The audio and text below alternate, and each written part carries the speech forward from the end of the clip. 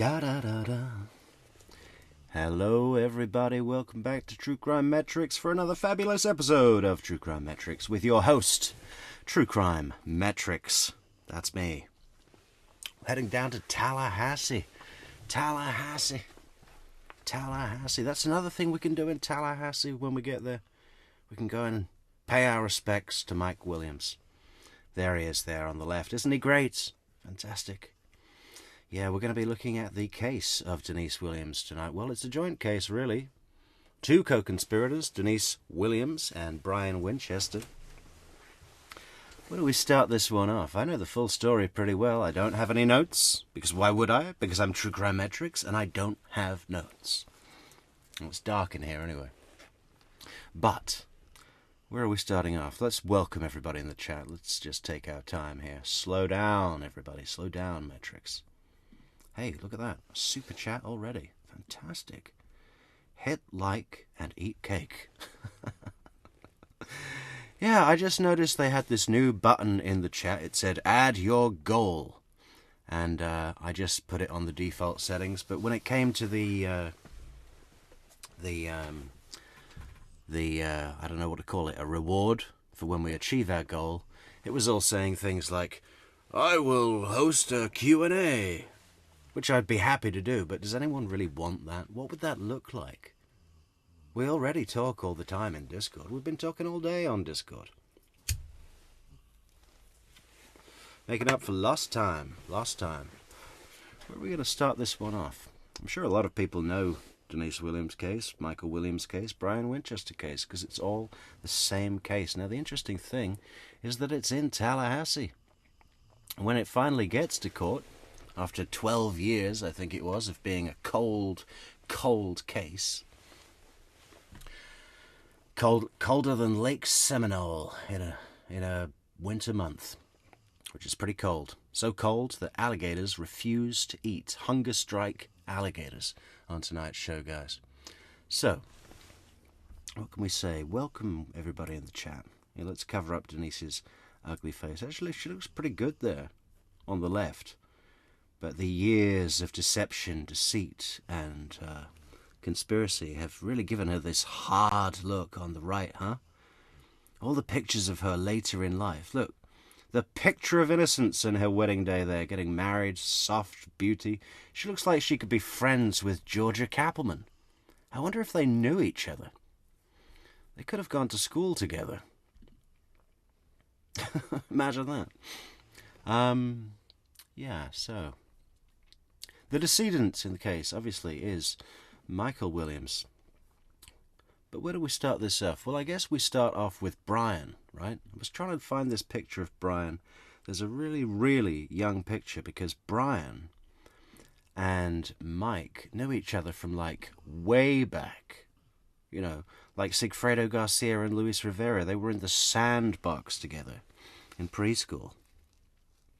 How do we copy this? Copy this.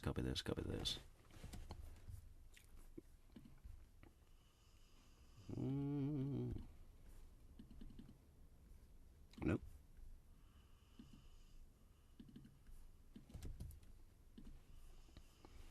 There they are. Look at them. Young, carefree. Could be brothers, huh? So they were really good friends, and then they went to high school. And at high school, they both met their high school sweethearts, and they both married their high school sweethearts. Mike, on the left, married Denise Williams. Brian, on the right, married Kathy. I forget her maiden name. Sorry, Kathy. So, two couples, both stayed together after school, college, all the rest of it. Both got married, both had kids around the same time. Really building up that American dream, family life, Tallahassee life, you know. Good jobs, buying houses, wives, kids, all going on double dates, really close people. So close that there was even some menage activity going on. I think unbeknownst to Mike, but Denise Williams was having some love affairs, even video love affairs, on the old camcorder way back in the early 90s with Brian and his wife Kathy, who invited Denise into the bedroom. My oh my. But I guess Brian and Denise decided that they wanted to spend more time together doing the sexy time together. So they started having their own affair, not telling Kathy, not telling Mike. It was just Brian and Denise in secret. We've got a picture of Brian and Denise. Oh, here they are, from maybe the time when they were getting it on. I am developing something nice to make sharing these images a little bit quicker. But for now, we're just copying and paste. Copy and paste.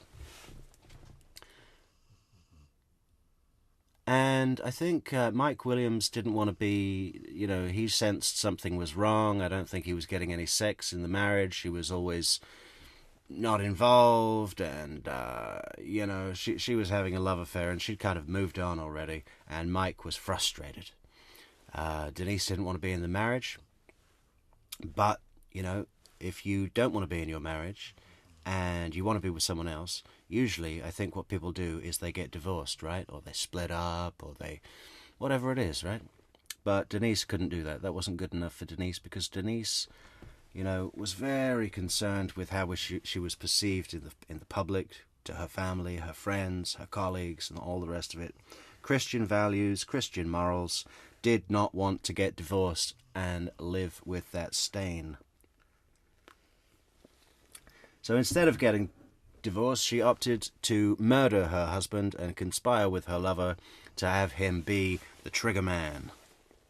Actually, it wasn't supposed to be a trigger man. It did end up being a trigger man. They went through a series of plots to find out, how are we going to kill him? And Denise was thinking, well, maybe we should kill Kathy as well. And how about we all go out on a boat trip and we all fall in and we make sure that those two drown. But Brian didn't want to do any of that. He was like, okay, I'll kill Mike, but I'm not going to kill Kathy. I've got a son, or I think it's a son, with Kathy, and he's not going to do that to his child and kill the child's mother, right? He's fine with doing it to Mike, his lifelong friend of 30 years or whatever it was, or maybe 20 years. From little school, I don't know if it's preschool or not, but, before high school they knew each other, they were friends, they were brothers and everything.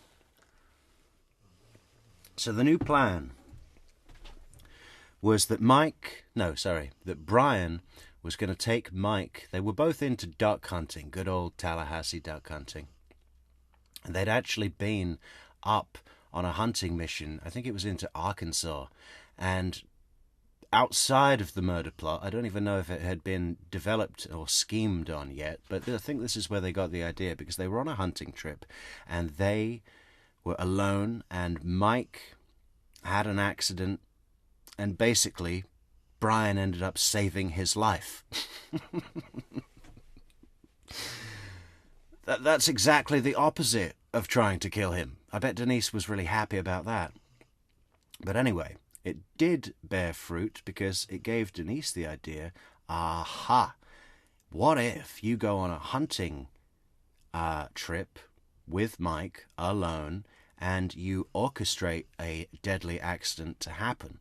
That means we don't actually have to kill him and bury the body or cut him up or set fire to him or all the rest of it that could lead back to us like in a normal murder situation, like a gunshot murder situation or a stabbing or a strangulation. How about a hunting accident? So like I said, they were both really into duck hunting. And when you go duck hunting, you put on those big, big rubber pants so you can walk around in the water without getting your legs wet, huh?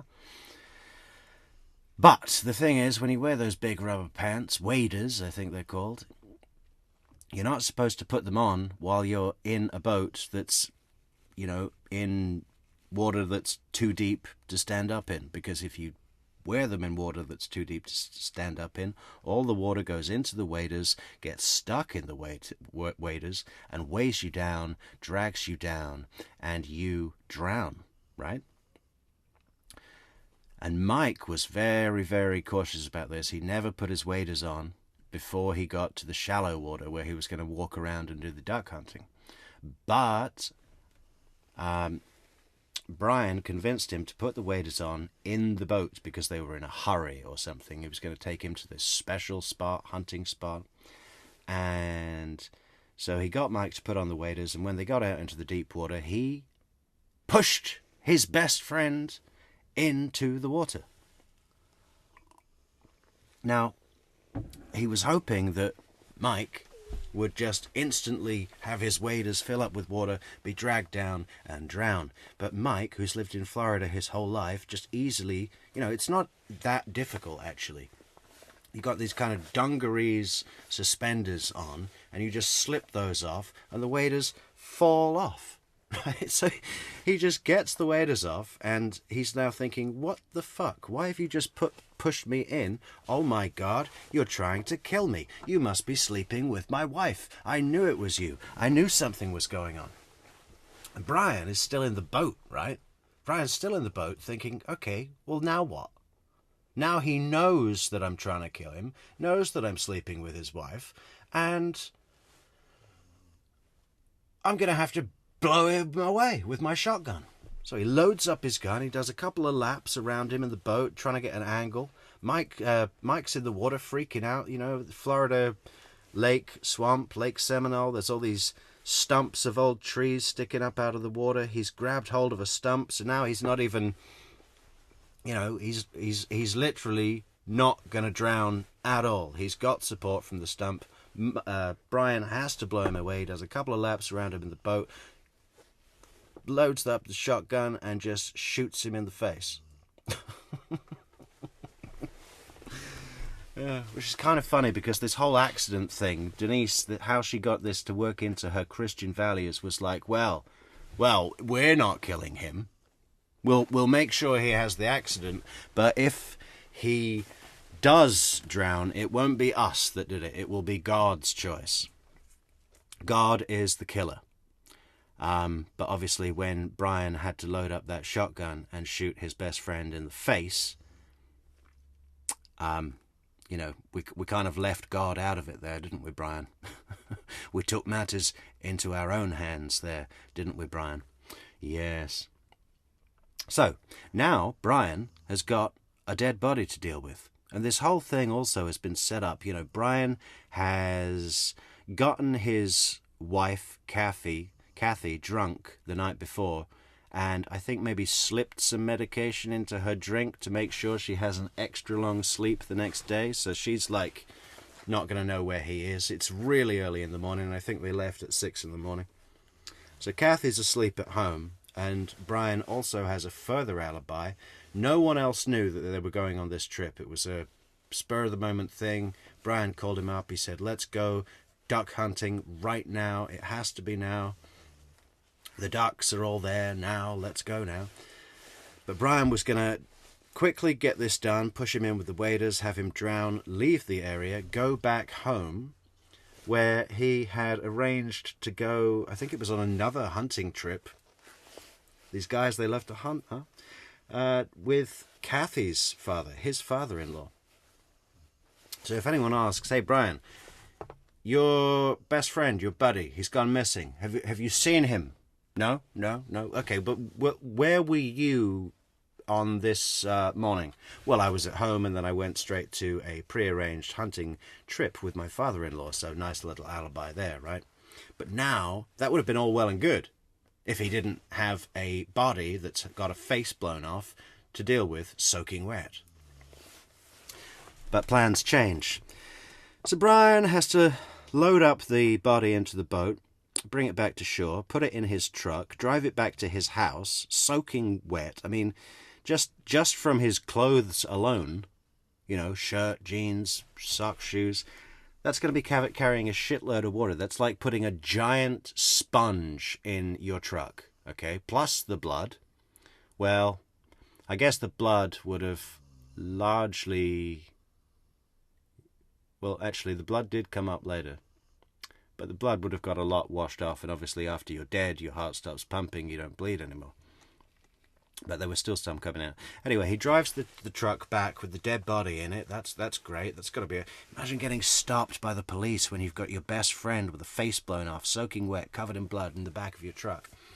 He parks up. He goes back home. He gets back into bed with his wife. I mean, just the stress of that. I'd know if someone was anywhere near me that had just been through this ordeal, I'd pick up on the vibe and be like, where the fuck have you been and what is wrong? Sit down. Here's a warm milk. Relax. And so what happened then? What happened then? Yeah. So Brian just has to go and quickly deal with the body. He's running around trying to find somewhere to bury it. He doesn't know where to go that's going to be safe. It's got to be somewhere close, so he's not gone a long time. And it's got to be now, and it's got to be, it's just got to go out and get it done, right? So I think he takes it about 5 miles away from his house to another kind of lakeside spot where people walk their dog or go hunting or whatever the hell, out in the nature, kind of. Not that far out of town, obviously. Digs a hole, puts the body in it, and while he's digging the hole, there's a member of the public. I don't know what he was doing, and just loading up his truck, getting a boat out or something like that. A member of the public shows up, and Brian just stands up and says, Hey, how you doing? You good? Yeah, beautiful day. Anyway, I think that was the end of it, really. Until...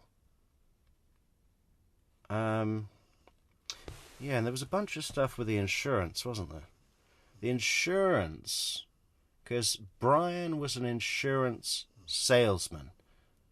And Mike had purchased 2 large life insurance policies from Brian recently, which is fair enough, right? That's a likely situation. If your best friend and brother, like if Sigfredo Garcia sold life insurance and Luis Rivera was interested in a plan, he'd obviously go to him, right? Rather than a third-party broker. Maybe he can do a good deal. Maybe he can tell you all about the benefits of the plan, whatever. So, no major red flag there, but obviously, eventually, well, it didn't take that long. Within a few days, Denise is petitioning the judge to, hey, can we get that, can we get Mike declared officially dead so I can pick up my plan, policy, my payout? She got a chunk of change out of that. It's like, I think it was multiple million, $2 million, maybe $1.5 million. It was quite a bit. So, kind of didn't go to plan. But at the moment, the insurance policy was a little bit later because there was this giant search. Everyone's like, where's Mike? The cops are called. They think he's gone out to Lake Seminole. They find his truck at Lake Seminole. They find his boat, right, with the motor turned off, no motor running, gas tank full.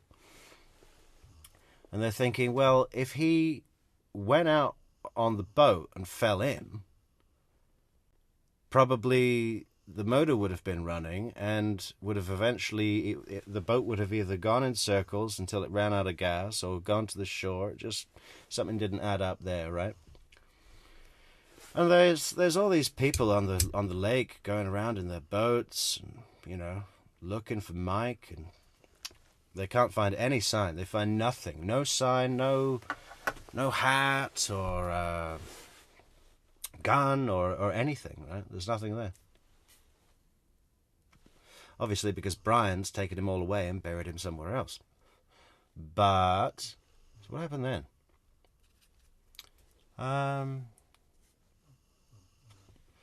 Because the real subject of tonight's video, guys, is the interrogation of Denise Williams. But I'm just trying to quickly fill us in how we get there, because it's a 12-year story to get to that point. So, where are we? Yeah, I think Brian started the search went on for a week, or yeah, it was at least a week, maybe a little bit more. There's people out on boats looking for any sign, looking for clues. And eventually Brian has to plant Mike's duck hunting license in the water, and he's the one that finds it. And I think his hat as well, or an article of his clothing, he's like, that's Mike's, he must have fallen in, and there's alligators in this lake, right? So what must have happened was, he's telling police, listen, Mike must have fallen overboard and the alligators got him and ate him. And that kind of stacked up with police, but, you know, alligators are, what is the word? Exothermic. Cold-blooded, right? And when they're cold-blooded, eating takes too much energy in the winter, and they need the winter. In the winter, they need more energy to maintain their cold blood, however that works. If you know anything about reptiles, I don't. But they don't eat in winter, basically, and certainly not enough to consume an entire man, you know, a whole man. Even for an alligator, that is a lot of eating. Okay, that's even for 6 alligators, that's a lot of chewing, a lot of energy.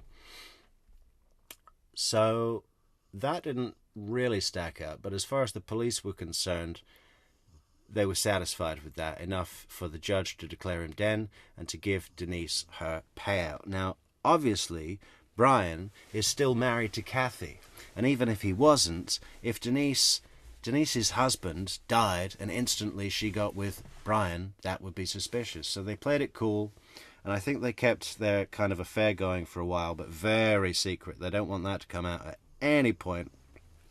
While this question about Mike's body, where's the body, you know, because they never found anything. They found the duck license, a hat. I think that was it. So I think it was a few years that they just...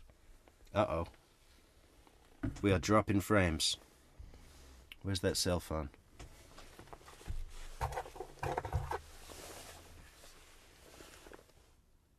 Okay, hang on, guys. Now point the cell phone that way. Maybe that'll be better. It is better. It's amazing how much difference that makes. I don't know why. Point the cell phone out the window. Got to remember that. Where was I? So, yeah, they're playing it cool. They're carrying on their affair. I think it was a few years before they, like, you know, finally Brian got out of his relationship with Kathy. There was a divorce there, you know. Nice, easy way to do it. Let's just get divorced. And we can both continue living. Wasn't important to Denise at all that Mike lived. And this isn't, you know, he was a really good husband and father, and this is not any question. There's never even been a smidgen of an allegation of, like, battered spouse, or he was an abusive guy, or any of that. No, it was just about, I don't want to get divorced and be like a divorcee and have to tell my friends that I got divorced and that I'm a failure at marriage. Unbelievable, right? So Brian got divorced, and then eventually, I think 4 or 5 years later, Brian and Denise were free to marry. Still going to raise an eyebrow and think, well, okay, you were best friends with her husband who died, and now you're going to get with it. But fair enough. You know, you all know each other. You all went to school together. It happens. And they did. They got together and they stayed together, and they spent a load of money. They were doing up their house. They were getting hardwood floors. They were getting nice furniture. You know, Denise really liked this image of being a society person, right? Nice stuff for Denise. Nice cars, all the stuff, right? All for a little bit of money. And any time that, you know, they have this terrible secret, and they had an agreement between them that said they are never going to talk about this, even with each other, you know, because there could be wiretaps, there could be something like that. But it had been agreed upon that if they ever did need to speak about it, because they're co-conspirators and you might need to liaise with your co-conspirators sometime, they would go out to a remote location. They would both pat each other down. Nothing spells relationship trust like patting each other down to check for wires. You know, the burden of that. Can you imagine? It's like with Courtney Clenny. Share your location! I'm turning my location off! Subway! Now! They'd go to a remote location if they wanted to talk about it, pat each other down, and then I think they'd even go so far as to just write down the communication exchange instead of vocally talking about it. But there may have been some conversations too, spoken word conversations. So all that's going on, and regardless of them wanting to be together, you just don't know what's down the line, do you? Everybody wants to be together at the beginning of a relationship, and sometimes you end up hating the fuck out of that person. It's happened to everybody, right? So it happened to them, you know. But the thing is, if you get together in a relationship where you're both co-conspirators in something that could get you the death penalty, that's stressful. Because if you want to break up, it's like, you know, even if you break up with someone on a normal thing, there's some, like, can be sometimes, some trust concerns, right? Who are they going to talk to about me? Who are they going to show photographs of me, or, you know, whatever it is, right? It's like, could be tricky. But if it's a murder plot, that's extra tricky. Definitely extra tricky, right? So they've got this really extra tricky thing, and I think because of this extra tricky thing, they tried to stay together and just like say, well, we'll work it out. I think, you know, he started doing a load of drugs, cocaine. He was having sex with prostitutes, and just really kind of went into a hedonistic space, kind of going a bit mad with, oh my God, what have we done? I killed my best friend. I got with his wife. Now I hate his wife, but I can't leave her because we both know what we did, and you know, it's just super stressful. But eventually the back breaks on that situation, and Denise says, I've had enough. Okay, that's it. We're divorcing.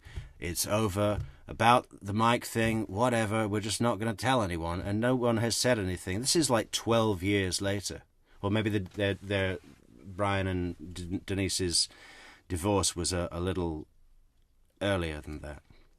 Actually, I'm not sure if it was ever even finalized, the divorce. I think it was just like she wanted it to happen and he was resisting it to happen. What happened then?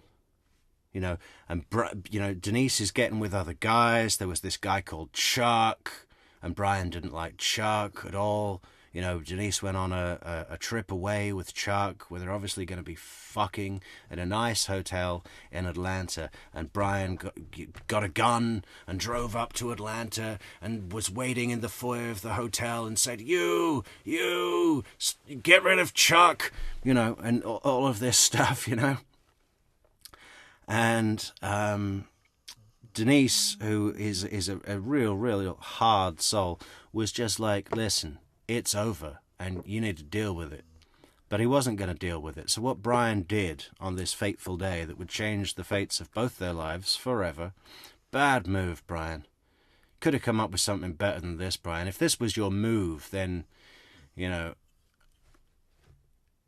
either do it or don't. So what he did was he went to her house, and before she got up to go to work in the morning, she had a Chevy Suburban, nice big car, and he had gotten into the back of the car and was waiting early in the morning for her to get in and go to work. And when she got in and started the engine, he jumped out from behind the rear seats with a gun, stuck the gun in her hips, and said, drive. Again, nothing says matrimony like a gun in the hip and the command of drive. Start the car. You know. I'm going to hurt you if you don't drive now. Do as I say. And Denise knows that Brian has lost the fucking plot. He's been driving up to Atlanta. Get rid of Chuck. You know, he's been fucking all these prostitutes, doing cocaine off hookers' tits in motels, you know.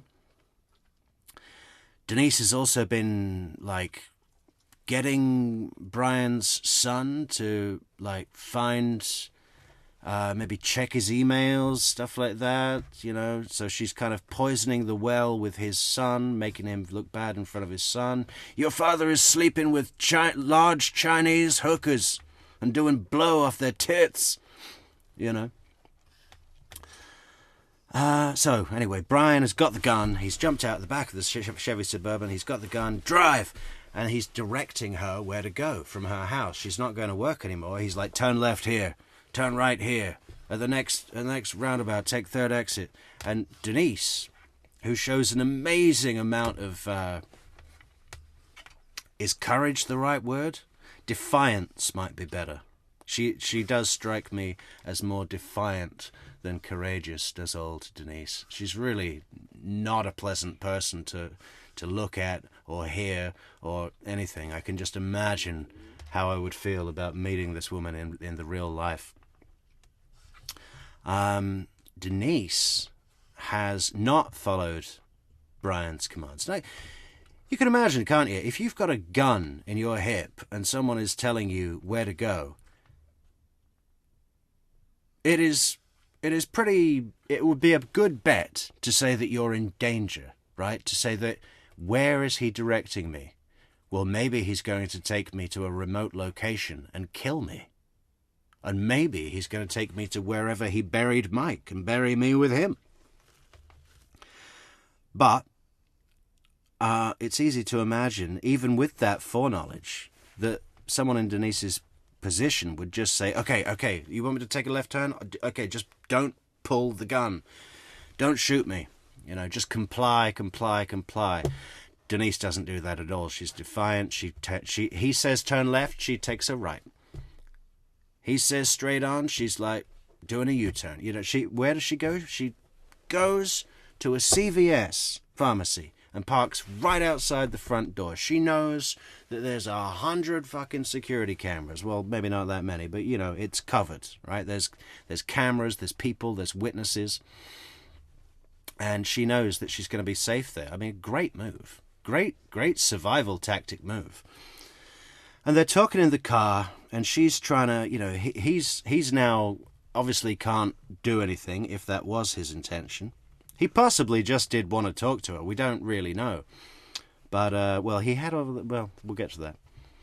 Brian's like, I don't want to get divorced. And, you know, she's like, okay, well, maybe we don't have to. This can be your bottom. The only way is up. And she's saying these kind of, you know, platitudic words of encouragement. And, you know, she's trying to arrange it so that Brian will meet up with his dad and she'll meet up with them both later, and they'll go through it all from the top, and she'll give it the time, she'll compromise, we'll come to some agreement, and we're going to get you the help you need, and we're going to, you know, as far as you and me, well, you know, maybe we'll see what happens, but let's get your dad involved because he's going to be a level head. You know, again, pretty good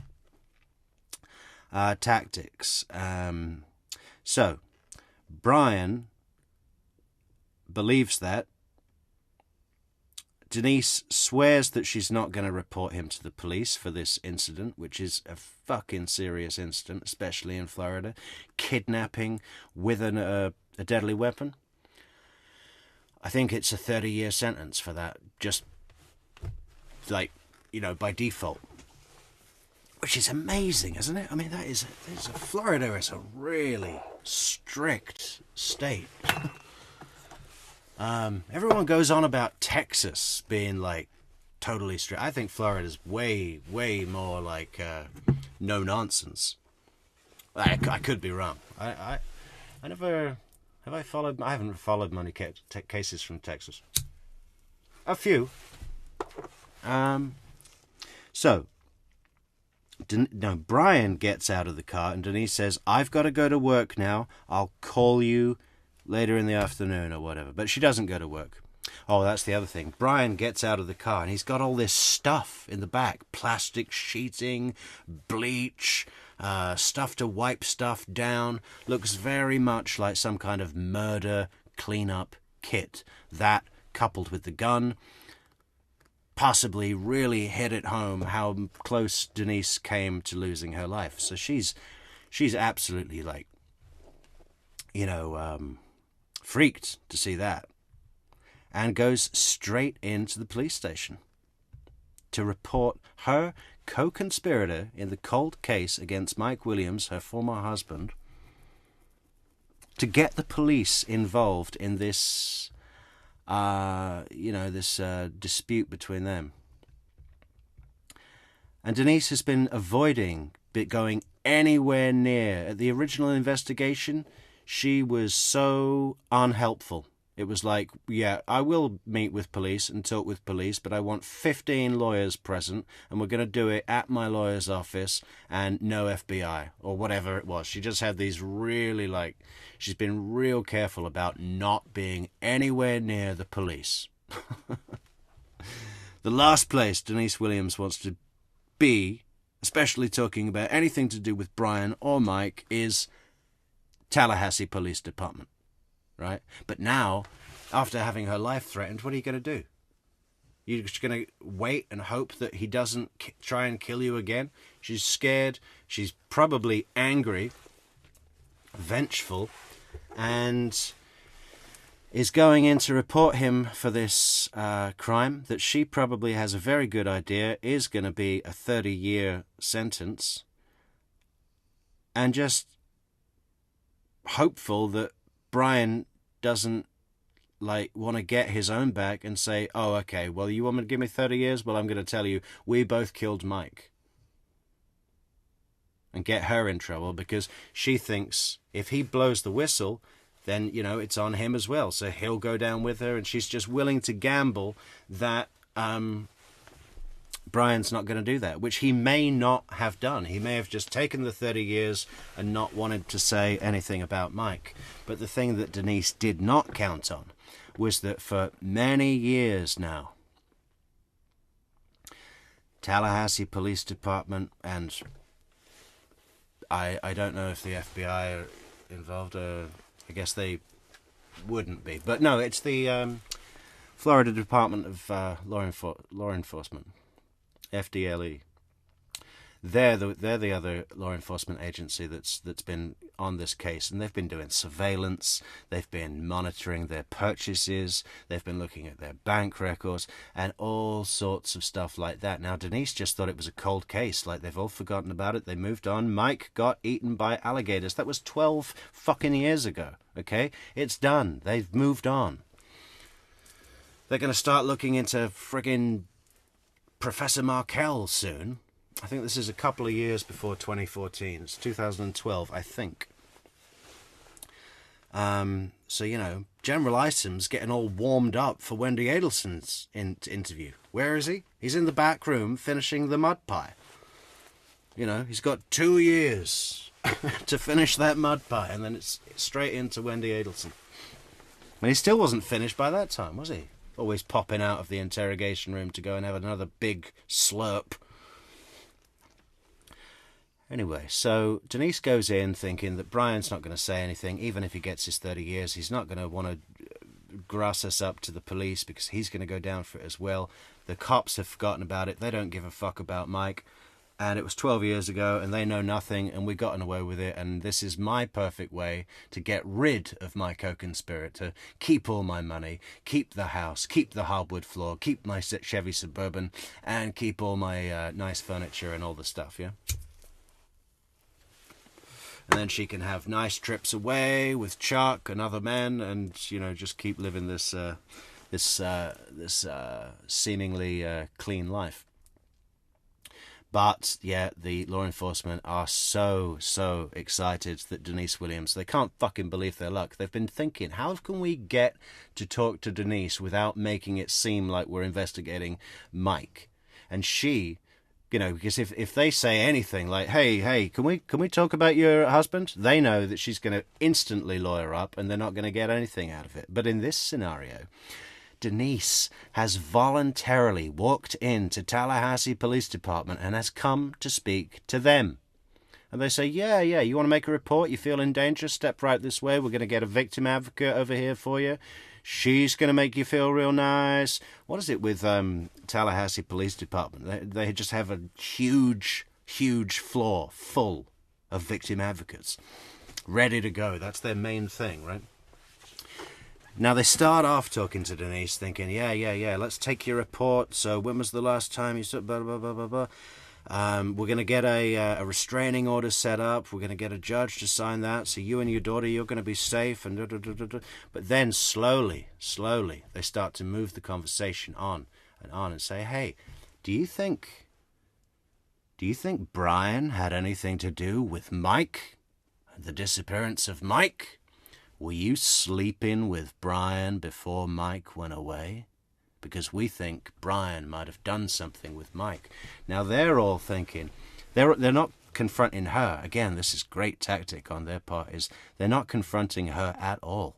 They're saying, hey, listen, if he goes away on the kidnapping charge, he'll get 10, 15, 20 years, whatever it is. One day he's going to get out, and imagine how pissed off he'll be then. He'll come back for vengeance and get you. But if you can help us, we really think he had something to do with Mike. Now, if you know anything about that could help us build a case against Brian for the murder of Mike, then he goes away forever, and you're safe forever, right? And Denise is in this really funny position because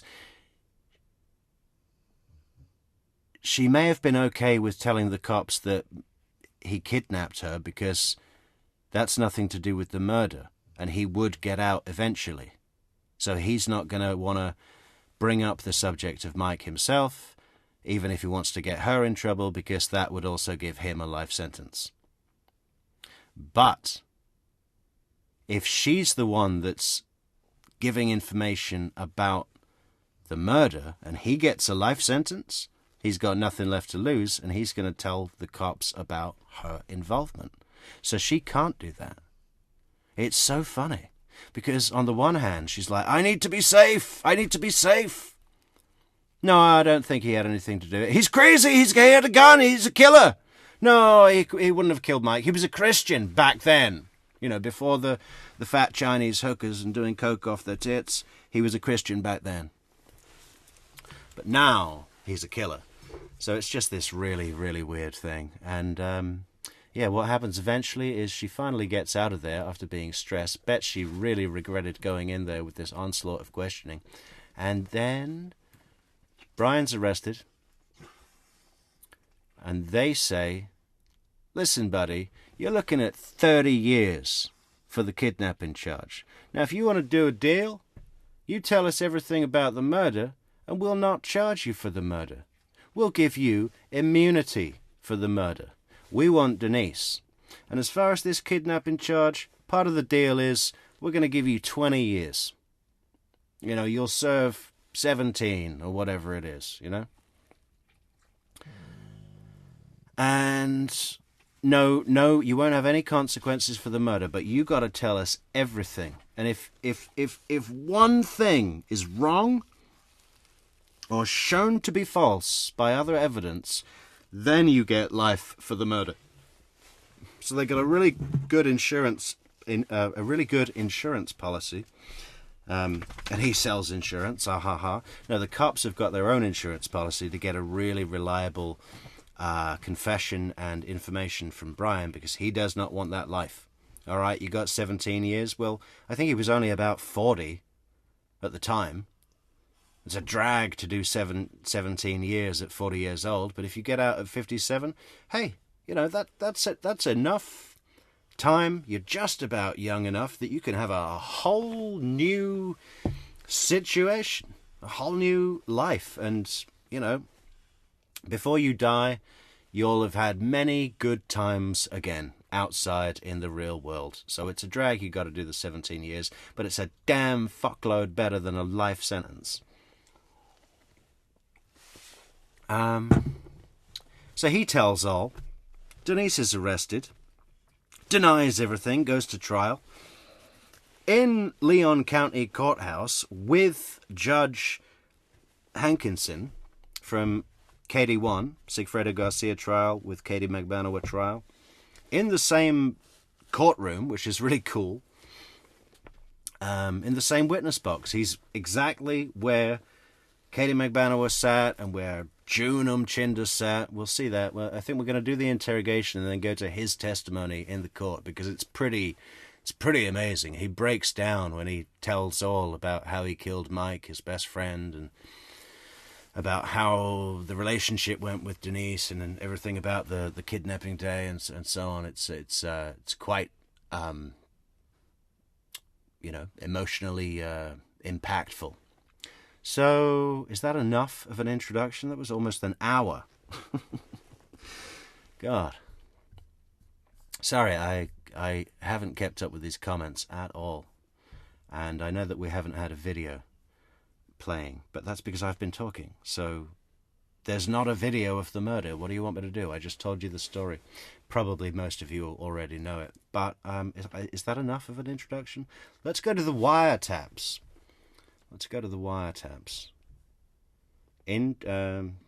Interrogation video. That's what we want. Thank you to mentor lawyer, Big Man James, resident Tallahassee attorney, who does a real good job of getting the videos for the local cases, local to him. And that's where this one is. I'm sure you already know mentor lawyer. He has good content. If you like legal information. But he's got a boatload of good interrogation footage too, if you're just into that, which I am. You hot in here? Mm-hmm. Alright. Usually get stuffy in here, so I'm going to turn the air down. We get a bunch of different chapters to this interrogation. There's several different cops. And the guy I really like is the guy at the end who comes in this sort of raincoat. And he's got this sort of shaggy hair. If he was a Disney character, he'd be like the old dog at the pound, you know. He's the most... It's almost like Columbo, this scruffy cop, but he's dead sharp. He's just like... And he's quite cunning in the way he talks. I think he does model himself on Columbo somehow. I know Mike Phillips real well. Does he work here? Mike Phillips? Yeah, I know Mike Phillips. I think is Mike Phillips. That's the other thing. One of the detectives is her brother-in-law. Possibly to her twin sister. I'm not sure if they are twins, but he makes this reference about them being the same age, which, as their sisters, does that mean they're twin sisters? Oops. Or is he not sure? I always get confused. Was it Ted Phillips? Yeah. Alright, what's your name? Denise Winchester. What's your birthday? 3770. And what's your address? 5017 Centennial Oaks Circle. What was the address? Let's check out that house. I like doing that. 3770. 3770. And what's your address? Oh no. 5017. 5017. Let's go to the Google Maps. Wiretaps on the Google Maps. Or can we do the Earth? Google Earth.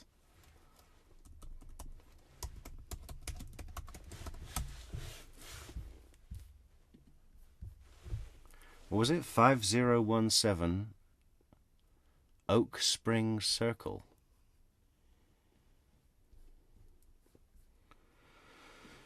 Hang on, guys.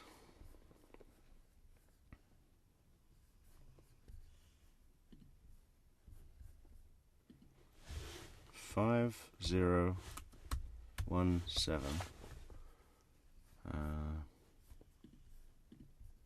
Centennial Oaks Circle. Centennial Oak Circle. Centennial Oak Circle.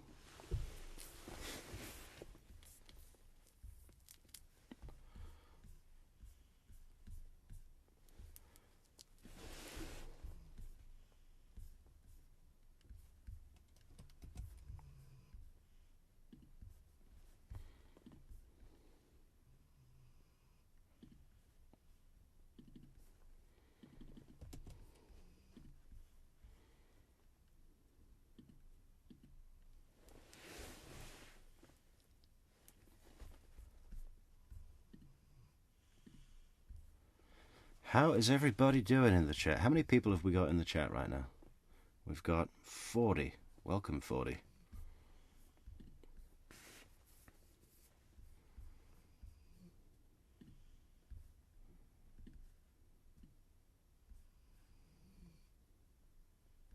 Well, is it going to load?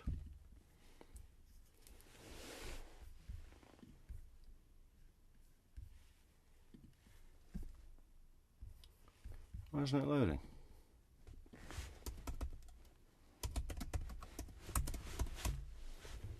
Talk amongst yourselves, guys. We'll just be 2 minutes.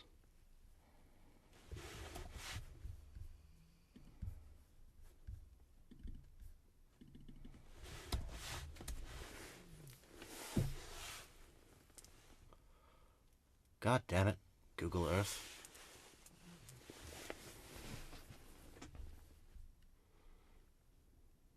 Okay, well, I'll get a screenshot and bring it back.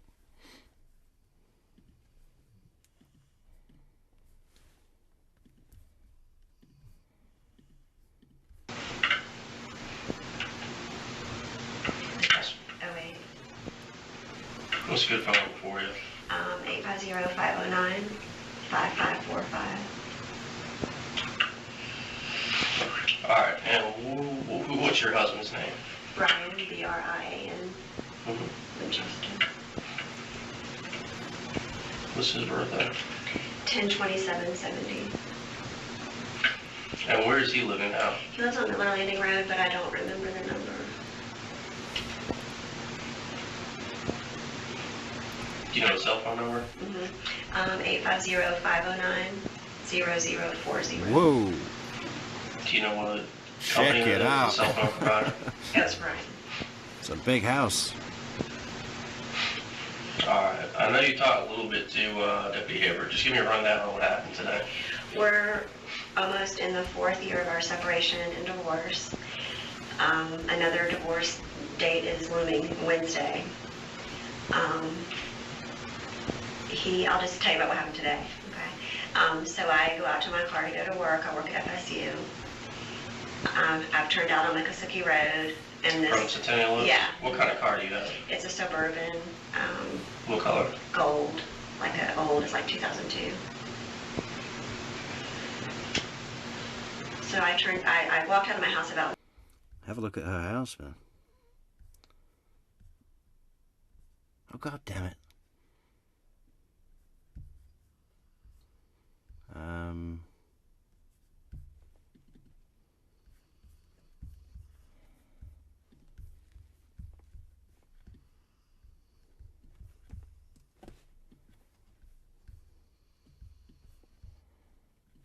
It doesn't look that big there. But when I saw it on the Google Earth, oh yeah, you can see it. It's a fucking mansion. Nice to have that insurance money.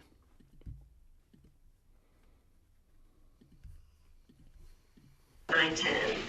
So then I pulled out on Miccosukee Road. I was calling my sister, and this person starts climbing out of the very back, and I couldn't tell at first who it was, but then immediately I knew who it was, but I was screaming in the phone, help me. I didn't know if she had picked up yet or not.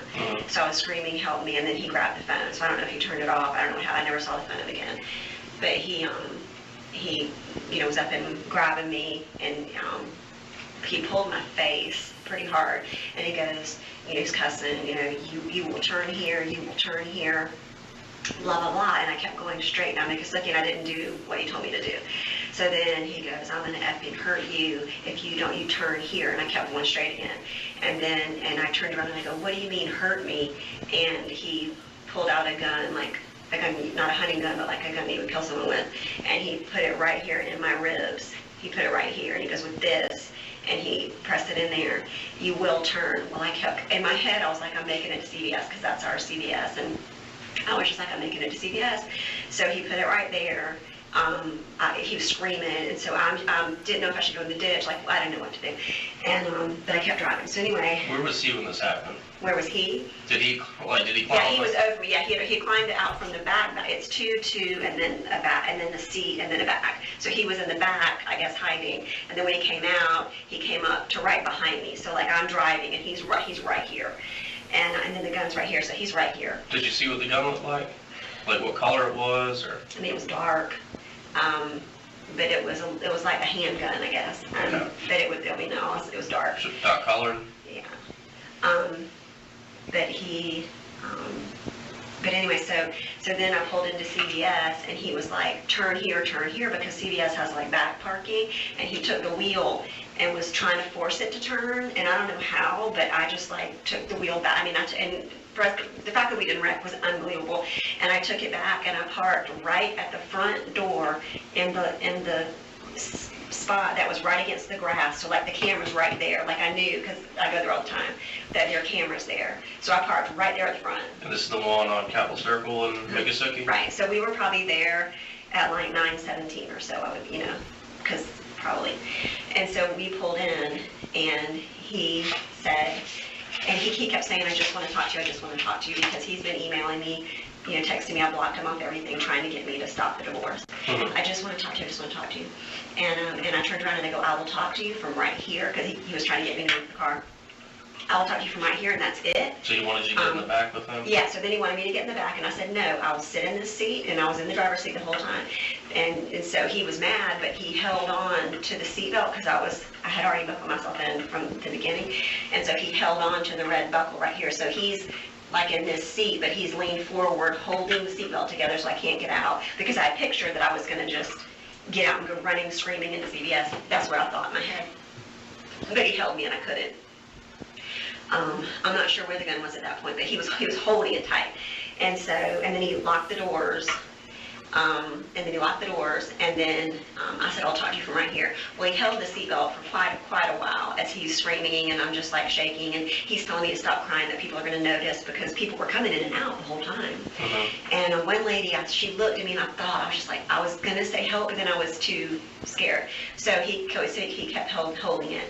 Well, finally, he just kept saying, I just want to talk to you, talk to me, I just want to talk to you. So then I was just like, what do you want to talk about? I want to talk about the divorce, blah, blah. And so as he started talking and asking me to call the divorce off, he eased back and ended up sitting in that seat, you know, the one like right here. The one next to you? And he let go. No, he stayed in the seat behind. So okay. yeah, he was in this seat, and I was right here, so I could turn and see him.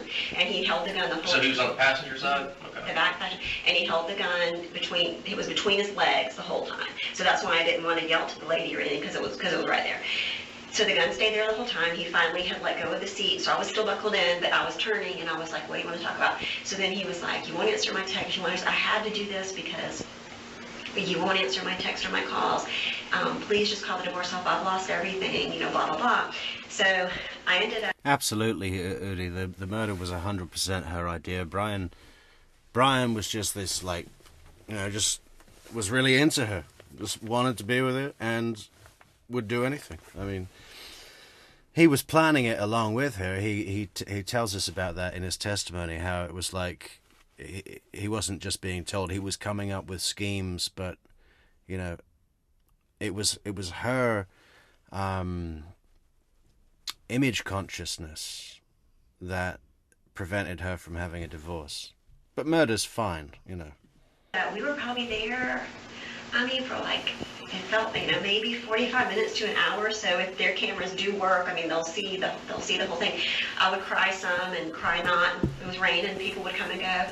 But I ended up, I mean, of course, at the beginning, especially, he was crazed.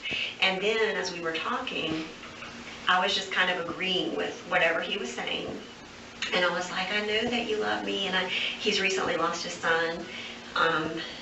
His son has decided to move in with, he had joint custody and now he doesn't. And so he said, I've lost my son, I've lost you, I have nothing to live for. And I was like, well, Brian, you're the only one who can change. This is a side note, but his son left him because the son is 17 now, went through his phone, Brian's phone, and found out that he's been seeing prostitutes. They found the website, they know the girls have been in the house where my stepson was living. And that they've been doing drugs, because there's a text about drugs back and forth. And Stafford, my stepson, took pictures of all the texts from Brian's phone. He took pictures of everything he found in the house. So that's all, we have proof of all that. And so I just kept saying, you've got to stop living that way. You've got, you could get us all back if you'll just turn your life around, because he was a Christian at one point. And I was like, if you'll just turn back to the Lord. So the whole time I'm turned this way, I'm buckled in, but he's calm, he's calming down. And so, but the gun's still right there, and I'm just like, yeah, if you'll turn back to the Lord. She's another one who's completely delusional about, her output and who she actually is. How many times do we see this? Is it in every case? Donna Adelson, completely nuts how you can have such little perspective. Do the things that these people do and then say things like, if you'll just turn back to the Lord, start doing prison ministry. We could do prison ministry together. Well, maybe they are now. They're both in jail. Like, what are you doing? Why are you doing this? And he's like, what am I doing? I could tell he was, and I was like, I don't know. I know you want to talk to me, but this is not the way to do it. I know. What have I done? It's like he kind of woke up. Like, what have I done? What have I done? And I was like, listen, let me take you. Let's go to your dad's office. The dad owns the business. I said, let's go to your dad's office and talk to him. I said, I don't want you arrested. I just want to get past this. This can be your rock bottom. Do you think this is your rock bottom? What do you think? So, I could tell. So he was, but the gun was still right there. And so I ended up convincing him, we're gonna talk to your dad. We're gonna get through this. And I kept saying we. And so then he called his dad on from his cell phone. Oh, by the way, the whole time he kept going through my phone because he had it, trying to see if I had a boyfriend, which, I don't. He was going through my phone the whole time. But anyway, he called his dad, put his dad on speaker, and I didn't yell out because the gun was right there. But he said, what are you doing? And he said, I'm going to a meeting at 11. And Brian said, well, call me when you get out. I need to talk to you. And he said, okay. So I didn't yell out. I didn't say anything. And he hung up. And I said, Brian, let me go to work. Let me go to work, show my face. People are going to wonder where I'm at. You call me at work, and then I'll come out and meet with you and your dad. I will not call the police, I promise. I promised a million times that I wouldn't call the police. And I said, and I'll meet you out there and we'll talk about this. This can be, I didn't say a new beginning, but I said, this can be the end of all this, blah, blah. So, but he told me his truck was parked at that park. And I didn't want to go there because I knew nobody would be there this early, And That's the biggest of Ukraine one. And so I said, your truck is there? And he said, yes. And I said, well, let me just take you to your office. I'll just drop you off at your office. Well, no, I have to have a truck, blah, blah, blah. And it was just getting ridiculous. So finally I was like, I'll drive you to your truck. You will get out, and then, but then I said, but it's up to you. I just kept saying, you're in charge, it's up to you. But if you will get out and let me go to work, then call me at work. My work phone is the only phone I have blocked on. I said, you can call me at work, you can confirm I'm there, and I will meet you and your dad later this afternoon. Okay. And then I was like, Brian, I've got to go. So then he went from the seat to the back row and put his knees there and started pulling stuff out of the back and shoving it into a backpack. And I saw sheets, I want to say plastic, maybe it was plastic, I don't know, but it was maybe a sheet and a plastic something, I don't know, but it was fabric looking. And he shoved all that in the backpack. Then he had a bottle, which it was like, those old-timey bleach bottles that are like white with the sprayer thing, a huge one. It was like a spray thing? Yeah. He had that, put that in the backpack, and then something else. And when I saw the bleach, I was like, oh my God, I just kind of lost, in my head, I kind of lost it. And so it was something else, like a tool or something, not a hammer, but something like that. I don't know. And then he shoved that in the backpack, and then I said, Brian, where's the gun? I don't want the gun anywhere near me. Where's the gun?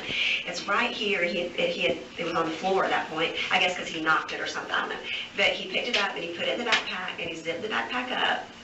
And then he opened up a little zipper of the front backpack, took his keys out, and then he starts crying. What have I done? What have I done? It's too late for us.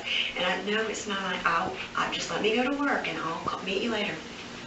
I'm so sorry. I'm so sorry. I'm so sorry. I know.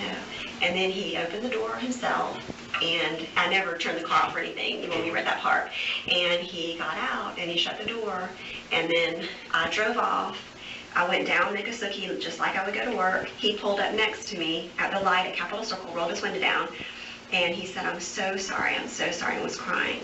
And I said, I know, and he turned right to head north. And then I went on. So, and supposedly he was going to his office. Where's his office at? Cary Forest Parkway. You know the address? Or what the business name is? Yeah, it's Winchester Financial Group.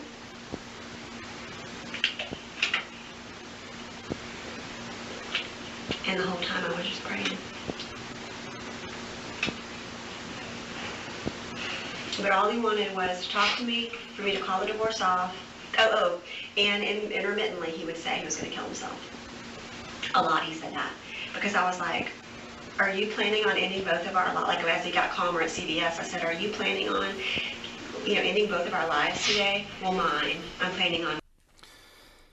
Yeah, Linda, just the way she explains this is like she has zero pause. I thought we were on 1.5 speed. I just checked, and this is just normal speed. Should we try it on 1.5?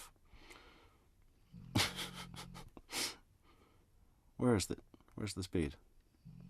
Ah. Mine. And then he would say, I want to kill myself. He must have said a million times, I want to kill myself. I've lost everything. I reached back a couple times at CVS and would touch his knee, when I could tell that he was getting calmer. I was like, I know. So the video will probably show that. I mean, if there is one. I'm trying to think of anything else. He said he was going to kill himself. I didn't know if I didn't plan on coming here because I wanted to follow through with what I said. I wanted to talk with Marcus. Brian also promised he would tell us that everything and he would go away to rehab. He's supposedly being treated for sex addiction. So he said he would go away to rehab. I was going to follow through with that because this is going to make him really mad. And so I called Deborah, my sister made me call her husband, who's a policeman. And he said, you have to turn him in. But I've already told you everything, but I still don't know if it's the right thing to do because it's going to make him so mad. And then you guys, I can't have a 24-hour policeman with me, and he's going to, wherever, if he gets arrested, if he doesn't, he's going to be free at some point. I have a daughter. It's not his daughter, but I don't know. We can try and get him some help. That's exactly what happened. Okay. What kind of truck does he drive? Hi, Dan. How you doing, Dan Bailey?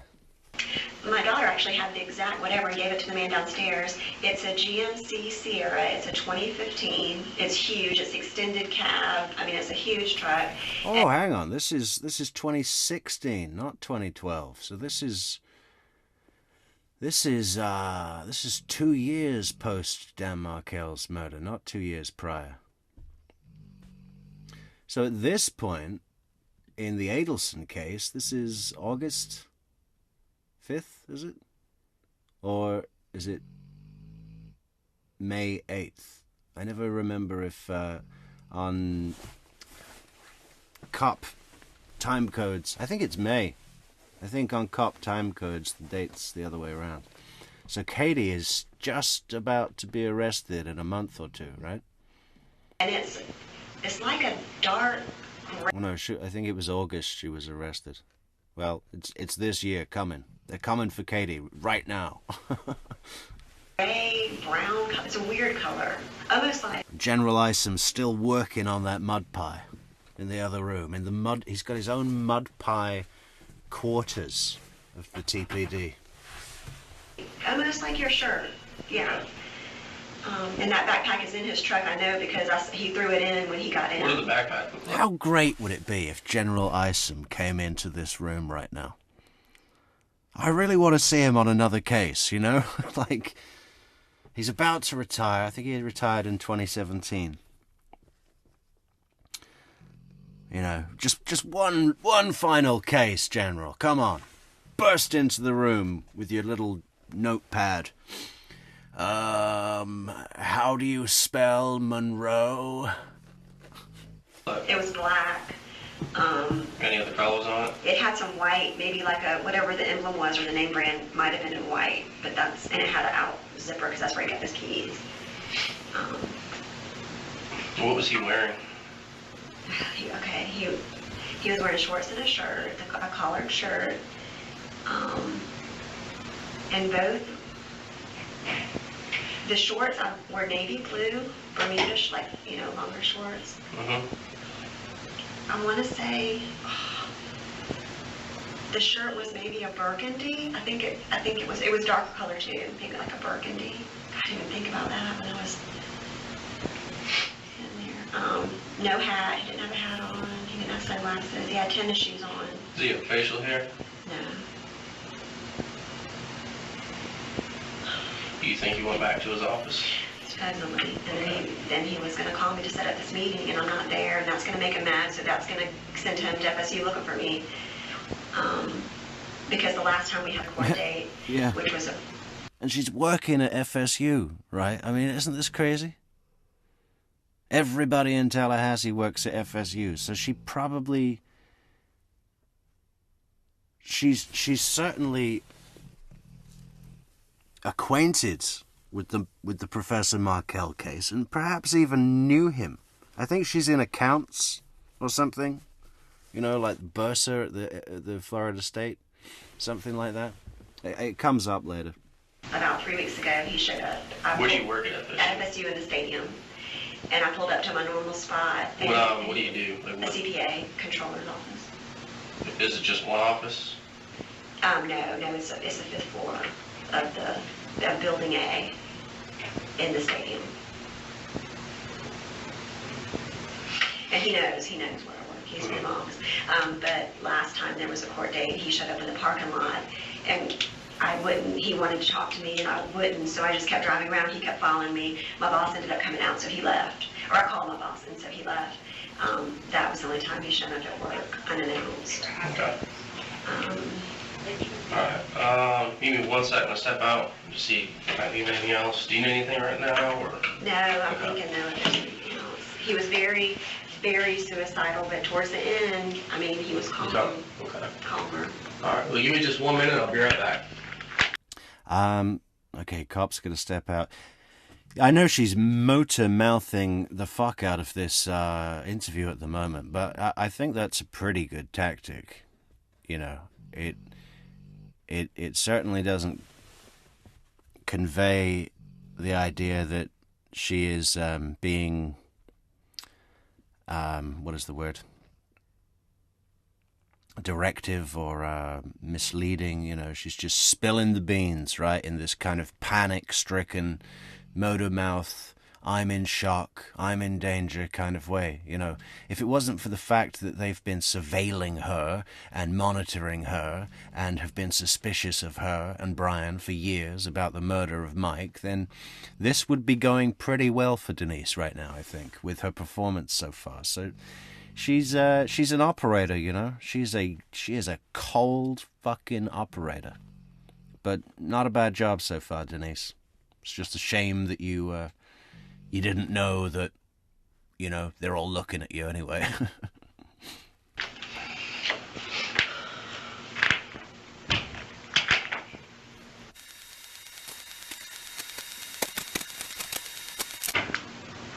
Denise? Hey there. Victim advocate. The sheriff's office. Okay, we chat for a minute. Victim advocate. So this lady probably knows Sarah Latour, right? From who was with Wendy.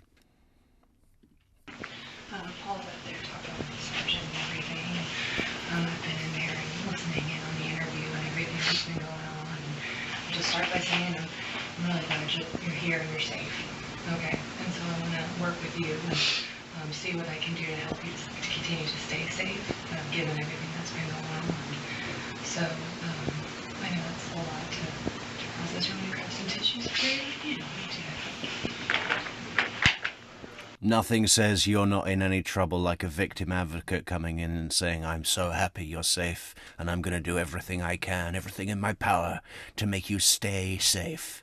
Isn't that just exactly what you want to hear if you go into a fucking police station, knowing that you're a murder conspirator. Playing your hand, playing the best hand you think you've got, but knowing it's a risk, and then a victim advocate comes in and say, I'm so glad you're safe, and I'm going to do everything I can, everything in my power to make you stay safe.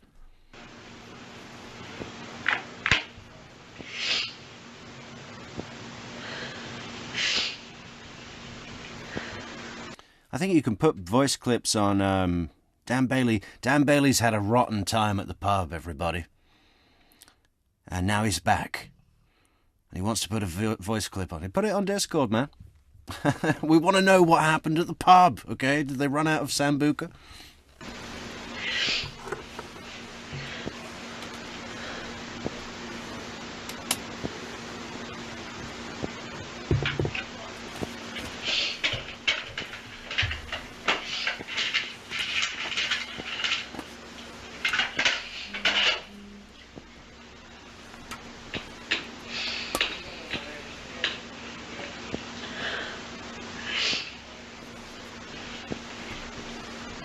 In fact, I think we should learn what happened to Dan Bailey at the pub, and then tomorrow's episode we're going to do a full Dan Bailey pub breakdown show on Metrics.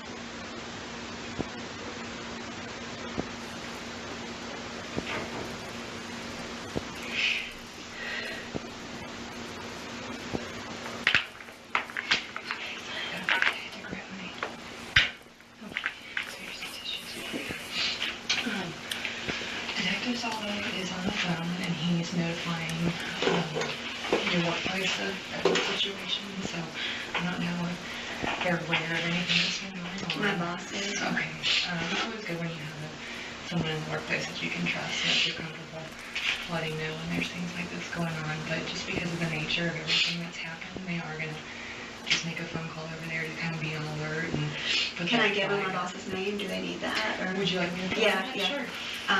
It's Carla Daniels. Carla Daniels. I'll let him know real quick. I think he's on the phone right now. Carla Daniels. Let's look that up.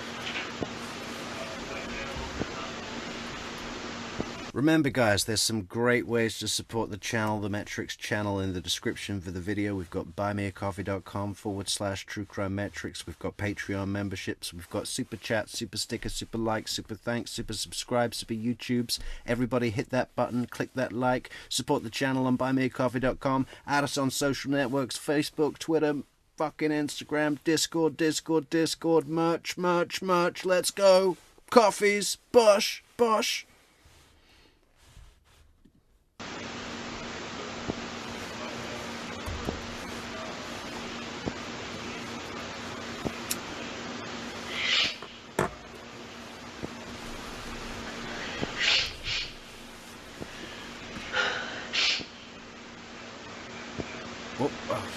Hey, what was the name? I don't want to go back. Ride-in Shotgun. Do you remember the name of her boss? Carla... What was it? Ride-in Shotgun's got a good ear. What was the name of her boss? Did you catch it, Riding? Carla... Marks, was it?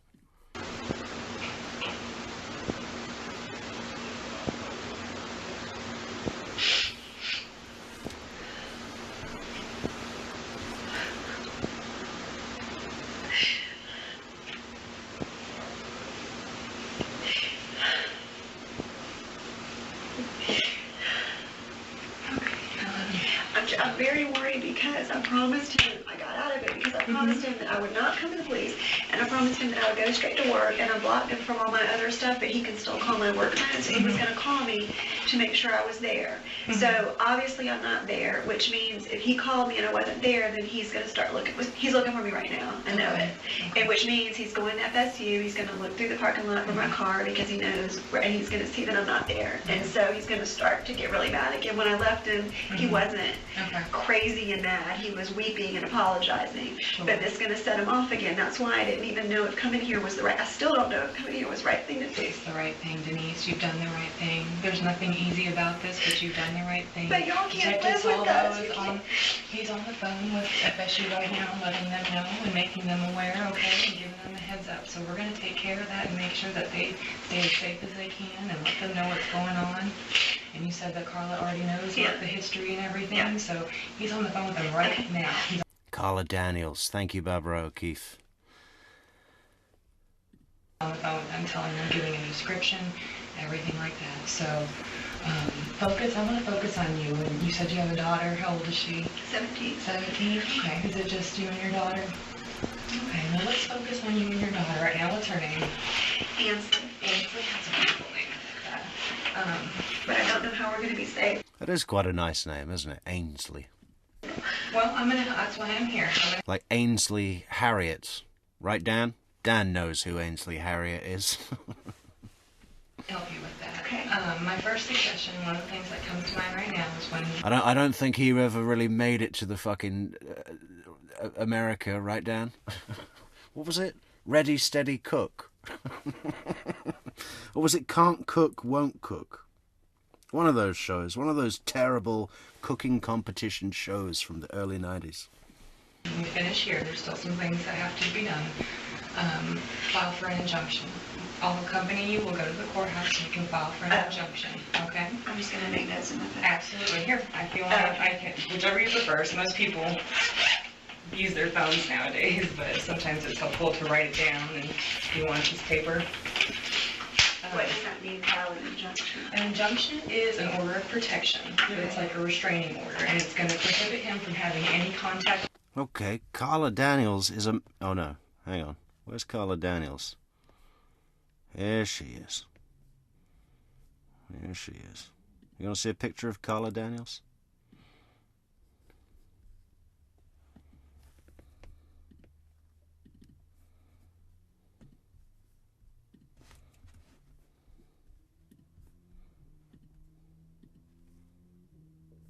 God damn it. Why is that so big?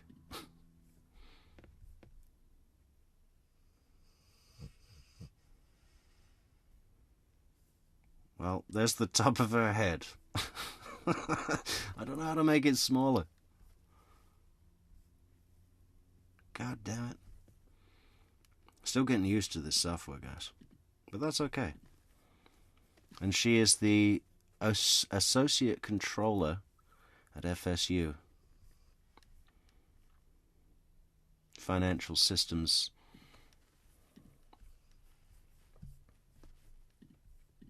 You, and you can include your daughter in that, okay? I'll go down there with you. Okay. There is a refuge house injunction assistance office. Have you ever heard of the refuge house? No. Okay, I'll get to that in a second. We'll take it one step at a time.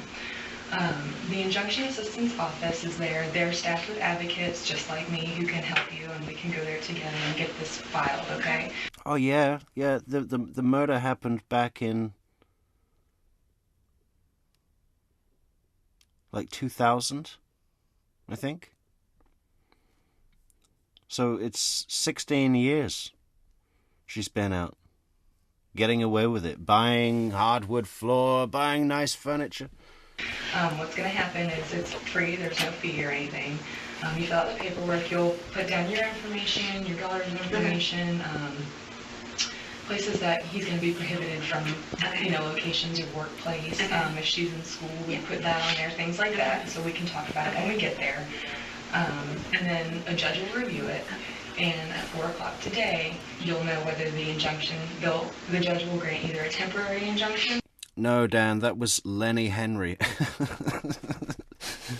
But I know what you mean. They're both black and bald.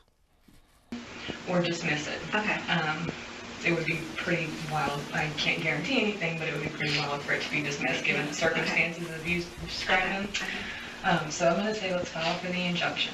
So once that happens, it'll all happen today. We'll find out before 5 o'clock today. You can go and pick up a copy of your temporary injunction if it's granted and keep that with you. And then we're also going to make copies and give it to whoever we need to at FSU, at your daughter's, wherever she frequents, whatever we need, okay? And so once that temporary injunction is in place, our deputies are going to work on getting him served. And now they have to be able to locate him in order to do that, but we're looking for him. Okay. So we'll get him served. Serve him with that restraining order. Yes, he will get served. Notice how there doesn't seem to be a smidgen of doubt that Brian's going to keep his mouth shut, right? The cops have just told her they're out there looking for him right now. They're going to find him. They've got the full force of Tallahassee. Isom's put down the mud pie and he's out there in the streets. Going down Monroe, going down Trescott, going down Thomasville, looking for Brian. Once it's in place, if it's granted, it'll go into place, get him served, and become active. If it did get approved today, would he be served today? If they can locate him, absolutely. It would be a priority, yes, as soon as possible. That's the goal there. Because it'll go into effect immediately once he's served with those papers. Any contact from there is going to be a violation of that injunction that you can report, and he can be charged with, depending, of course, the follow-up there. But that injunction is going to work to protect you. It's going to, no contact by phone, email, certainly not in person, no third-party contact, nothing of that. And then, again, the locations that are listed within, he's not going to be allowed to go to FSU, to your workplace, things like that. And we'll sit down and go over it all together while we're there. But, we'll do the injunction. That's the first step, I think. It's a restraining order. It's going to keep him from, if he calls you, once he's served with that paperwork, that's a violation. And we're going to follow up on that, okay? So we'll do what we can. It's, a lot of times people think that, it's just a piece of paper. Is it really going to protect me? But it really can work to protect you. And I suggest that I think we should go there. Like I said, we'll have to do certain things here. It does. It really will work to protect you. So we'll file for the injunction. Okay, so that's going to cease all contact from him.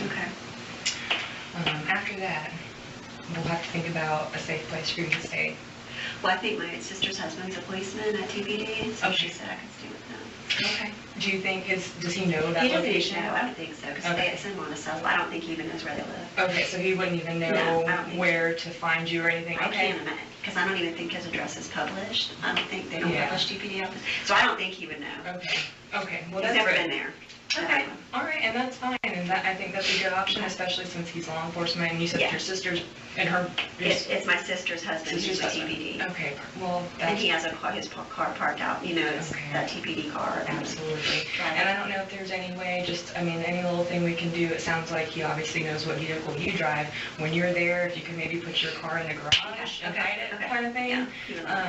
Just all these little things that we can do, whatever we can to protect you so that he wouldn't even if he did for some reason know this address, which we don't think he does, he won't even see your car, because that can be an identifier. So let's park that in a garage or something like that somewhere. We're going to stay there tonight, okay? Or at least for tonight, we'll say that. I brought up the refuge house earlier, and they're the injunction assistance office that we're going to use. But in addition to providing injunction assistance... This is a good question, Amy. I think it's worthy of making a poll on tonight's stream. Who's smarter? Wendy or Denise? I'd say Wendy, personally. Let's make a poll. I'm going to make that poll right now. They've both... so 2014, Wendy's gotten away with it for 10 years so far. So Denise is ahead of her by 6 years already, if these numbers are correct. I believe they are.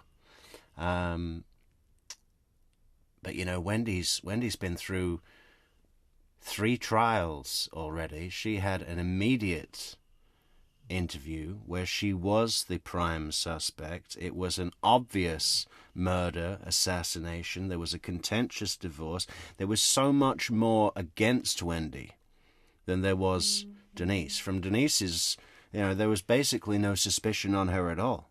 It was a good marriage as far as everyone was concerned. And, there was no body. There was no gunshot, you know, that was obviously a hit, and and you know, there was so much more against, you know, basically Denise was just really good at hiding, and she's obviously showing some prowess and skill here, but nowhere near the balls of Wendy, or, in my opinion, the smarts. They're a safe shelter.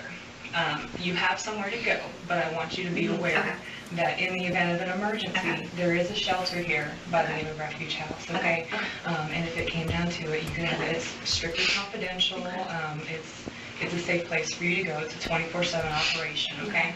And so I can give you some information for them and contact if you wanted to, because they also do, down the line, they have counseling and support groups and things like that. So it's a wide variety of services, but right now I'm thinking emergency shelter if ever needed. But I'm glad that you have a safe place to go, especially with TPD officer. If you felt the need, we could arrange for extra patrol at his residence even. And that would, I mean, he's got the cruiser parked in his driveway, but they could still keep an eye out. And I think that that would be, considering we're, you know, local agencies that work together here, we can, well, once my husband finds out, once he gets served, that's when, I mean, right now he's probably okay just looking for me, but when he finds out that I did come, that's when it's going to be, I mean, that's when he's going to be really mad. Well, and that's when we're going to take steps to make sure that you're safe and that you're protected from him, because he's got all these emotions that he's trying to deal with and that he needs to work out, and he's got to make that decision to help himself and get this help that he's needing. Hi, Pepper. Yeah, I've been looking forward to covering this one I've been putting it off because I just wanted to do more of a thorough job on it with more content, but let's just see where it goes. I've got a few videos lined up. We're going to get through. I hope this is not a full 2 hours and 44 minutes in the interrogation. I think there's large chunks of it where she's just sitting in the room, so hopefully we can skip some portion of this and move on to some of the other videos we've got concerning this case to cover tonight on tonight's Wonderful Metric stream. Remember to leave a like on the video, guys. Support the channel on buymeacoffee.com and all those other fantastic things in the description. And help us meet our goal. What is this new thing on the YouTube chat? We've got goals now, whatever that is. We're trying something new. Before he can really start to make any progress, and you got to worry about yourself and your daughter right now. I know, but I mean, I can't live with them forever. I mean, yeah. Well, we'll get through this. That's why I'm here. I'm here. This doesn't end today. I'm going to give you my number, and we'll be in touch. Yeah, this definitely doesn't end today, Denise. There's more coming, Denise. There's your arrest. There's your trial. There's your conviction. Okay. It's all to come, and then a life sentence. And you're going to have the extra good thing of knowing one day that Brian is going to walk free out of jail, where you will still be. I love that part of it. I'll be by your side every step of the way through this, okay? So we'll take it step by step, so it's not overwhelming. And I should probably call my divorce attorney and tell her she's going to be surprised. Yeah, I was going to ask about that, because when we go to the... I should probably call my divorce attorney. This is what Wendy was saying. Every woman that comes into Tallahassee PD has to call their divorce attorney for some reason. To file for the injunction, we could refer you for legal services, but if you have an attorney, okay, well then yeah, I would definitely consult with her, you said with her. Definitely, it's always good to make sure that she's in the loop and aware of anything, certainly with given the circumstances, so give her a call. Okay. And let her know what's going on, okay? So we'll leave that there for now, because we'll go do the injunction. I don't want to, you know, too much at one time, but we'll do the injunction. Refuge House is available if you need it, but you've got a safe place to go. So, and also, I'm going to tell all my neighbors too, because they know that we're going through this long divorce. Hey Nola, how you doing? And they need to know what happened this morning. That's wise of you. And you know, they might be able to say, do they know what kind of vehicle he drives? Because they can call and say, hey, I just saw his truck on the street. You know, I mean, any little thing that you can have as a one-up on him is going to be good. And neighbors like that, anyone you trust or are comfortable with, use right now. There's people out there who love you and care about you, and these are the times that we use them. So if you've got neighbors that you're comfortable and know what's going on, definitely give them a call to alert them, and additionally to get any help you can from them, you know, because I'm sure they'd be happy to help in any way they can. And so you're... Yeah, I'm sure they'd be happy to take a bullet for you from Crazy Brian, the killer. Your daughter will go with you, and that'll be fine. She's okay with, Yeah. with staying with you. Okay. Yeah. Does she work anywhere? You know, if a neighbour came to me that I really, really didn't like and said, my crazy husband is running around Tallahassee with a gun and he wants to kill me and I might need to come to you for help, I'd be like, well, you know, we're going out of town and it's just not the best time. Does she ever work But good luck, and let me know how it works out. place that he knows about? See you next Christmas. Okay. Well, she works at Cookies and Tea for me, this little camp, but I don't know that he knows that. Okay. Well, if there's not anything that's jumping out as something urgent, No. then okay. I'm just trying to make sure, too, that I told that man everything, if there's anything else. I guess I could call him if I think of anything else. You absolutely can. Okay. You can certainly do that, Denise. Take your time and just gather your thoughts. Well, what are they going to, I mean, he'll probably get started with Gather your thoughts, Sarah Boone. I was in the bed. I hit the bed. I was awake, but I was gathering my thoughts. Collecting my thoughts. training order, but then what happens with what I told him that he did? Like, does he get arrested? Or He's gonna, Detective Salvo will come in and he'll be able to speak to that a little bit more than I can, but certainly this is an investigation, an active investigation, and he's gonna be working on that. So he'll give you the details of that, but yes, this is now an open investigation, I'll say that for sure. So there will be follow-up. Okay. Absolutely. Yeah, and he'll be able to provide a little more information as to those steps specifically, and we'll bring him in here, and he might be finishing up and wanting to come back in and talk to you anyway. So I just wanted to pop in and just kind of get this ball rolling, and like I said, we'll just continue to take it step by step. But today, for the immediate, that's what I think we need to prioritize is the injunction. This is Brian's dad calling me. I'm not going to get it because I know they're looking for me now. Well, let me step out and see if Detective Salvo has anything.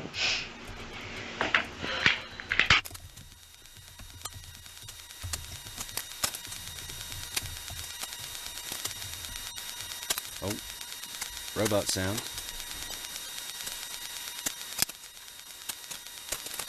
Finds random numbers on. Where this all occurred?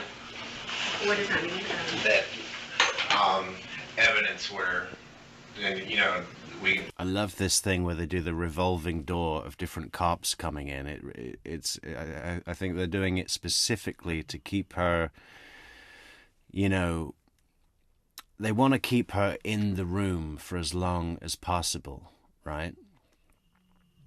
So if it's just one cop in there, there's only so many questions that can be asked before she's like, okay, well, is there anything else you need to know? But if one cop asks a few questions, then goes out to check something, send in the victim advocate to be really soft, then send in another detective with some new questions, give him a break, you know what I mean? It's like shift work, and it just keeps her alert and input, and like stuff is really busy, and we've got a load of guys on this, and this is really important. It keeps her in the room for as long as possible, right?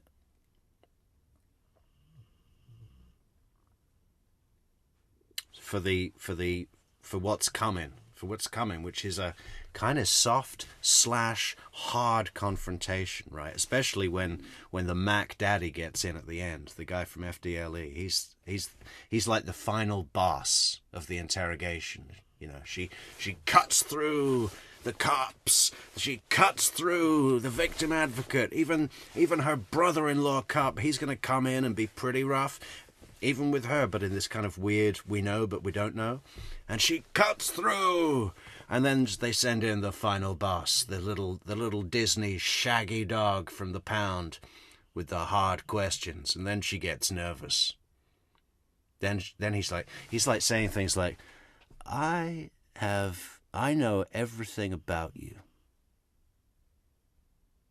The gate code to your house, I know what that is. I've been following you for a long time because I've had questions for a long time. And she's just like, about Mike? What about my restraining order? I know Mike Phillips really well. Put it together to in And my addition to... car's right out front. Right. What I need from you, I just need your okay to do that as well. Yes, yeah, ma'am. that's fine. What is your name, ma'am? Denise Winchester, and he's texting me. I have him blocked, but he uses these text apps. And What's your name? Every cop in the building knows her name. They've been waiting. They've been sitting there. They've probably been having big meetings in the department going, how do we get her to come in? How do we get her to come in without raising suspicion? And on this day, she just walks right in, right? They can't believe their luck about that. figures out ways to text me, and so I know he's looking for me because I was supposed to be at work, and he was going to call me at work to verify I was at work.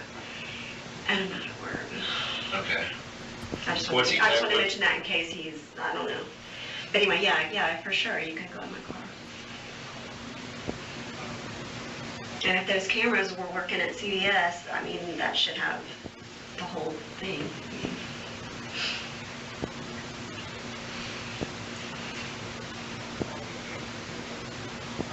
And I don't What is he texting you? Just where are you? Yeah, he would call me, and he wants me to call him. Okay. Yeah. Can I see what he's texting? Yeah. And it's from numbers that he, what is it? Please call me, and that's his cell, but I block him from everything, so he finds random numbers on text apps, and that was sent at 5 till 1. Okay. That means, what that means is he's called my work, I didn't answer, so now he's looking for me. And when I left him, when he left me, he was calm, because Turquoise Kitten asks, I wonder if Mike's mom ever reconnected with Ainsley. I don't know if I'm getting this confused with another case, but I think I heard that Ainsley, after her mother was convicted for the murder plot against her father, I think she wasn't able to accept that as a reality and just totally stood by her mother. Like it was all... But then how does that work? Because at some point, Denise, I think it was during her appeal when she was petitioning the court to say, okay, how about instead of life, we do 4 years? Because what I did, it was wrong. And during my time in prison, I've learned how wrong it was to murder, and I can help others on the outside not murder. So how about 4 years instead of life, and I help others on the outside to not murder, because murder is wrong, and I'm really, really sorry. And the judge was like, no, it's going to be life, plus 30 years. I promised him I wouldn't do this, and that I wouldn't come here, and so, I mean, if he gets... Carrie Brooke, there she is. How you doing, Carrie? If I do this restraining order and he gets served, then he's going to know. Okay. What kind of vehicle is it out there that you have? Me? Uh-huh. It's a 2002 gold Suburban, or Yukon XL. Okay. Gold. It's like a light gold. I mean, it's really old. Let me figure I'm just signing there and all that. Was that Isom? When he just came in and said gold mud pie, gold medal at the mud pie eating competition. That's mine. I've held that medal for 15 years. Every year I show up with my special mud pie eating belt, and I take that medal gold every time. Yukon XL. Okay. Gold. It's like a light gold. It's not Isom because I can see his head, and that's not Isom's head, but it did sound a bit like him. Maybe that's just a Tallahassee accent. Gold medal mud pie. I mean, it's really old. Let me figure I'm just signing there and all it is just consent that we're going to... And I don't know if he had spent the night, but I mean, he just crawled An out. initial right there, please, ma'am. That's what... Yeah, I'm sure that's what happened, Denise. He spent the night sleeping in the back of your Suburban all night. Yeah, he got an early night. You know, he went in to the Suburban probably about 8:30 p.m., had a hot milk in your trunk, and, took a little pillow, little inflatable camping pillow. I don't know if he spent the night. No. He just got in the morning. Like, why would he spend the night in the Suburban? Thank you. Where, a couple of things real quick. How long have you had this vehicle? Oh, forever. Was he in it at any time altogether? Yeah. How long since it's been since he's been? We have been separated almost 4 years, so he hasn't. That's what it is. Their divorce was in 2012. Now it's 2016. So the murder was either 2000 or 2001. It's like long, long ago. It's like 16 years ago, right? It's been a long time since he's been in it. So Wendy's got to beat that record, right? She knows about Denise Williams. Surely. Obviously, she's a lawyer. She's FSU. She's Tallahassee, or not anymore, right? But they still get news down in Miami. Wendy's like got this thing in her head, like I've got to stay free for 16 years and beat that bitch. Okay. Very long, yeah. I mean, at least. So I would say almost 4 years. And he was in the very back. He crawled up and then sat in the seat right here. Like, I'm in the driver's seat, and he sat right behind the passenger seat. Do you have one or two back seats? I have two, and then one row. So you got captain seats? Yeah. Okay. And then the back, and then there's the back, too. And he sat in the seat directly behind the passenger side? Right. Which Greenway, Mississippi Greenway, was It's like across from, Westminster, kind of like Westminster is kind of right here, and it's right here. Fleischman. Yeah, please do keep leaving likes on that channel, guys. Not on the channel. Well, can you even like a channel? On this video, like the video. We need about another 14 likes for 100% rating. Click like. Past Fleischman. And you turn in right there. Past Dempsey Mayo. Past Dempsey Mayo, and I think it's right there, and you turn left to go in. Yes, yeah, Right across from right. Gordon's. Yeah. And that's where he got out and got into his truck with the backpack. And I didn't look back there, I don't know if whatever all he had, I don't know if he got it all. I mean, I have no idea. Okay. But do y'all want keys to it, or do you want to do it now? Or? Yeah, we're going to get our cops in to go through it, photograph it, and process the prints and stuff. And where did he exit at? I came out of the park first and turned right down Miccosukee, and he came down and did the same thing at the light at Capitol Circle in Miccosukee. He pulled up beside me because I was headed my normal routine to work. He rolled his window down, was crying, saying how sorry he was, and then he turned right to head north, which is in the direction of his office, Cary Forest. Okay. How did he exit the vehicle? Oh, how did he exit my car?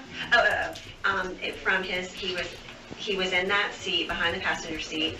He put his knees up on the bench seat and started pulling stuff out, and that's when I saw all this other stuff.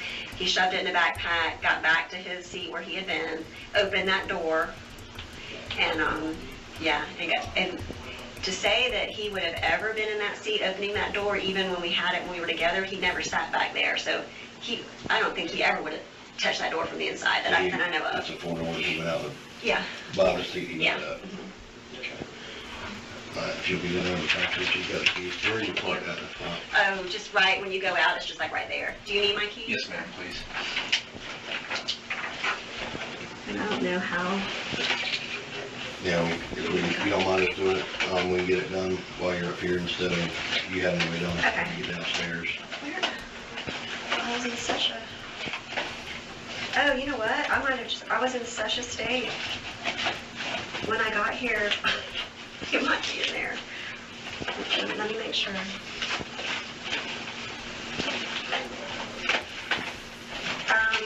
Or my sister might have them. No, because I do remember now. They made me lock it, and my sister's sitting down there in the lobby. Oh my gosh. Maybe she has them. I can call her real quick and ask her. They're not in here. You hear the part I might have just handed them to her when I. like spoof number or something, is texting her from weird numbers. Yeah, he's texting. Yeah, Nolavine asks, has she mentioned yet that Brian was a sex addict? Apparently she wasn't anymore.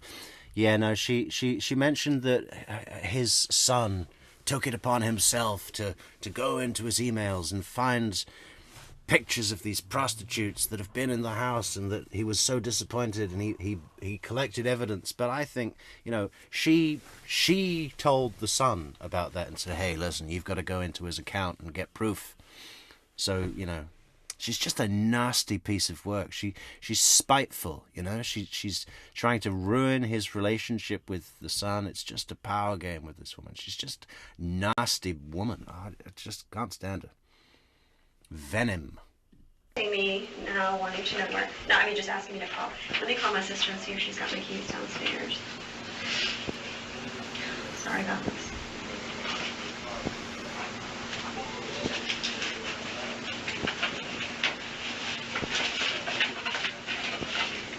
Hey, I'm still upstairs, but they need my keys to look in my car. I don't see my keys. Do you have them?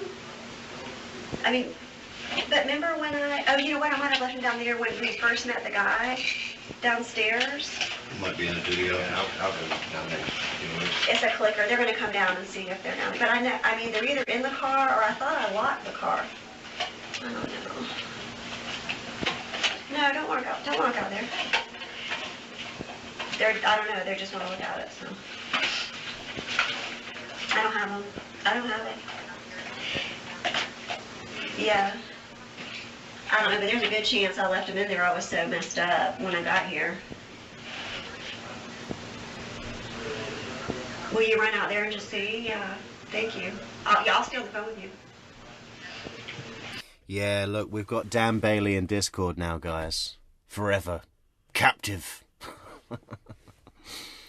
No, Discord's just like a big chat room. Everyone that's in the True Crime Metrics community, that's a die-hard True Crime Metrics fan, we live in Discord now. What goes on in there? Well, all sorts of stuff, really. But, you know, true crime, you know, lots of cases get shown there. Funny stuff gets shown there. And, yeah, we love to take suggestions for anything that we want to get covered on the True Crime Metrics channel. It's just like a chat community, I guess. But it's pretty cool, you know. There's lots of bells and whistles. I'd never heard of it before starting this channel, but it's pretty cool. And you kind of get used to it in time. I still don't know everything that it does. I've got to spend some time and, like, set it up more. But, yeah, there's plenty of people in there, and there's stuff getting talked about all the time. So just have a look now and then, and you'll get the hang of it. Anyone else want to join Discord? We've got a fantastic Discord link in the description, exclusive link just for you. Click the link, join the community, and see where it takes you. It's a fantastic place, and we're all going there together with Metrics. Just have to look and not touch. Yeah, he said just look and don't open the door or anything. David's not here. No, I thought he was coming. I'm just upstairs in some room, yeah.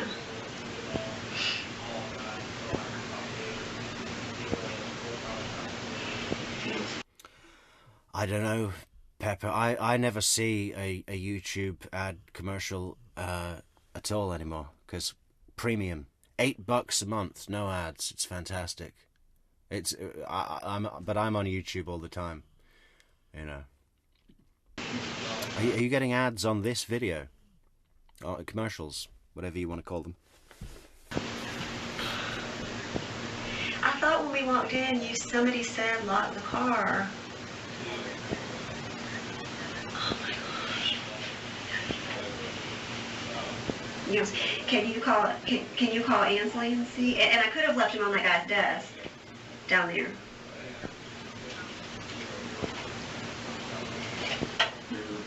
Text Ansley too. Okay, bye.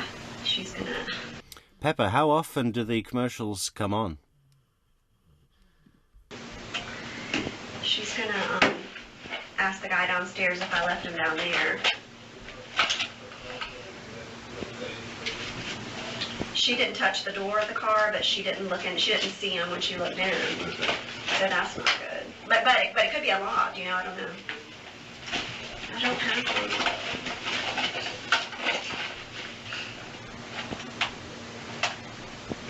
The number that's, spoof number that's texting me, maybe asked who it was. Not to push you guys, but we're coming up to 2 hours and there's not been one coffee in a cup on the channel tonight. Let's think about that. Let's think about how many cups we should be getting, and then times that number by 50, and and then send those cups to buymeacoffee.com/True Crime Metrics, link in the description. Best way to support the channel.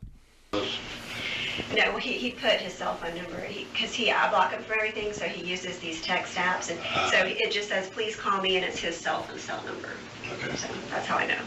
And that was at 5 till 1. That was at what? 5 till 1.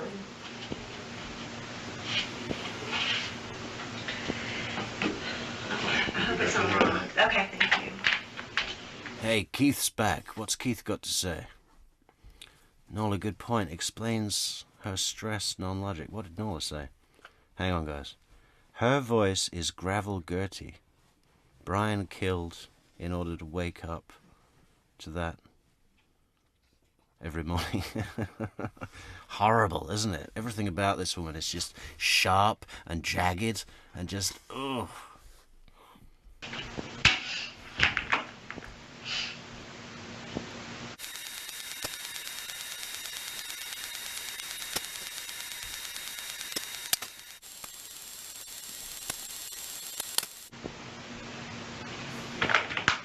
Is this truck a dually or 4-door or anything? It's a 4-door. What does dually mean? 2 wheels in the back, 4 wheels, 2 each side. I don't know. It's brand new. I don't know. It's big. I don't know. I'm Okay. sorry, but it is 4 doors.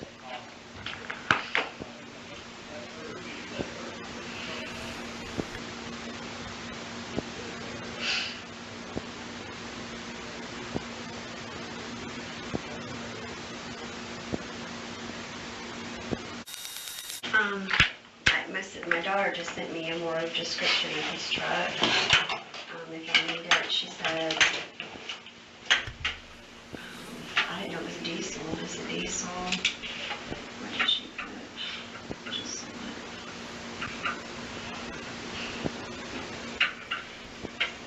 She's Denise is getting a little bit more flustered now, huh? You know, this revolving door of cops is a great tactic. I think they should actually have a revolving door here. That'd be great. As one cop goes in, she hasn't got time to work her magic on one person, right? It's like almost she has to start from scratch every time, in a way. With the wooing and the manipulation.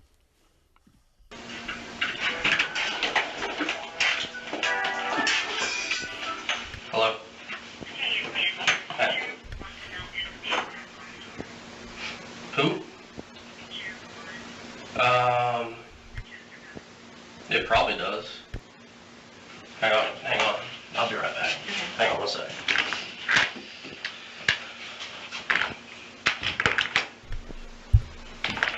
Do you know if his truck is on star? I don't know, but I have more stuff. It's a 2015 tan GMC 4-door extended bed, 3500 diesel. I don't know about that one. It's a 2015, so they might. I don't know. Well, there's probably 1,000 of those driving around Tallahassee at any moment, right? That's one of the most popular trucks. There's this thing on the back. It's called a license plate that's unique to the vehicle. How hard is that?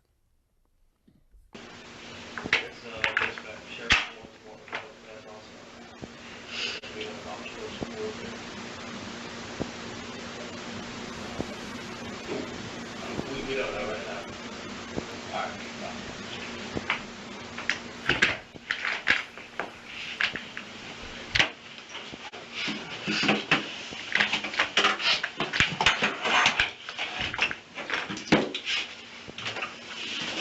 Did y'all get in the car? Could y'all get in the car or no? Somebody was trying to get in the car. In my car. Your car? To do I think fingerprints. they should, yeah. I think Okay. they're out there now. Okay. All right. Not to be redundant, but I'm going to try and go through the story again and just try and get a little more detail on everything. So, the car in general, do you usually lock it at night? Do you keep it unlocked Yeah, or I something? usually lock it. Did you lock it last night? I thought I did. But I've changed the locks on the house like 3 times. He seems to find a way to get keys of mine. So he might have keys. Not that I know of, but he might. Are you in possession of all the keys that you know? Well, that I know of, but... Oh, Has he ever driven that truck before? thanks so much, Amy. You are a dear. Let's get the coffees in. You see, Amy knows what to do. That's fantastic. And it's so easy. There's a link in the description. It says buymeacoffee.com/true crime metrics. He's driven it years ago, yeah, like over 4 years ago. And you know what? I didn't get those keys changed, so he might have a key.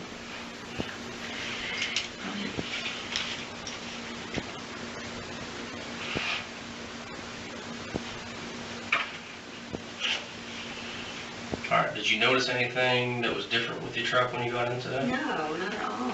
Okay. Well, can you remember it? How did you get in? You walk out my door and I have a circle drive. My car, my daughter's car and my car. So I just walked out, I go in front of it and just go around to the door. Okay. Yeah. Do you put the key in the door? Do you use a key fob? I use a clicker to click it open. Okay. Do you remember using that clicker Yeah, today? I did. Wow, Mitzi the Pitsy has got an official new home, guys. Amy's parents' dog is now going to eat like one dog instead of like 50 dogs. She got to slim down now. And then I got in and started it. But I didn't go around the back or anything like that. Okay. So you get in, start driving. Nothing seemed out of place. Mirrors weren't moving. I need my waffle. And I called my sister, because I always call my sister on the way to work. And so I turned on Mississippi Road and called her. And then when a vision started appearing in my mirror, I just started screaming, help me, help me. And then he came up and grabbed the phone, so. And I cannot believe I didn't wreck the car. I was screaming and doing this. I don't know how I did, because it's so narrow, Mississippi Road with those ditches. But, What was the first thing he said to you? Yeah, V-Shaw says, hey everyone, what the hell? True Crime Metrics on it. Hey, excellent. Someone bought 5 coffees. Is that you, Laura Lee? I bet it is. Let's check. Oh no, it's L. Rice. Thanks so much, L. Rice. That's wonderful. We really appreciate that, L. Rice. give me the fucking phone. Sorry, what were we saying? Hang on. Oh, Metrics is talking too much. You know, sometimes people say to me in the comments, oh, I really wanted to watch the show, but you interrupt so much. It's like, yeah, well, you know, that's why I'm, you know, there's a link in the description to the original video. If you just want to watch that, maybe I do get too distracted sometimes with taking around it, but I like talking about these comments. Look at this one. Hey everyone, what the hell? True Crime Metrics at it again. Yay! Can't vote because I haven't heard of Denise Williams, but nobody can be worse than Wendy. You're right, V-Shaw. You're absolutely right, V-Shaw. And no one is. I mean, Denise Williams is a fucking terrible person, though. Horrible, horrible. But Wendy is the queen. And smarter. The question is, who is smarter? And, you know, again, it's Wendy. She was up against so much more. You know, there was a body. There was a guy with a bullet who she was having a major contentious divorce. She was straight into the police station. The cops came and got her. She was interrogated for 6 hours. Blah, blah, blah, blah, blah. And then did 3 trials. Had to get to Miami. All the rest of it. Stole the kids from the grandparents. I mean, there was just, she's done so much more. It really doesn't even compare. Even though Wendy's only gotten away with it for 10 years so far, and Denise actually got away with it for a full 16 years. Or maybe it was only 15. But still, that's, you know, can we really imagine that Wendy Adelson is going to be free 6 years from now? God, if that is the case, we've got a lot of coverage coming on True Crime Metrics. I'm almost hoping for that, because when she finally goes to jail, that's it. There'll be no more shows. There'll be no more coverage. When are we going to adapt this in the legal system, guys? I want jail cam. They've got tablets. We get pictures of Katie Magbanower's new haircuts all the time. You know, where's the video footage? You know, following Sarah Boone round the new life she has in where is she? Ocasella. You're gonna. Petition for jail cam. Go to your local politicians. Say, listen, we want prisoners to start streaming on YouTube. Go up to the roundabout. So that Metrics can cover it and make comments. You're going to go up to the roundabout. You're going to go around it and turn left, or say it was some kind of direction, but it was definitely about the roundabout. You're going to go up to the roundabout, you're going to do whatever. And he's right in my ear, and I was like... Was he screaming? Yeah, he was screaming. Yeah, he was screaming. And I was just like that, and the roundabout was coming, and he's like, do it. He's like, you're going to do what I say. Yeah, he's screaming. You're going to do what I say, and or I'm going to hurt you. And then I said, what do you mean, hurt me or hurt? I said it back, like, hurt me or... Okay, Nolly, you keep reminding me about PayPal, and I keep doing nothing about it. I got to do that tomorrow. Finally, just make the steps, set it up. A couple of people like to do PayPal, and I don't have a facility for that, so that should be a priority. Where's my pad? Where's my pen? I don't have one. Okay. Mental note, PayPal tomorrow, set up. Something, and he goes with this, and then that's when he just like shoved the gun. Oh, but you know what? When he was trying to get the phone, because I had it over here, he grabbed it, but he also grabbed my face, because I remember it hurt. It was like he grabbed the phone, but he also got part of maybe my cheek or something, because he grabbed it that way. If you're driving, how did you reach across your face, on the side? It must have been, it was from behind, because it was like this. It came like this at me, so it was from behind. But yeah, he was screaming, cussing. You're going to do what I say. You're going to turn here. And then when I didn't do what he said the first time, that's when he got the gun and held it right. He shoved it in me, in my ribs, because I could feel it in my ribs. Okay. And he just shoved it there. He said, do it, turn here. And I kept going, I didn't do it. I mean, it's not funny, but I just can't believe it. And because I knew CBS was right there, and it was like, that was my goal with CBS. And so then he just starts screaming the F word in my ear. What are you doing? Do you think I'm not going to, do? He didn't say, do you think I'm not going to use this? But he was just being very threatening. And was it implied that you thought he would use it? Oh, yeah. Okay. And then... Can you describe the gun at all? I mean, I know you said dot collar, but did it look, was it squarish? Was it... All this is stalling. Can you describe the gun at all? Was it square or round? Was it one of those ones where the bullets are in a little wheel that revolve around? What is that thing called? Or was it like a square gun? Was it like a hunting gun, a rifle? They don't need to know this information. And that stuff about describing the truck. She's like, yeah, it's a 350 GMC double tailgate, blah blah blah. It's got a license plate. You need a color, a year, a make, and a license plate. That is all you need. They're like, so was it the kind with the 4 wheels on the back, 2 at each side? Or was it only with 2 wheels on the back on one side? And the gun, how long was the gun that it held on your ribs? We've gone into Chief Mac. We like to, well now, this is what my auntie back in Bama call hobo chicken. That's 1 pot chicken, 2 pot spice, 3 pot actual hobo. We soak the pork shoulder in apple cider, and we let it sit on the counter at room temperature with a dab of vinegar, and it sweetens the taste.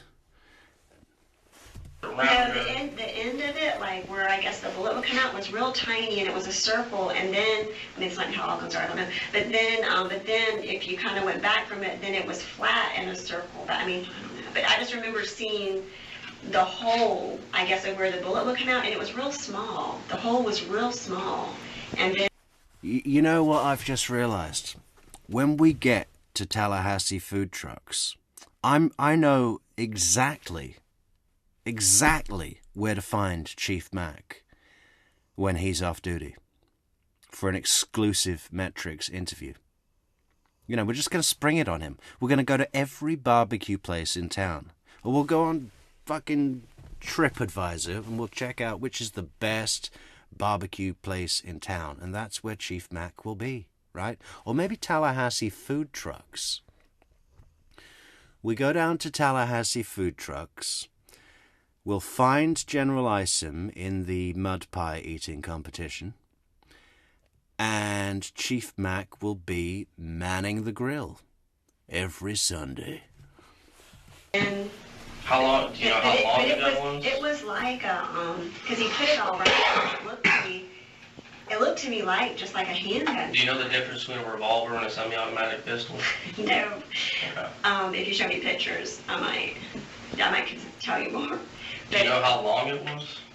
It felt like it fit. It felt like it was maybe this size because I felt like it was all there in my ribs. Do you know if he owns any guns? No, I mean, he's a hunter, but that's not a hunting gun that I've ever seen. So by hunting gun, you mean a rifle? Or Oh, something you know else? what? Because I said, where did you get that gun? Because he collects guns, he hunts, but I was like, because when we got calmer, I was like, where is that gun? Where did you get that gun? And he said, I got the gun to kill myself.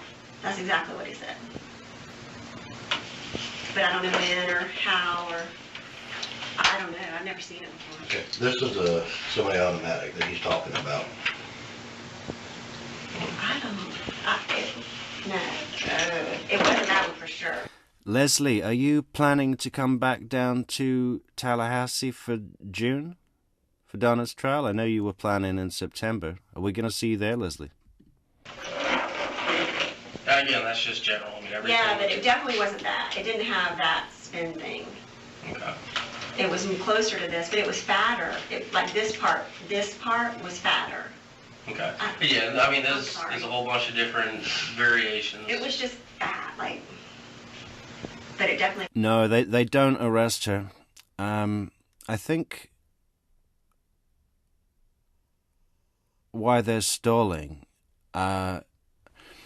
Detective or Agent Delaney, who is the guy that comes in right at the very end. He's from Florida Department of Law Enforcement, and possibly this surprise trip, you know, that Denise Williams has sprung upon Tallahassee PD.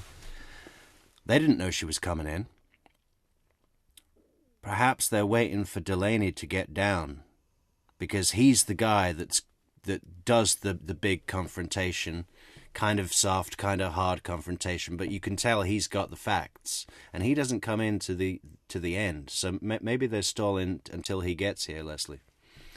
Or maybe they're also stalling so that they can get Brian in custody, and they don't have time to, you know, if she leaves and they don't have Brian in custody, what could happen?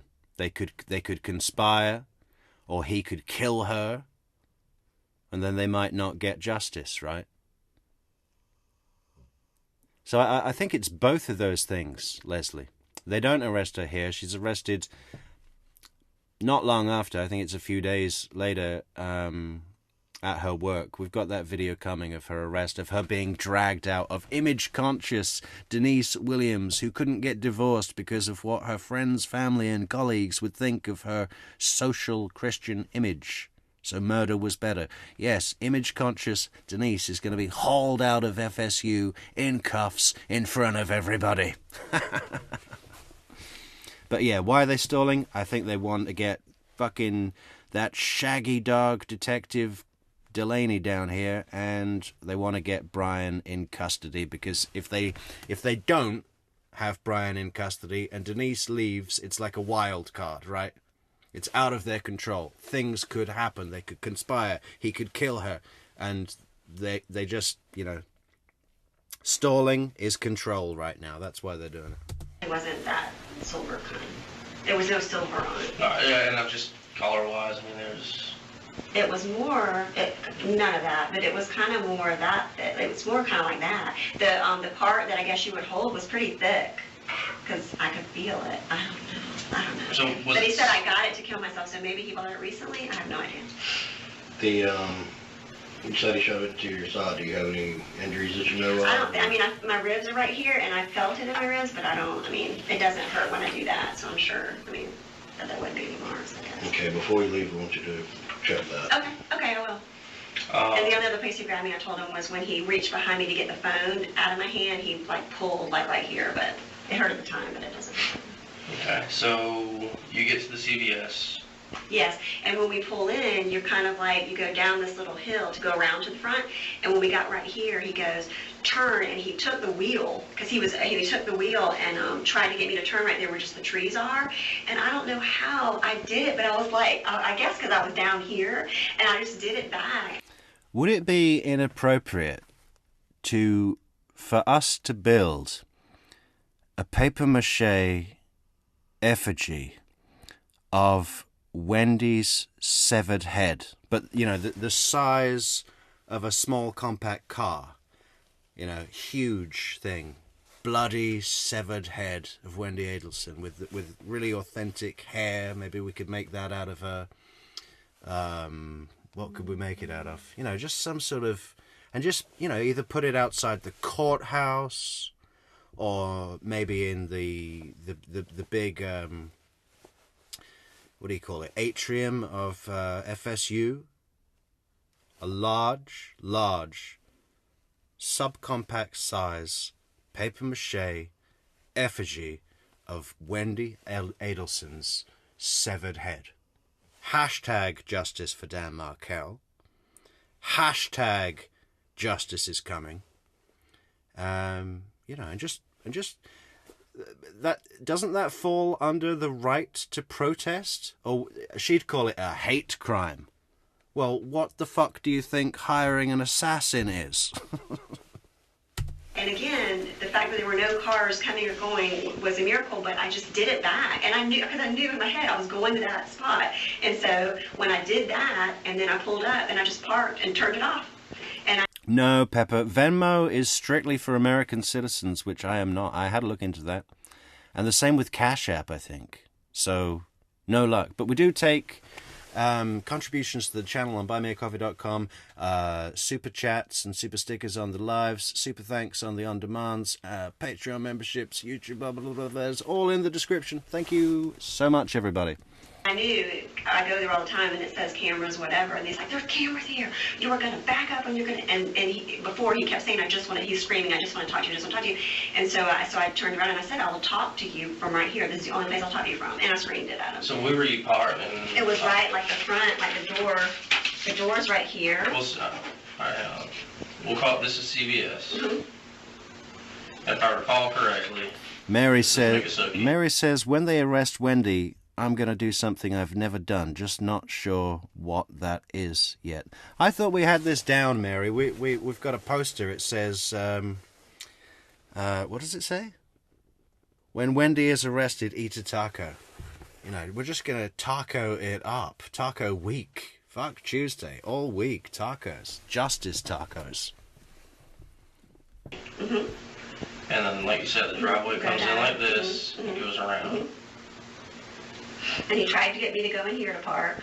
Okay. And I didn't, and I went all the way around. So the front door is here. Mm-hmm. And I know there's parking right in front. Yes.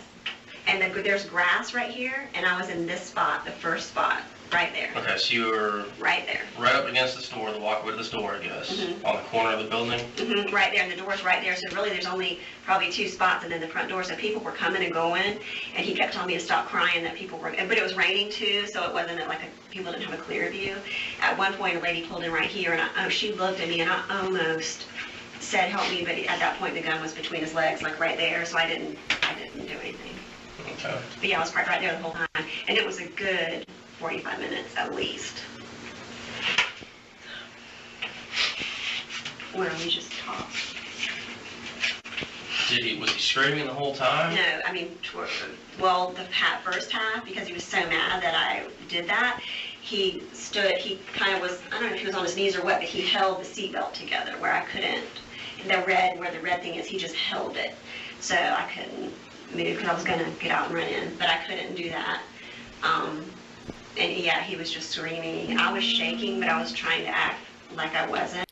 No, Nola, we're flying into Miami, renting a silver pine mica Prius, dressing up like a Latin king, and recreating the drive of Luis Rivera and Sigfredo Garcia, you know, with less cocaine and less drinking and less speeding, you know. But apart from that, we're retracing steps. Scared, but and then it took about. He just kept. Do you need to go? Yeah, I do. So, hey. Do I keep going? You can wait till he steps back in, that's fine. Some of the parts we'll get to, we'll want to go into a little bit more detail. We'll do that as we go. Okay, we're skipping this. What did you ask? Just flash. I know Leslie's getting frustrated. We're heading into the second act now, Leslie, just so you know. We've got Denise's brother-in-law, who is a cop, coming in to change up the tempo a bit. Start putting a bit of pressure, but acting like a support to her, but really not being, you know, he knows that she's involved. You can just, there's no question about that in my mind. He's here to increase the tension. You didn't go crazy, okay? But you've been living a crazy life forever, and you finally had enough to get out. Oh, hang on. Where's the gun? Because he was about to get out. Convinced him. Did he say?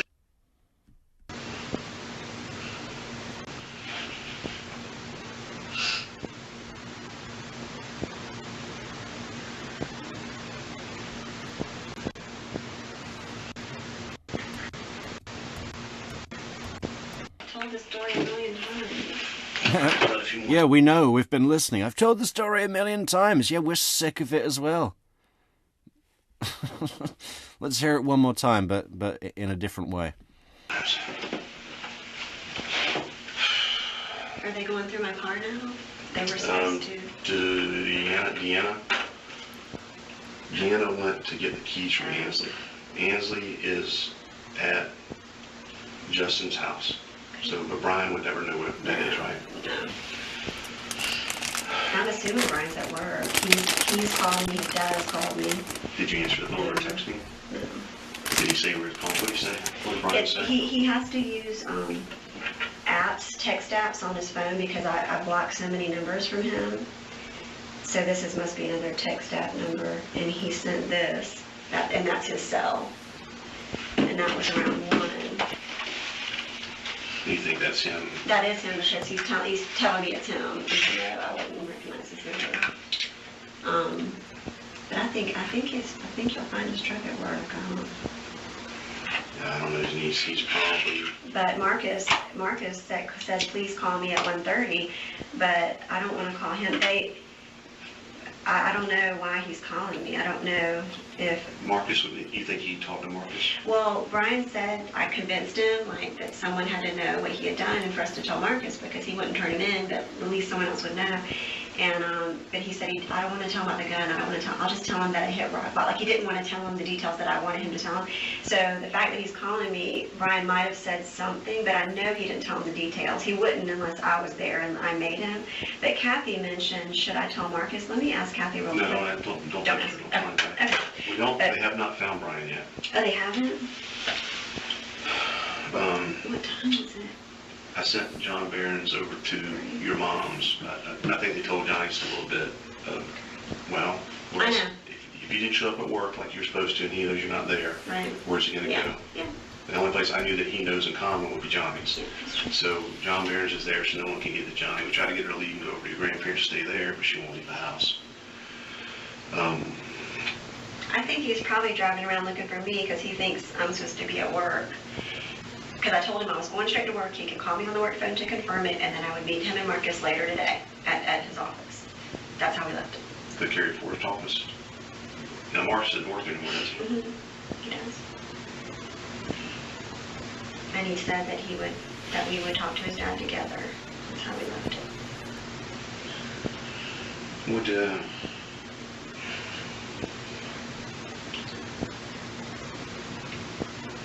What did he pull out of the back of the car this morning? I know you told them, but then you told me a little bit of When the he was sheets. leaving, yeah, I didn't know anything was back there. And he got his knees into that seat and started pulling stuff out. And In the very back? that's where he was hiding. And so he pulled the backpack. It was loose stuff, like he pulled it. You know what? He might have slept there last night, and that's why she was there. I don't know how long he had been there. But he pulled out a sheet that was like this color. And then he pulled out something else because it was heavy. So that's why I think it was some type of plastic. I'm pretty sure it was. Pulled all that out, shoved all that in this backpack, and then pulled something else out. And again, I don't know what it was. It was bigger than a hammer, wider than a hammer, but I don't know what it was. Put that in there, and then there was this bottle, like this big of like industrial bleach, like a bottle, and he pulled that out and put that in there. And then when he turned around and sat down, I said, "Where's the gun?" Because he was about to get out. And he goes, "Right here," and it was on the floor. And he picked it up, put that on top, and then zipped it up. And then unzipped a little tiny pocket that I could see that was right here and got his keys out. He told you he was there to kill himself this morning.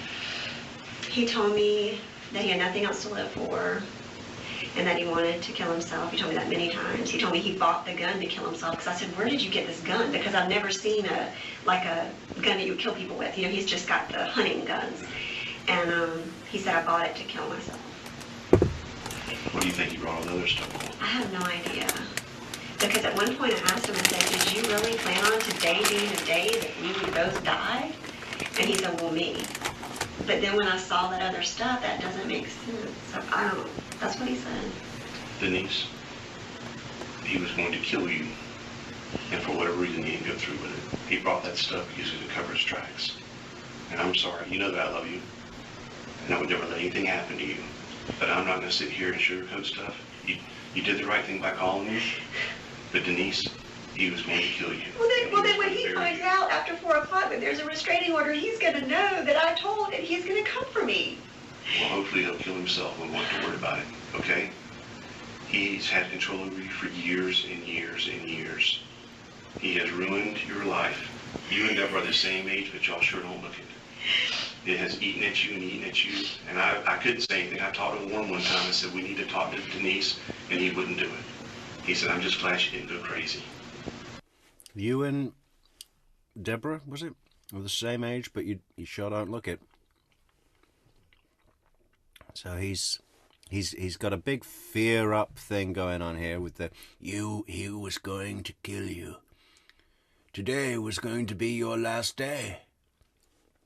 You know, and then you've been under stress for years. It's eaten you alive. He did something with Mike. Okay, but you've been living in a crazy life forever, and you finally had enough to get out. I know, Denise. He did it, and you know exactly what I'm talking about. I don't think you had anything ever whatsoever to do, but he held that over your head forever. And he was going to do it again. He wasn't going to kill himself, Denise. He was going to kill you so that you couldn't talk about him later. That is the truth. I've been doing this too long. I've talked to everybody I know over the years for 15 years about how and what we could do.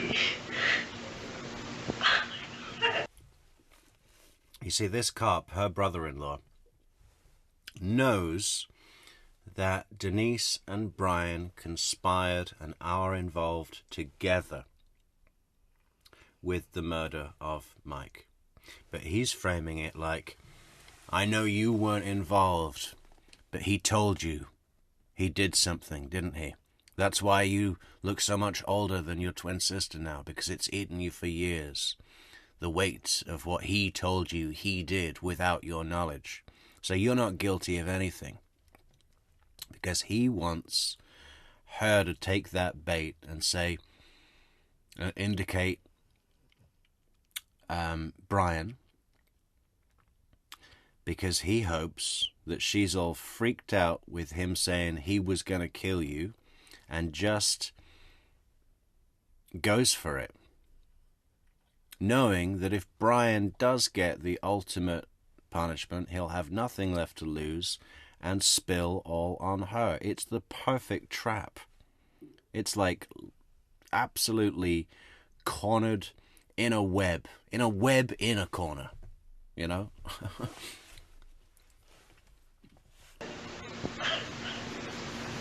15 years ago, he walked in and told you he'd done something. Didn't he? No. Denise, No. you have got... This is not going away. Okay, he's going to kill you. He's either going to kill himself because he's got no other avenue. Reinforcing it now. This is not going away. He's going to kill you. Even if he goes away for the kidnap, he's going to get out, and then it'll be Crazy Brian again. We've got to put him away for life. You need to tell me what you know. I know you had no part in it. You know? What can she do there? If she doesn't tell him anything,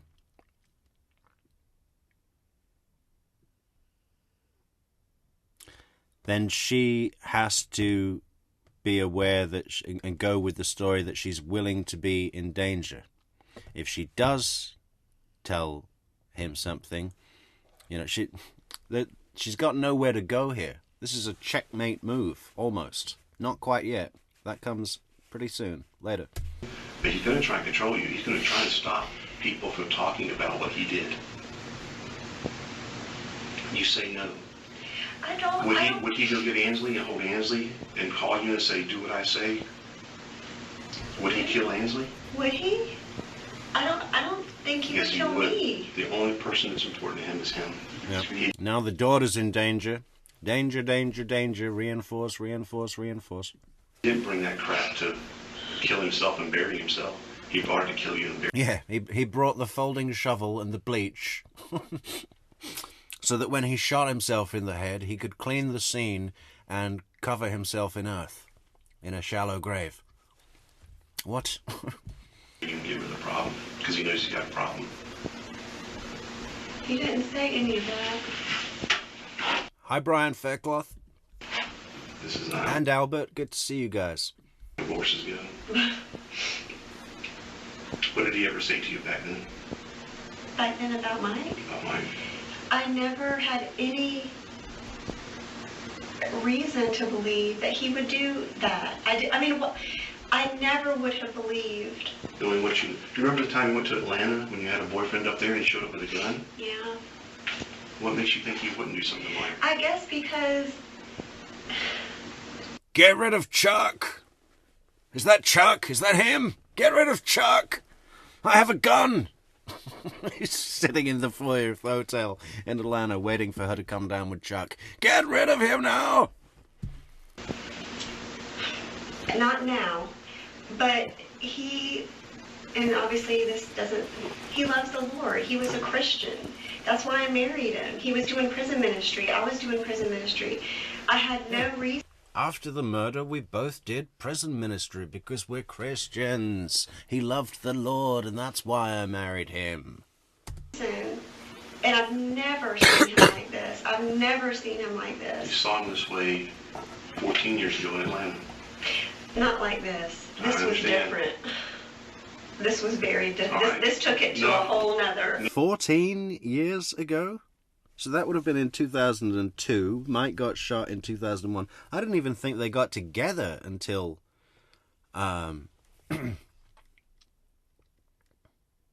until 5 years after the murder. That's strange. So it was that bad? So they kill this guy, her husband, the father of her child, take all of his life insurance money, and they're together for a further 2 years, and then she's already fucking off to Atlanta with Chuck? And he's getting all stressed, coming up there and waiting in the foyer of the hotel with a gun saying, "Have you had sex? Have you had sex?" Oh my God. Was it worth it? Was it worth it? Was it worth taking Mike and taking Ainsley's dad? And, he was only like 35 or something. I don't even think he was that old. Like 30, maybe even 32? I can't remember offhand. Hey, remember to support the channel, guys, on buymeacoffee.com/truecrimemetrics. Like the video, like, share, leave a comment. Join us on social networks, Facebook, Instagram, Twitter. Leave a super chat on the video. Super chat, super sticker, super like, super thanks. And subscribe to the channel, like, share, leave a comment. And merch store link in the description. Fabulous Discord link in the description. Exclusive merch benefits on buymeacoffee.com/truecrimemetrics. Thank you so much, guys. Knowing what you know over 15 years, do you think he would do something like knowing what you know now? Because it took me a long time to wrap my eyes. I said, no. Knowing what you know now. Even after today, even after everything that he said to me today, I do not believe, no, I don't. And I don't believe he was there to hurt me. He said over and over, I want to kill myself. I don't want to leave. I'm so miserable. I have nothing to live for. He's brought plastic, an implement to bury you. Now she's in this really weird space where she has to say, no, he couldn't have killed Mike because he's not a killer. And when he kidnapped me today with a gun, I don't think he wanted to kill me. He wanted to kill himself. And it's like, well, okay, so why have you come in saying that you're in danger? You've been sitting here for 2 hours telling us how afraid you are and how he's got to be stopped. And now, because you can't go with the line of the story that he could have killed Mike, you've got to minify that possibility by saying he wasn't there to kill you today. So what exactly are you here to make a report about? That he was going to kill himself? Okay. So maybe we should get him to get a restraining order against himself. He won't be allowed within 500 feet of his own body at any time. And you think he would hurt you? I guess I can't believe it. And he didn't say, he had the gun on me, but he didn't say, well, he said he was going to hurt me. Right. He did say that. He screamed that. Yeah. We can't put it back in the bottle? No. Okay, and there's no amount of counseling that's going to help him. He was never normal. He's never going to return to whatever he was. The only thing that's going to work now is you testify, and he goes to prison. And he goes to prison for a lengthy period of time. And maybe it's 5, 10, 15 years, but at some point, he may get back out. Okay? If he kills himself... I'm pretty sure it's 30 years. And he's doing that as a minimum. It's a fucking serious charge in Florida to kidnap someone with a deadly weapon. With all your murder kit with you. That you good lawyer would push for attempted murder, wouldn't he? I don't know. But, that's 30-year sentence, but Officer David McCraney here wants to minify it and give her that fear-up tactic. It could be 5 years he gets out, 10 years, or 5 years, or 1 year. He's going to get out, and then he's going to be mad, and you're going to be in danger. And that's all going to happen again. Pressure. Well, problem solved. But you can't, I believe he had something to do with Mike. I absolutely believe it. I do not, but this, what you're talking about, has nothing to do with tonight. Tonight is what I'm worried about. When I go file this thing, he's going to know. Thanks so much, Sonny. Well, he's going to know no matter what. Thanks so much, Sonny, for that fabulous coffee. Fantastic way to support the channel, guys, on buymeacoffee.com/truecrimemetrics. Because he's going to jail today, if we find him. Mary Bartlett as well, thank you so much. Welcome back, glad you are feeling better. We are, for the most part. Thank you, Mary. Until we find him, do you think you're in danger? Yeah. Do you think Ansley's in danger? Yeah. Do you think Johnny's in danger? I don't know, but Stafford and me and Ansley, yeah. How come? Because he's driving around with a gun. And he only wants to hurt himself. He wouldn't hurt any of them, would he?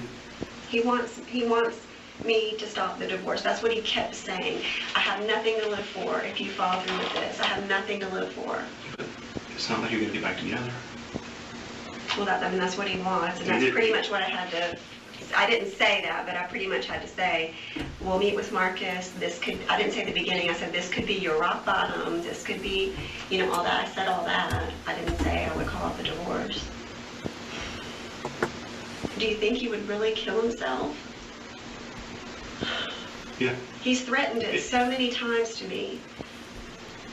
Brian did get a pretty sweet deal, didn't he? No total immunity. Blanket immunity from the murder charge. The most serious charge here.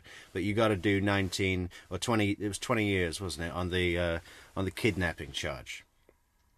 Which, again, is quite a bit better than 30. 30, I think... Okay, well, they're both very long times in prison, and you're never going to be the same after that, are you? You're going to be completely institutionalized. I think 10 you could do and come out and get back to normal and just, kind of forget that ever happened. Maybe.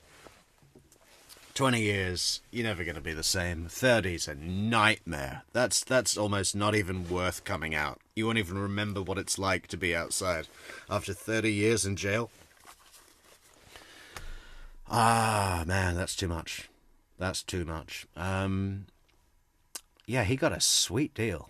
Maybe we should have another poll on that. Who got a better deal? Luis Rivera or Brian Winchester? Let's make a poll. I believe you know enough about. He said something, he alluded to something. Why not, with his money and his youth, move on to something else? What is so important about keeping Denise? Which he has, because I think he's afraid you're prostitutes. going to say something that he has said in the past. And this, by being married to you, is the only way he can keep control of that. Even if it's a little something. There is another factor to consider, though. Luis Rivera may have had a greater emotional toll because he had to take down 2 good friends, and Brian only had to take down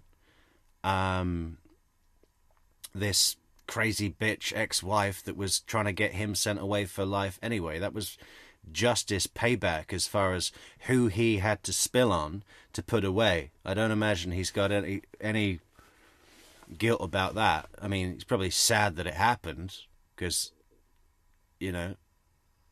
but she was trying to fuck him over. So he got a sweet deal, and all he had to do is fuck the person over that was trying to get him sent away to life. But Lewis got a sweet deal, a bit different, but he had to put away 2 good friends. He has said something to you, Denise, at some point about... Well, then I would really have to...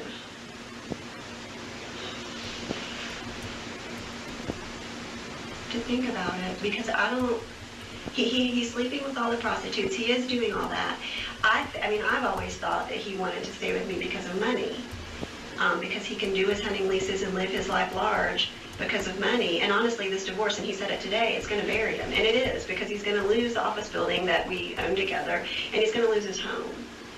And so to me, that's what always made sense. That's what makes sense to me, is money. And then he has the prostitutes, and then he still has me. That's what he wants. And that's why he was saying that today. But he's not at the office right now. They're sure. No, if he were, they'd already have him by now. But what are they going to do? They're going to arrest him? Yeah. And say these are charges? Yeah. Like, what would that be? I would think kidnapping would be a pretty serious charge. So that'll be a charge? Yeah, and at some point you'll have to go before maybe a judge and jury and play this out for them too. But Just like I've been doing in that, here? Just like I've been doing yeah, these guys are just getting the information to get a report generated, maybe a warrant for the arrest, okay? And that's the right thing to do. But you may have to relive this again in front of strangers. I really want to get through tonight, and I want to get through knowing that he knows, and then I'm still alive.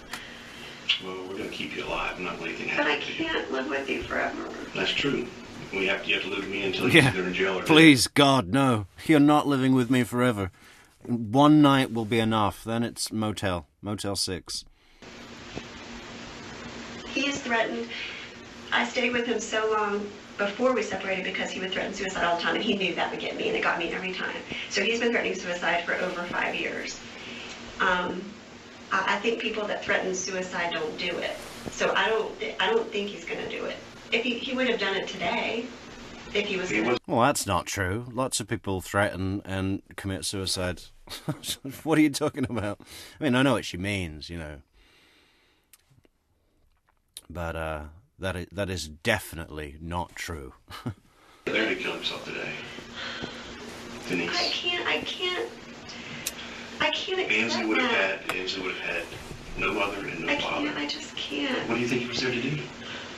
Well, I mean, what he said, which was he wants to talk me out of the divorce. That's what he kept saying, screaming. What did he tell you to turn? Do you remember when you left?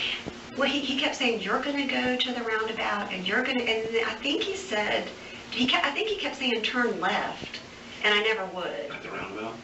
I think he wanted me to go, like, I don't know. He said something like, you're going to go to the roundabout, because you can only turn right there. But I think he wanted me to go, I felt like he wanted me to go, because when we first went out, he wanted me to turn left, like, by Westminster or something. When you came out of your house, he wanted you to turn left? Well, I was already on Miccosukee Road when he appeared.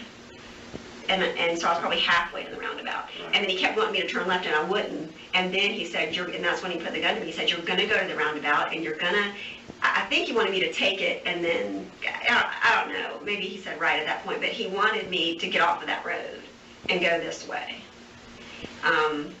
Which was... Yeah, she back pain forever says she realizes she's made a huge mistake going to the police. Yeah, that has definitely kicked in now. She just wants to forget this ever happened. Be towards the interstate, I guess. Where's this at, Christina? But just wait until the final boss gets here. I bet he's in the car right now, just speeding through stop signs. You know, where's he been? Maybe his office, FDL office is FDLE office is not in Tallahassee, but everything's in Tallahassee because it's state capital. Phipps.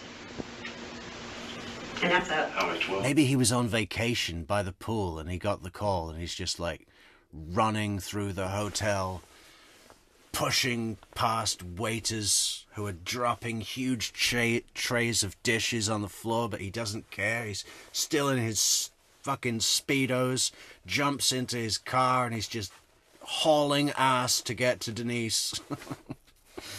Love it. North of town. Mm-hmm. It's off Miller Landing Road. And then it spreads forever, but he hunts right there off Miller Landing Road. But, yeah, he kept wanting me to turn left.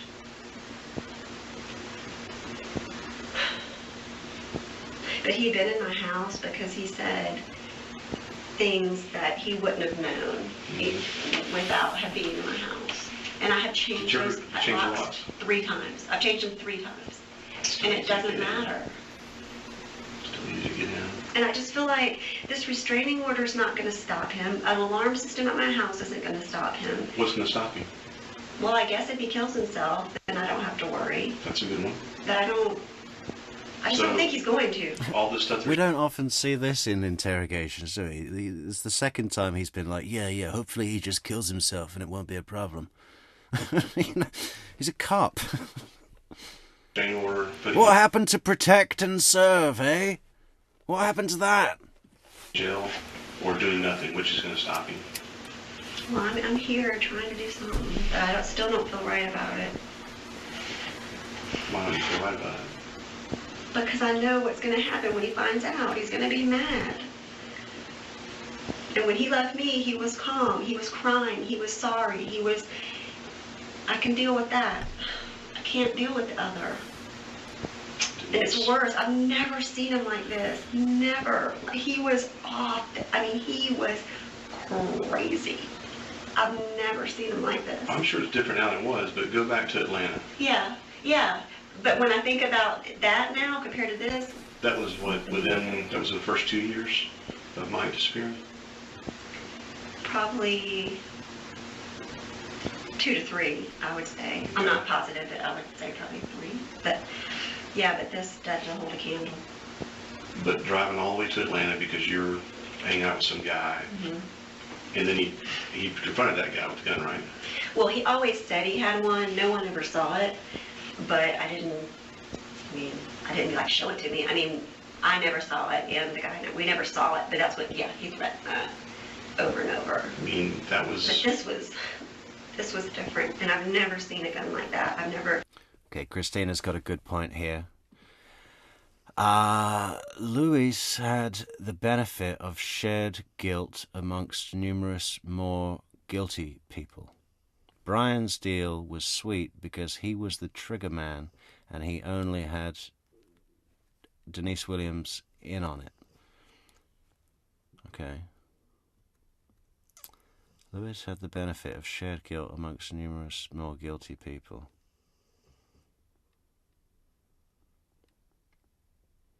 Well,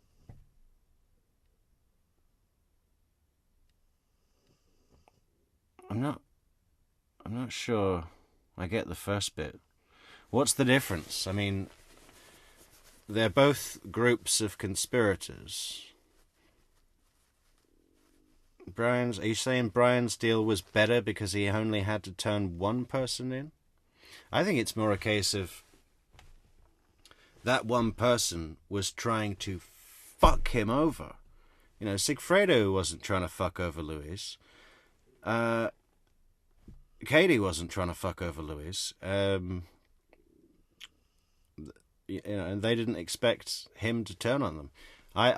That's clearly eaten at Louis's conscience, turning on his friends. I don't think Brian's had this weighing on his conscience that he turned on Denise. That was a retaliation against her move against him. So that alone is enough for me to say Brian got the better deal. Oh, and he did say, I've got to get rid of this gun. He did. And also, I think Brian's family's pretty, like, well off. You know, when he gets out, he's going to just retire and have a pretty comfortable life. Louis is going to be starting from square number one, man. It's going to be a different world. He did say that, and I don't know, because I asked him, where did you get that gun? And he said, I bought it to kill myself. And then at the end, when he was getting ready to get out of the car, after he had everything together, he said, I've got to get rid of this gun. And I didn't comment, but he did say that. I don't know what that means. And he didn't do it. I mean, he held it, and he had it between his legs the whole time, on the seat. Christina's got another good point. Fortunately for Brian Winchester, Cheryl, Mike's mom, wanted Denise Williams to pay more than she wanted Brian to suffer. Absolutely, but I'd definitely put a wager. I put a bet on that Ruth and Phil Markel would let all of Louis and Katie and Sigfredo go to put Wendy in. That's the one that they want the most, right?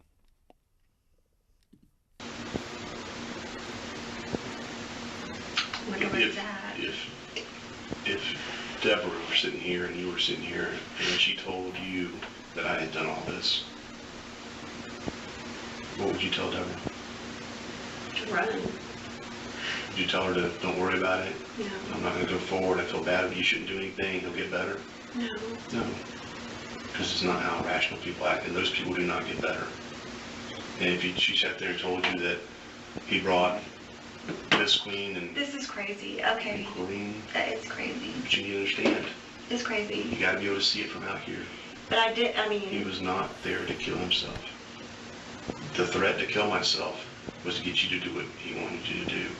He's so crazy that he believed you. He believed you wouldn't tell anybody that he kidnapped you. I promised him. I know. Many That's times. how crazy he is. Are you kidding me? You say anything, you did it right. You handled it perfectly. You should never do what he says. Fight for your life. You go to a public place, and you got him to calm down, and you got... But he did, yeah, he left believing. You got him to believe. Think how crazy it is. If I were in that frame of mind and Deborah told me I'm not going to tell anybody, you think I would go for that? Yeah. Well, if I'm in that frame of mind, I might, because I am totally off my rocker. Well, he's, yeah. Because he still has this little tiny belief. Because that's all he wants is you to stay with him. But he will never be normal. He's not normal. And I'm sure if you think about the last 15 years, there had to be tons of abnormal things. I mean, I know you didn't tell me about any of them in terms of, I heard a little bit like the gun thing in Atlanta. I heard about that. But other than that, I've heard nothing until the last year. That you sent Deborah and them an email about how terrified you are of him. You knew a year ago. Well, yeah, you mean the year ago, like from like what, since we've been separated? Yeah, you said, I don't know how long ago we separated. Well, he grabbed me the last day, and that's when I kicked him out. But that was almost 4 years ago. He grabbed you 4 years ago? Mm-hmm. During an argument? That was the last day that he lived with me, yeah. Did he ever hit you? Well, I mean, that was the worst that it got physically. Like, he just, like, threw me against the wall. Because you told him you were tired of the crap, or what? No, he was wanting to, all of the issues we've had all during our marriage have to do with sexual issues, and now he's using prostitutes, and that's what he wanted. I married him because he was living for the Lord and was a Christian, and it was everything that I ever wanted. But slowly, within about the first year, he stopped doing Bible studies, he stopped doing everything, and then it got away, and it was all sexual related. He's a con. So they kill Mike. They love the Lord, he's doing Bible studies, and that lasts a year. He stops going to Bible studies, starts going to hookers, and they break up. I mean, do you think you might want to, like, test the water a bit better before you go to murder? You know? Unbelievable. He's a con man. But that's what the fight was about. And then I was going through counseling at the church, so I ran out of the house and drove to their office, the elder and his wife, and so they know all of that situation. He broke all my stuff. It was awful. But that was the last day he lived with me. And November 1st will be 4 years, so it's probably about 3.5 years ago. He hasn't lived you in 3.5 years. And see, I didn't even know until, I guess it's been a year, whenever you sent that email to Deborah, Deanna, and I don't know who else got it, but... Yeah, it's almost been 4 years. It was November 1st, so it's almost been... Yeah, I agree, Christina, that the Markells definitely want Charlie Adelson and Donna Adelson in jail as well. But, you know, Donna is, 75 years old? You know, she might live past 80 on the outside, but I don't think she will on the inside. She's completely deteriorated already. I mean, standard of living and all that, your life expectancy is shortened if you're a geriatric in jail. And Charlie Adelson, if you said to Ruth and Phil, if they held up a picture of Charlie and held up a picture of Wendy and said, listen, we've done everything we can for you for 10 years. You can have one of these people in jail and one of them has to go free. Come on, it's definitely going to be Wendy. If it was Sophie's choice like that, you know, if Wendy got sent to jail, they would probably be able to re-establish their relationship with Professor Markell's children, Lincoln and Ben.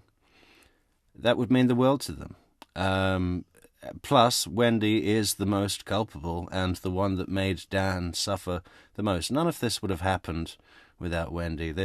I know that they definitely want all the Adelsons in jail far more than Louis, Katie, and Sigfreda. But come on, there's no question that their choice would be Wendy. If it had to be one, just imagine that complete hypothetical. It's definitely Wendy. 4 years. That was in the emails last year, wasn't it? Like within the last year. What made you send that email? I don't know. I guess I need to see it because I don't remember the details surrounding it. I don't know if he had. How long until this what guy he had comes done. in? But But again, there was. If anything happened to me, Brian did it. I don't know how to look at it because I don't know specifically what you're talking about. This, because we haven't lived together in almost 4 years, and he would try to get me to talk with him and stuff, and we did counseling, we did everything, but he was never genuine with it. and it never worked. And then I got an attorney last August, which we're still fighting because he won't participate. And we have another court thing Wednesday. But even, you told me... Good point, Albert. Denise talks with her hands like Wendy. I've been noticing that, yeah.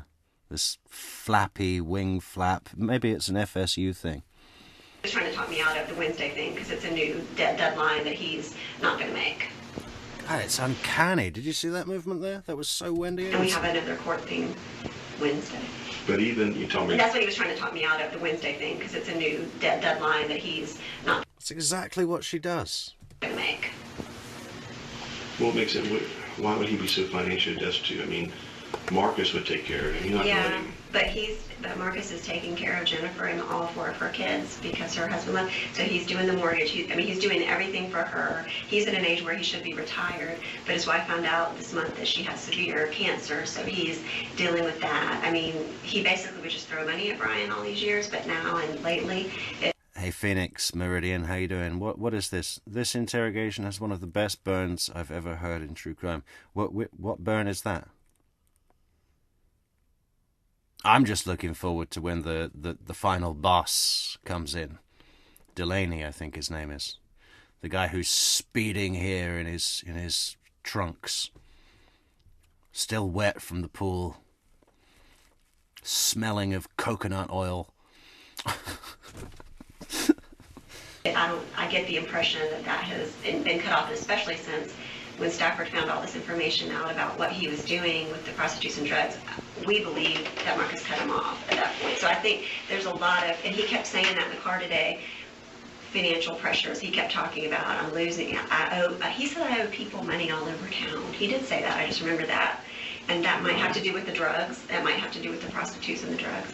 But he said that today, so he's definitely money hurting.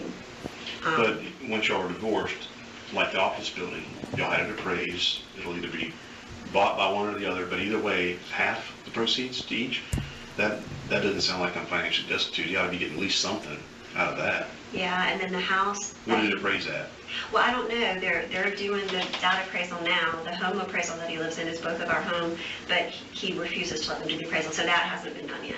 But the business makes money, but when I had the appraisal walk through it, I did notice that there were a lot of empty spaces, and Brian's really good at the office, and he's good at getting people to rent and stuff, and it didn't seem like it was how it used to be in previous years, but I haven't been a part of that business in years, so I don't know. But I mean, he wasn't going to be financially destitute like he's trying to tell you. He was going to come into some money at the end of the divorce. There would be something left. yeah, It wasn't. but it sounded to me like he had it owed out. Like he did say, he was like, I owe people money all over town, like thousands. He kept saying thousands. So I don't know what he's talking about. But I'm thinking it might have to do with drugs. Because some of those texts, Stafford has pictures of all the texts on his phone with these girls and the drugs and all that kind of stuff. And this girl is ordering stuff because me and Kathy had to Google what even she was talking about. And so that Brian was either getting... What did you talk to Kathy about? Oh, we talk all the... She knows every single thing But about I mean, when did Stafford find out about this stuff? It's been probably 6 weeks to 2 months ago. And he left, told Marcus, we told Marcus and showed him everything. And then Marcus went to Brian's house, got all Stafford's stuff out, and Stafford hadn't been back, and he hadn't talked to him since. So that's a huge pressure on Brian too, because, I mean, he lost his son. But he didn't stop horning around, which is interesting. And so, and his mom getting cancer is brand new. I won't talk to him, Stafford won't talk to him. I mean, this is all the stuff he listed out as the reasons why he had to go to such extremes to get me to talk to him. You think he was just going to kill you so the divorce wouldn't go through? I think, I said earlier that I think that Denise planted seeds for Brian's son, alienated his son. Now the son won't talk to him because he's found evidence that the prostitutes were in the house and this sort of thing. Denise made it look like, he took it upon himself to do that. No, I think she did this because she's actually trying to make him kill himself, right? She wants a divorce. She's a co-conspirator. That's risky if you're not getting along and you've got to keep a secret about a murder together and he's going nuts about it. It's a loose cannon, right?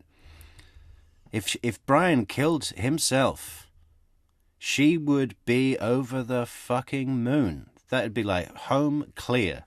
Only guy that knows it was me is gone, and he was the one that was actually at the scene and did the deed, so nothing can come back to me now. I was at home.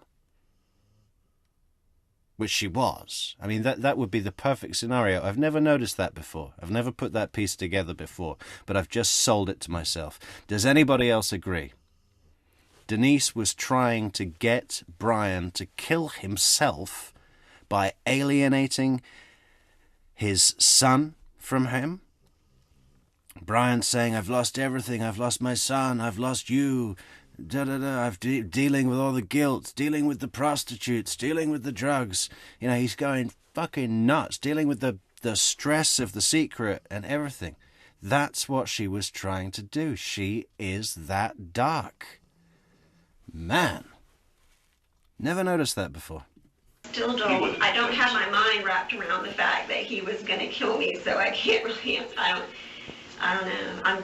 These are just all the things that he was saying. I don't know. But I know, by the grace of God, I got up. Oh yeah, I love that one, Phoenix. Y'all the same age, but you sure don't look it. It's like, Denise, you are rough. The stress of the secret has made you age horribly. Not like your clean conscience sister. How's that feel, Denise? Do you want to look in a mirror, Denise? Ew. There. But I'm scared to death for tonight. You stay with us. He doesn't know And where the I lady, live. there's a lady that said we were going to file a restraining order today, but I don't even know what time it is. I don't know if we were. It's almost 3. I don't know how long that takes. I don't know that It process. doesn't take long. It'll be easy to do. Do you think that I'll get it? Yeah, you'll get it. But it's a piece of paper. I know. And then what? Then they go show him. They're gonna arrest him for kidnapping this morning. And that's going to be the Okay. charge. And Well, I don't know that. I don't know all the details. All I get is that little bit you gave me, and from what you told me, that's what it sounds like. It could be something a little bit different. I don't know. But it's domestic, so it's going to be very serious from a judge. He's not going to get out anytime in the next day or two to see a judge. But at some point, we got to bank on he is going to get out. Yeah, I know. And that's why I didn't want to come. What other choice do you have? I guess I was hoping Marcus was going to solve it all. Marcus got so much on his plate. Just like I say, if he's already cut him off, then maybe he finally realizes that it's time to quit helping him. Well, the dad's cut him off as well. You know, she's probably orchestrated that. Put the trigger in your mouth, Brian. Put the pistol in your mouth, Brian. Blow out your brain, Brian. You've lost it all. Your son, me, your dad. But I need to tell my attorney what happened today. She doesn't know. But yeah. So finish that sentence. You said so he will probably get arrested and then he'll get out in a couple days. Then what? They'll end up. The state attorney will file the charges against him for whatever they end up the charge is, and then it'll drag out for some time. It won't be quick. Oh, right. But during all that time, what about me? What about Ansley? That's right. And that's why you have to go through with it. They may do electronic monitoring on him. I mean, they may put a big enough bond, but he's never been in trouble. You know, they put a bond. Bond just means a promise to show up at court. It doesn't mean that I can't go out and kill you. Right. Okay? Think about that doctor up in Colorado. He's living with his dad. Mm-hmm. So in the meantime, you have to be worried about Ansley, where she goes to school starting.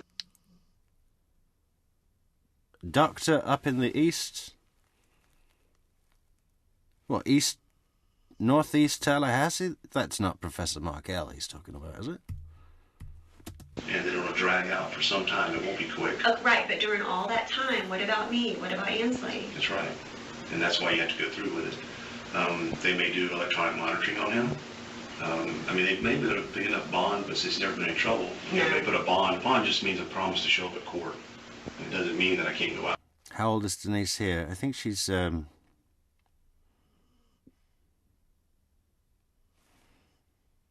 just shy of 50, maybe?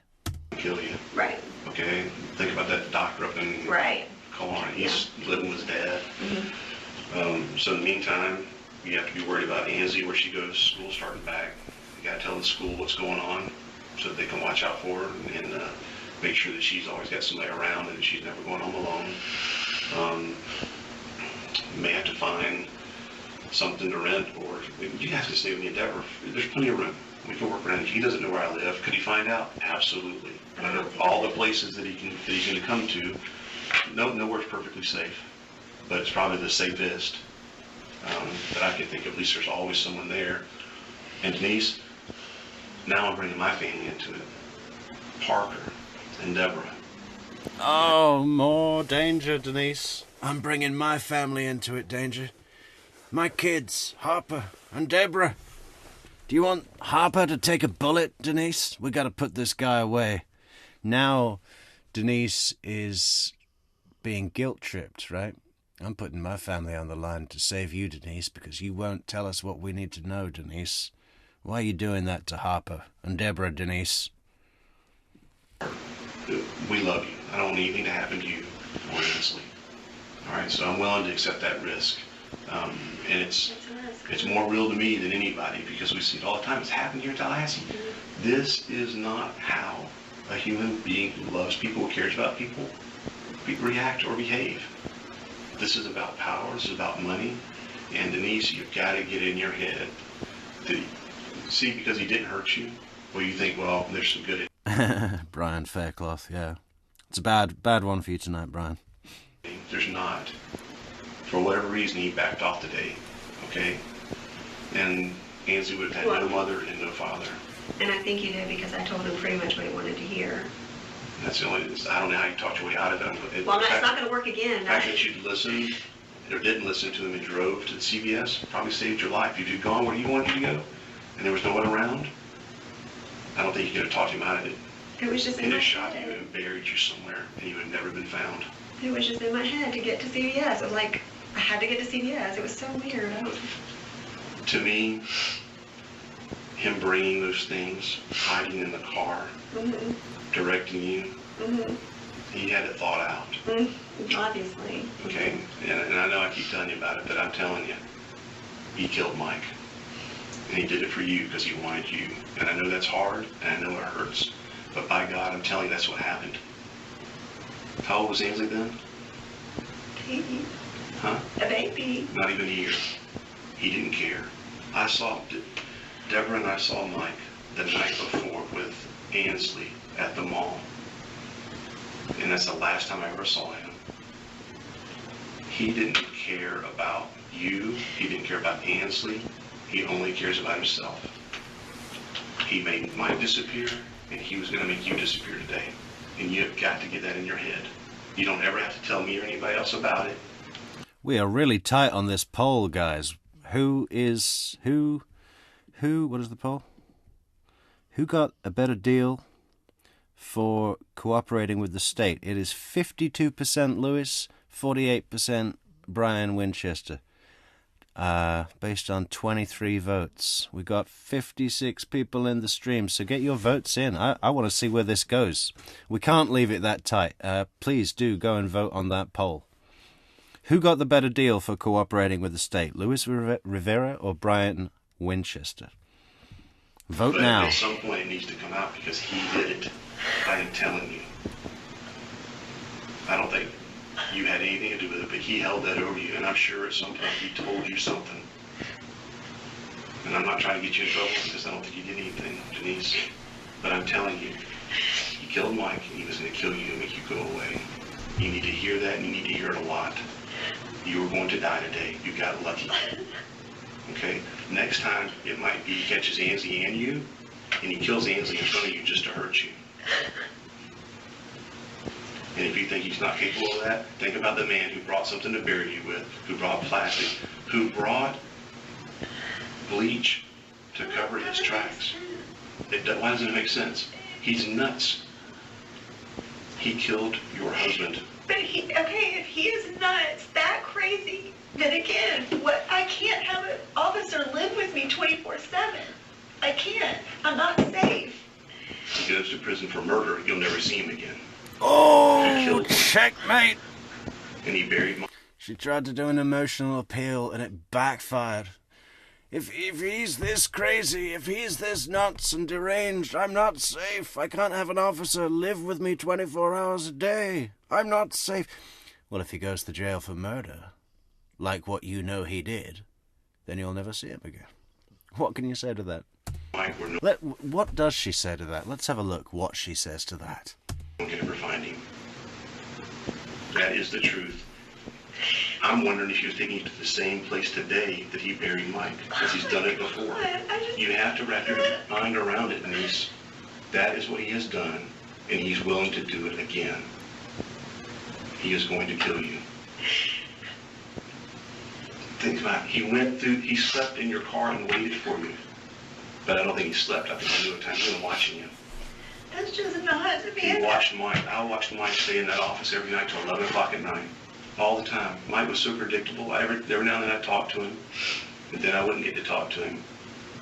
So predictable. Yeah. He waited for him that day. He was missing for 5 or 6 hours, Brian? The day of? I don't know.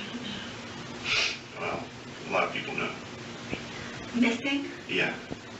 And that's when he killed Mike. You're sitting here today. You don't think he could kill Mike? The person that I saw today is a person I don't know. That person you saw today could kill Mike, couldn't he? That person could. And he did. And that's who he was then. He has conned you to no end. It's not your fault. This is really heating up now. This is her fucking brother-in-law, okay? He is out to get her. It's quite incredible. Because he's doing it in this way of like, we've got to protect you and make you safe. He knows she's involved. He's got this wrapped up and he's just like, so the person that you saw today, the person that you don't know, he could have killed Mike, right? And he did. He did, and he's conned you for years. Fault. I mean, that person today could have done anything, anything.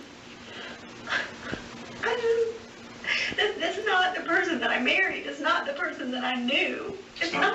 It's not the person you knew. Okay? Everyone has their private side and different. Okay? He has 2 different personalities.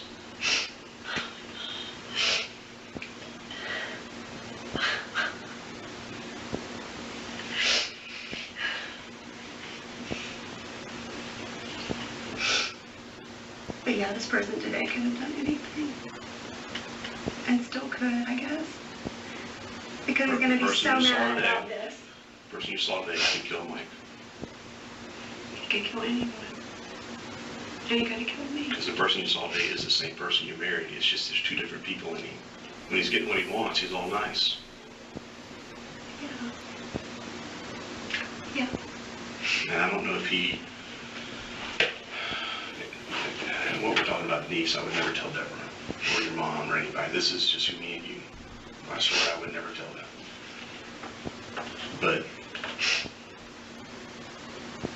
were you sleeping with Brian the day that Mike disappeared? No. It didn't happen until later? No, yeah. Well, but he wanted you, there's no doubt about it.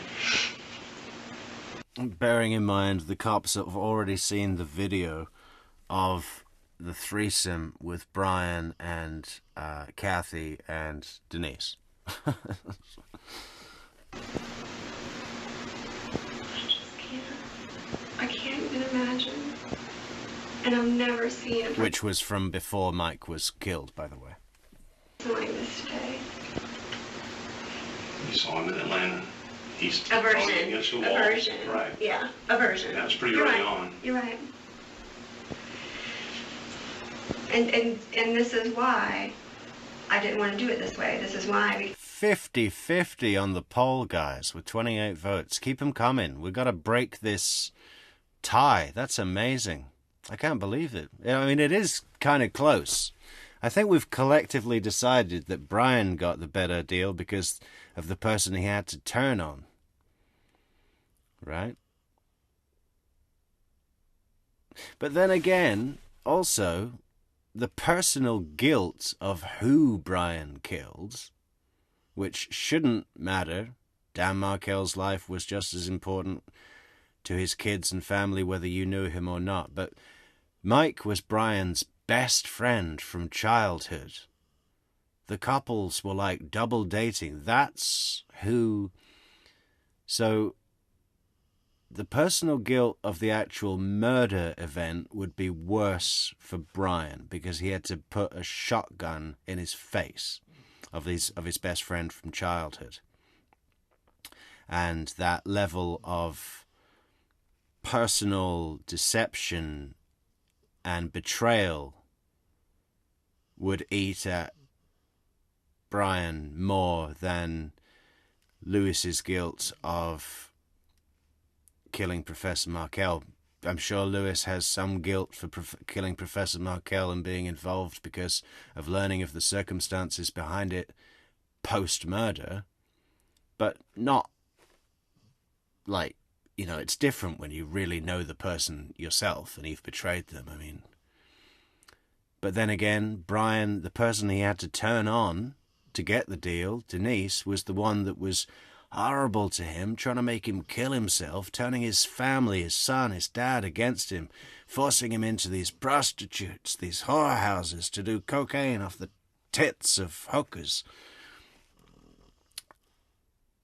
So turning on Denise would have been less guilt-filled, but the murder would have been more guilt-filled. I mean, they've got basically the same time. Brian got 20 years.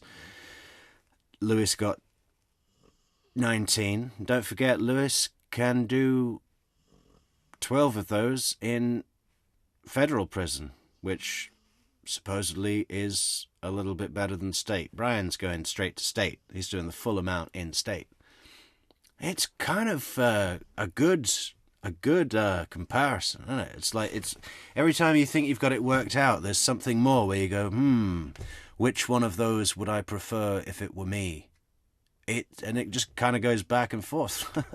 And so this is why it's 50-50. Keep the votes coming, guys. Keep the votes coming. Let's break the tie. And like the video. Buy the coffees on buymeacoffee.com. That's very much appreciated, guys. Great way to support the channel. buymeacoffee.com/True Crime Metrics. Links in the description. I didn't want to set him off and make him mad. And coming here, he knows he can't trust me because I promised him over and over I wouldn't do this. And that's why I didn't want to do this. Yes. You knew he would kill you. Yeah. Well, to get out of the situation, yeah, I mean, there was a gun there. I guess I just believed him that he was going to kill himself. I don't know. But the point is, when he finds out, he's going to be really mad. That's the point. And that's why I didn't want to do it this way.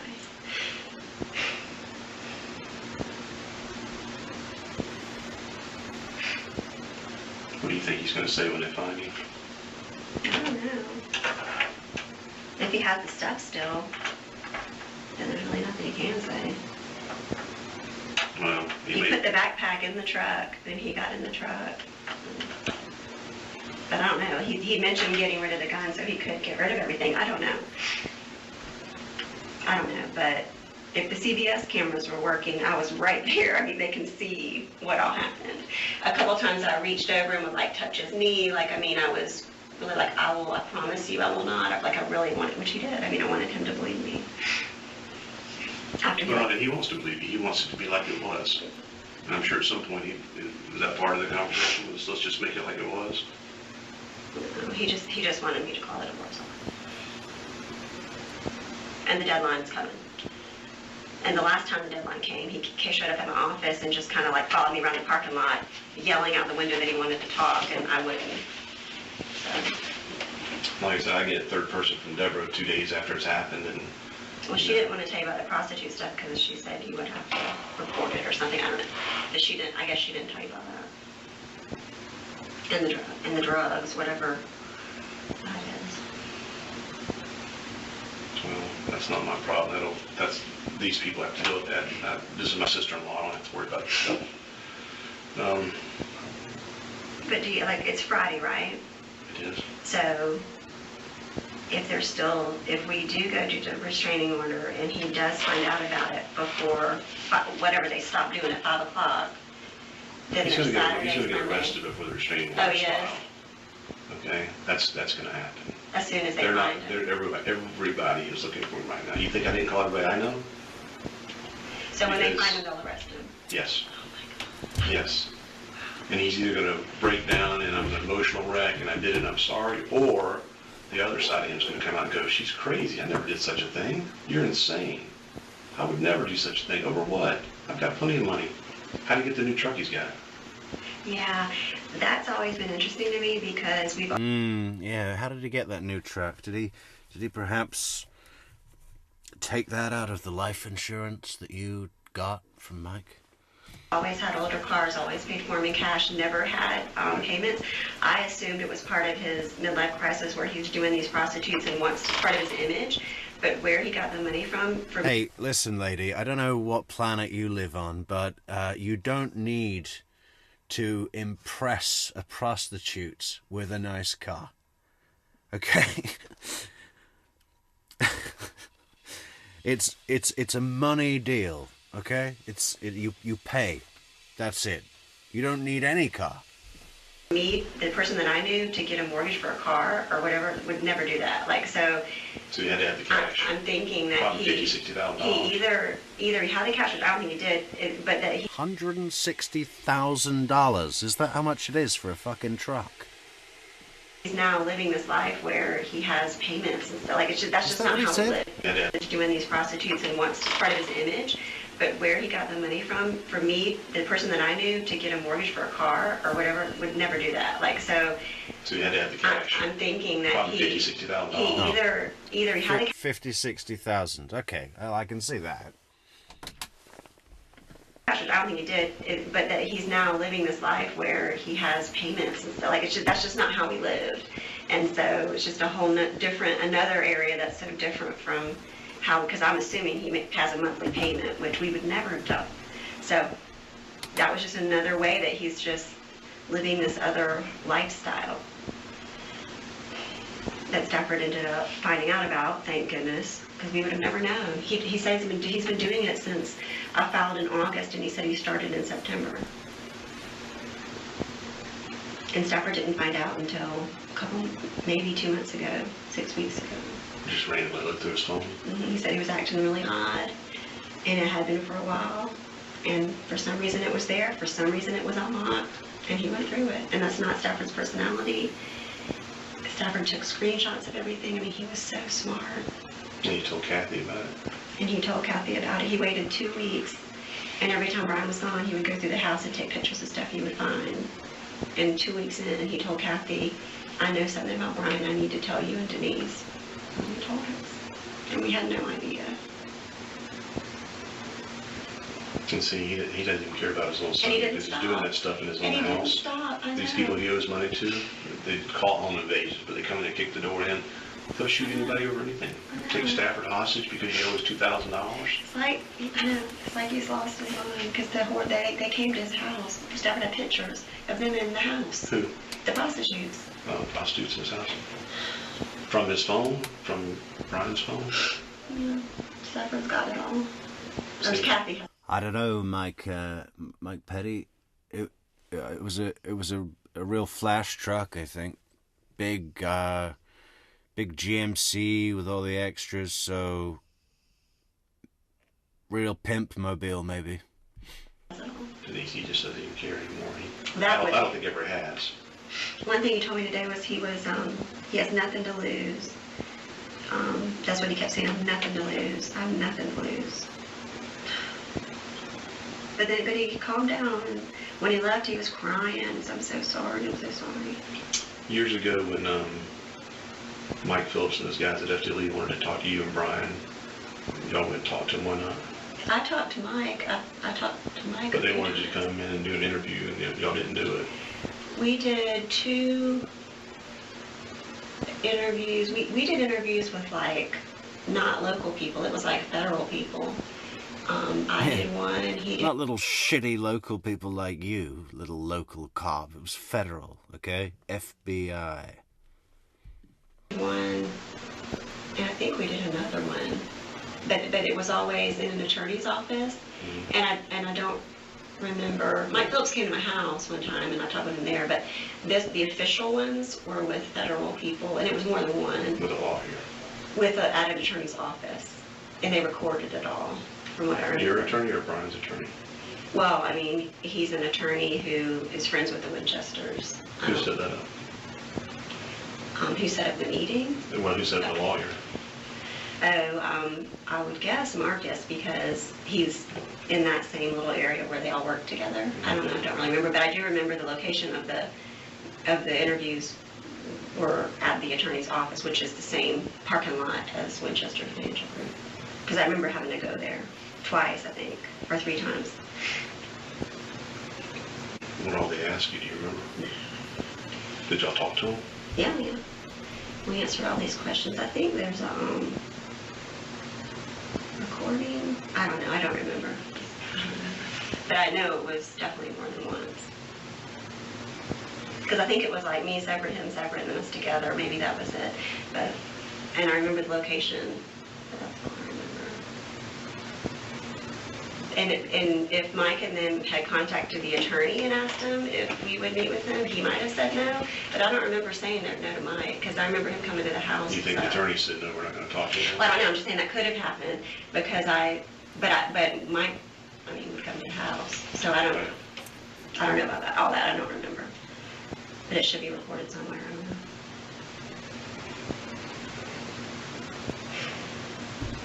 I can't believe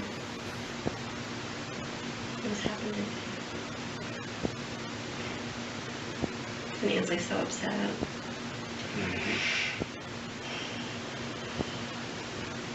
I just want us to be safe, and I know at your house we are, but other than that, I mean, we go to work, we go to school.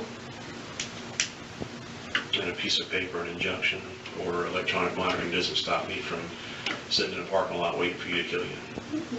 So what am I going to do? You're going to go forward with this and make sure that you continue telling the story and don't back off of it. No. And don't let him manipulate you into backing away or not testifying, because he's going to take it all the way. But I told everything exactly how it happened. I did not exaggerate or lie. I don't think you did either. I'm glad you called me. I'm glad you didn't do what you told him you were going to do, because it seemed like it could. I don't know how you got away today. I just kept praying. I don't know how you got away. But in your mind, every time you think about feeling sorry for him, I want you to think about what he did, what he brought with him, and how calculating he was. Okay? You just got very, very fortunate. I think we're going to skip to the final act, guys. The final act, the final boss. Okay. He was in the backseat, touched And me in in the that back, there's doors. That's right, I told him everything. Did Okay. you not lock the doors last night? It's getting a little repetitive, right? Where's this dark horse coming in? Okay. They're doing.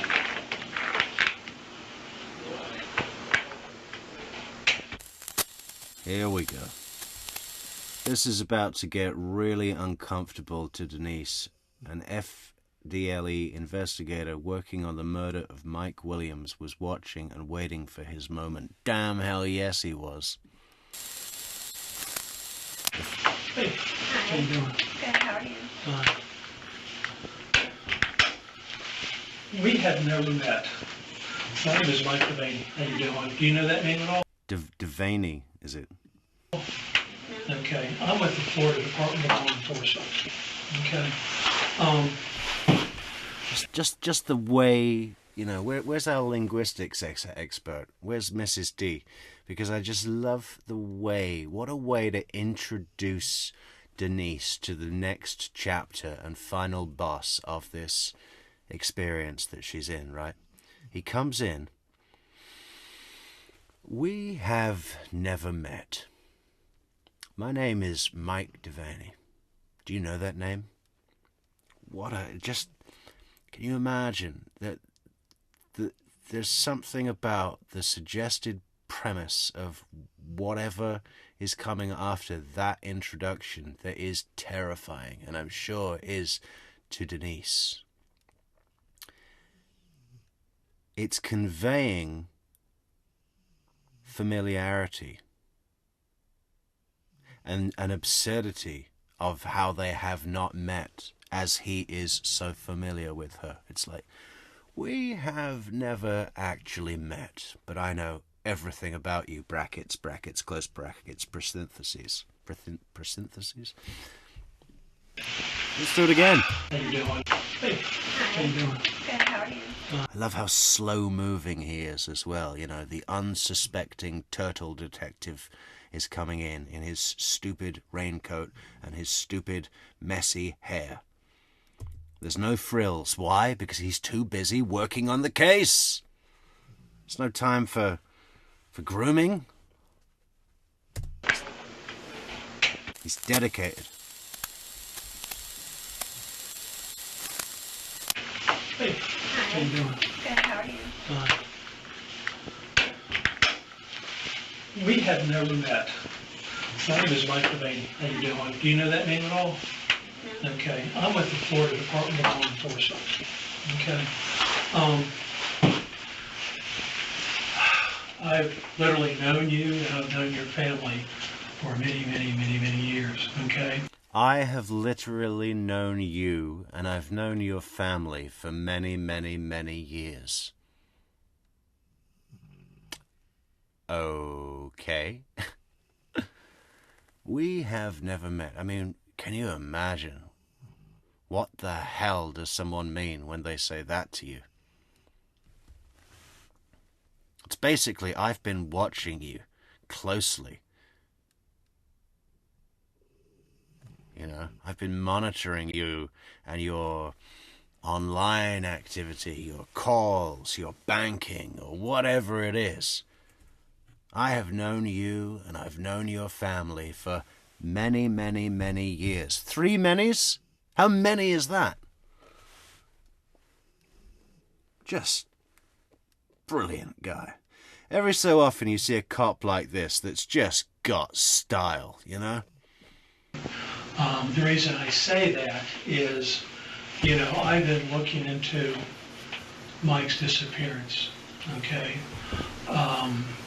Literally dissected as much as I could about you, you know, members of your family, Brian, Mike, and... A lot of adapters going on, Denise, What are you going to do with that nervous energy in your hands, with your tissue holding and your sipping of your water? What's next? What is next? She's going to take her glasses off and clean them, I bet. You know, his family and the family when you and Mike were together, okay?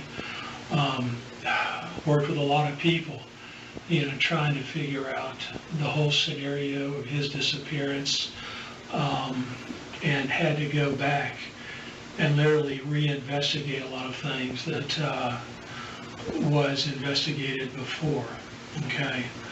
And again, I had to go back to y'all's marriage and what were you doing during those times? What were you doing job-wise? And Mike, you know, and Mike's employee. So not only has he been looking into her since Mike's death, but also looking into her pre-Mike's death. I mean, that's almost... She's been with... Well, until he died, she was with him since high school. He's talking about her entire life here. Employer, the whole works, okay? What you all own, what you didn't own. And this has been an ongoing process for a long time. And you need to understand that, okay? You know, I used to know your gate code by heart and going in your neighborhood. I know your house very well. You know, I know when you took the carpet out and the whole works. You know, and there's a whole lot I don't know. I know that you took your carpet out. I used to know your gate code by heart. What was the other thing? Job-wise, and Mike, you know, and Mike's employer, the whole works, okay? What you all own, what you didn't own. What did you owe and not owe? Was that it? And this has been an ongoing process for a long time. And you need to understand that, okay? You know, I used to know your your gate code by heart and going in your neighborhood. You need to understand that is also quite threatening language, isn't it? It's like you need to come to terms with what I'm telling you because this is about to get serious. It's just, he's almost baiting her to get defensive, isn't he? But if she gets defensive, what is that? Consciousness of guilt? You know, you need to understand this. That is not even that discreet. That is pretty in your face, right? As language. I know your house very well. You know, I know you took the carpet on, the whole works. You know, and there's a whole lot I don't know. Okay? Please understand that. Talking about the hardwood floors upstairs. You name it, I know about it. Okay. Okay. Hardwood floors. We all like a bit of hardwood floors, don't we, Victoria Girl? Where's Victoria Girl? I think she's an hour behind or something. We all like hardwood floors. I want to talk to you about a couple of things, and maybe you can fill in a couple of gaps for me. Can you do that for me? I can try. Okay.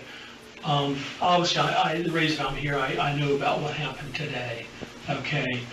And like the other officer said, it's going to have to sink in that today was going to be your last day. Please let that sink in.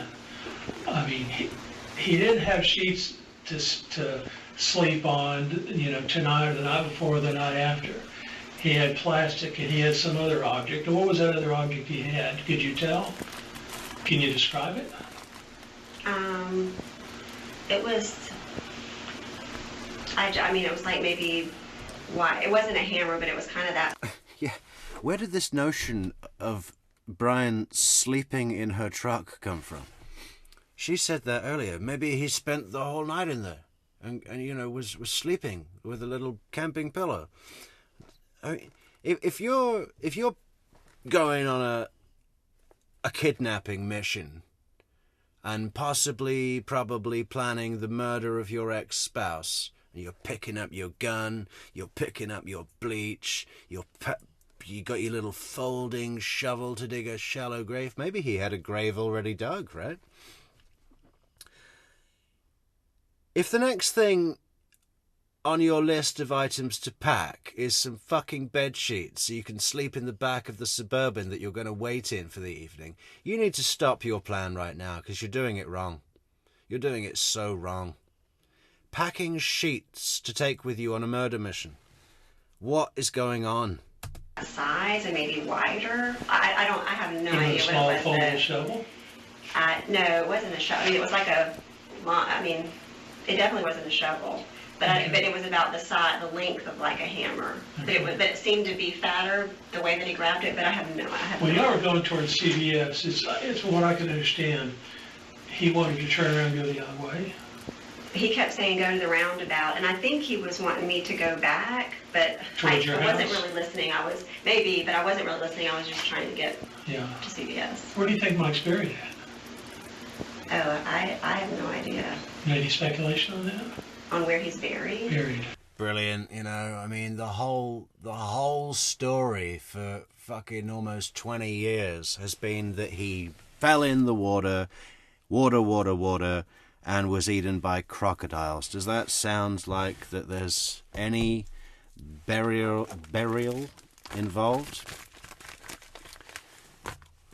But she didn't object to the premise of the question, did she? She should have said, what do you mean buried? He fell in the lake. He drowned. Well, he wasn't buried. He was drowned.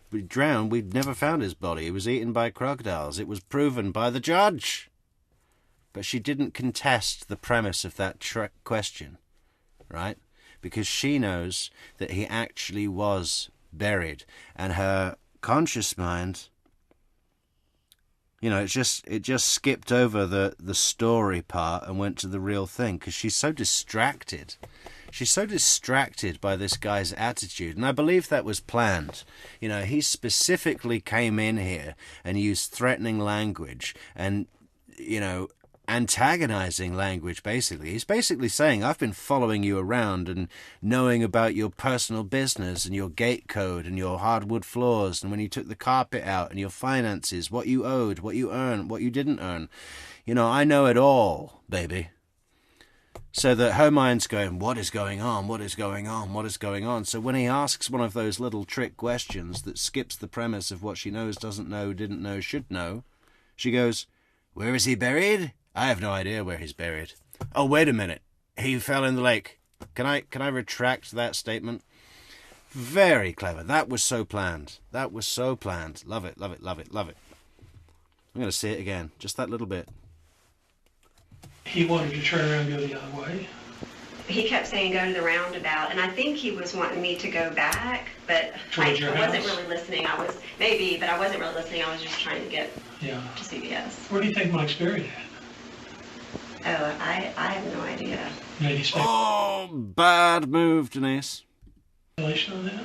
On where he's buried? Buried. I mean, I believe, You don't really believe he And then this is her the way she tried to claw it back. I mean, I believe. You wouldn't say I believe, because if your story is that is what you believe, it shouldn't even be contested in your mind to where it's questioned whether or not it's true. Right? If you asked me, what could you ask me?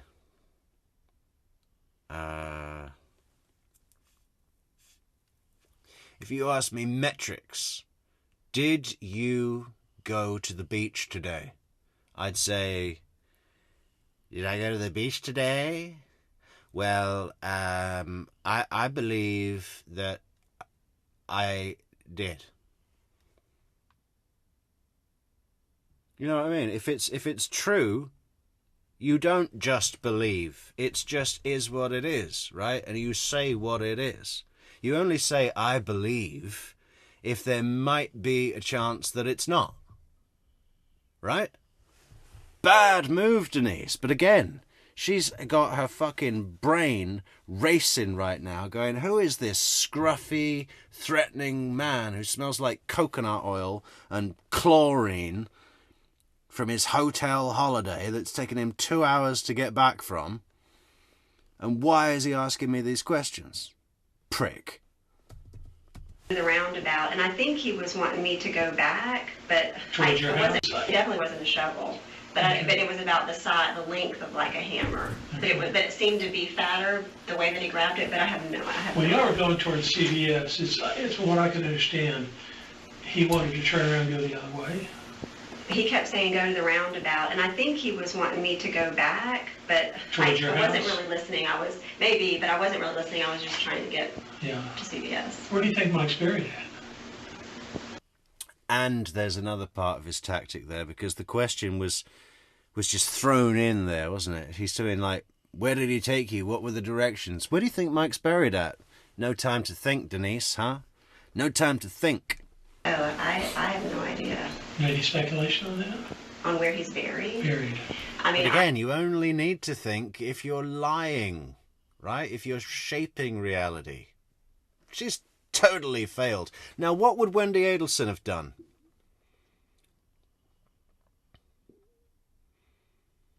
Where the fuck was this guy when Wendy Adelson was in the same building being interrogated?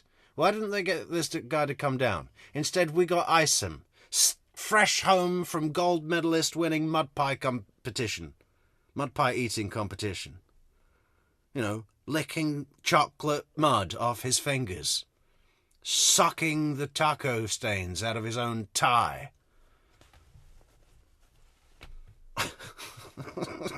I'm sorry, General Isom. I really do like you. I really do like you. It's just, I love ripping on you as well, you know. But I do respect you, and I would like to meet you, and I would like to be invited to your house for a backyard cookout when I'm in Tallahassee. So if you're listening, General Isom, you know, let's do it. Let's do it. You and me, and the whole gang. We know you watch. We know you watch. You're a subscriber. Just admit it. Why are you never in comments? Come on, General. I believe. You don't really believe he died on the lake? I do. Why? I just always have. That's what I believe. Yeah, I just always have. I love the way he said why there as well. It was just so like, what are you, fucking idiot? Why? Why do you believe that? Why would you believe that, you moron? You don't really believe he died on the lake? I do. Why? I just always have. That's what I believe. And I have, from when he was saying roundabout, I don't know, I talked with the last two people and I can't remember if he wanted me to turn left or right. No, that's not what I'm talking about. Oh. Why do you think Mike perished in the lake? Because he didn't die in Lake Seminole, okay? That's what I've always believed. That's what I believe. And why? I've never been proven anything different. I don't. Well, is there any proof he died? Yeah, I've never been proven anything different.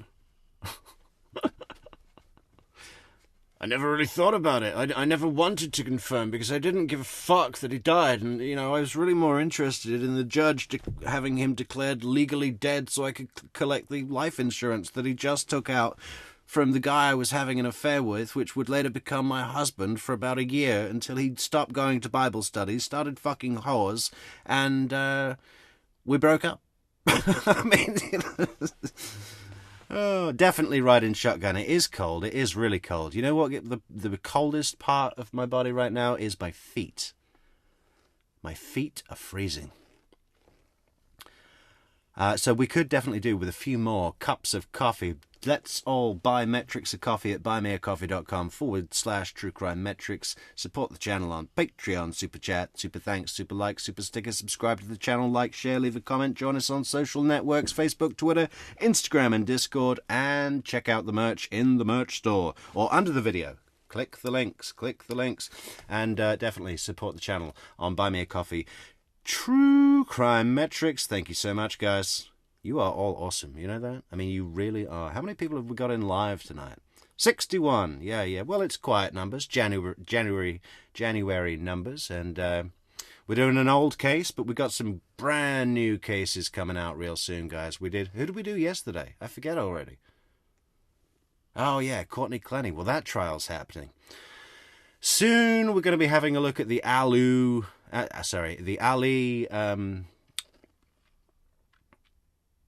Abulaban case. Man, that's going to be hard to get through. What a fucking dickhead that guy is. I mean, seriously, I'm not sure that right now, at this moment in time, I can't think of someone I less like watching on the stand. What the fuck is with that guy? I mean, seriously, he just needs to be put to death. And not so much for what he did, but just for being a fucking asshole. If he would have perished in that lake, he would have been found. Okay? There's never been a person that has fallen over or whatever that they've never found except for Mike. I mean, that's literally, it's an impossibility that he died in that lake. I guess that's just what I believe. Really? Yeah. Really. This guy's so good. This guy's great, man. This guy has got it. I hope he gives lectures because he's got it. I think he's just always been a cop. He came out of the womb a cop and just started asking people difficult questions. You know, why are you putting my milk bottle in the microwave? Why? You don't actually believe that heats it up evenly, do you? Why? What?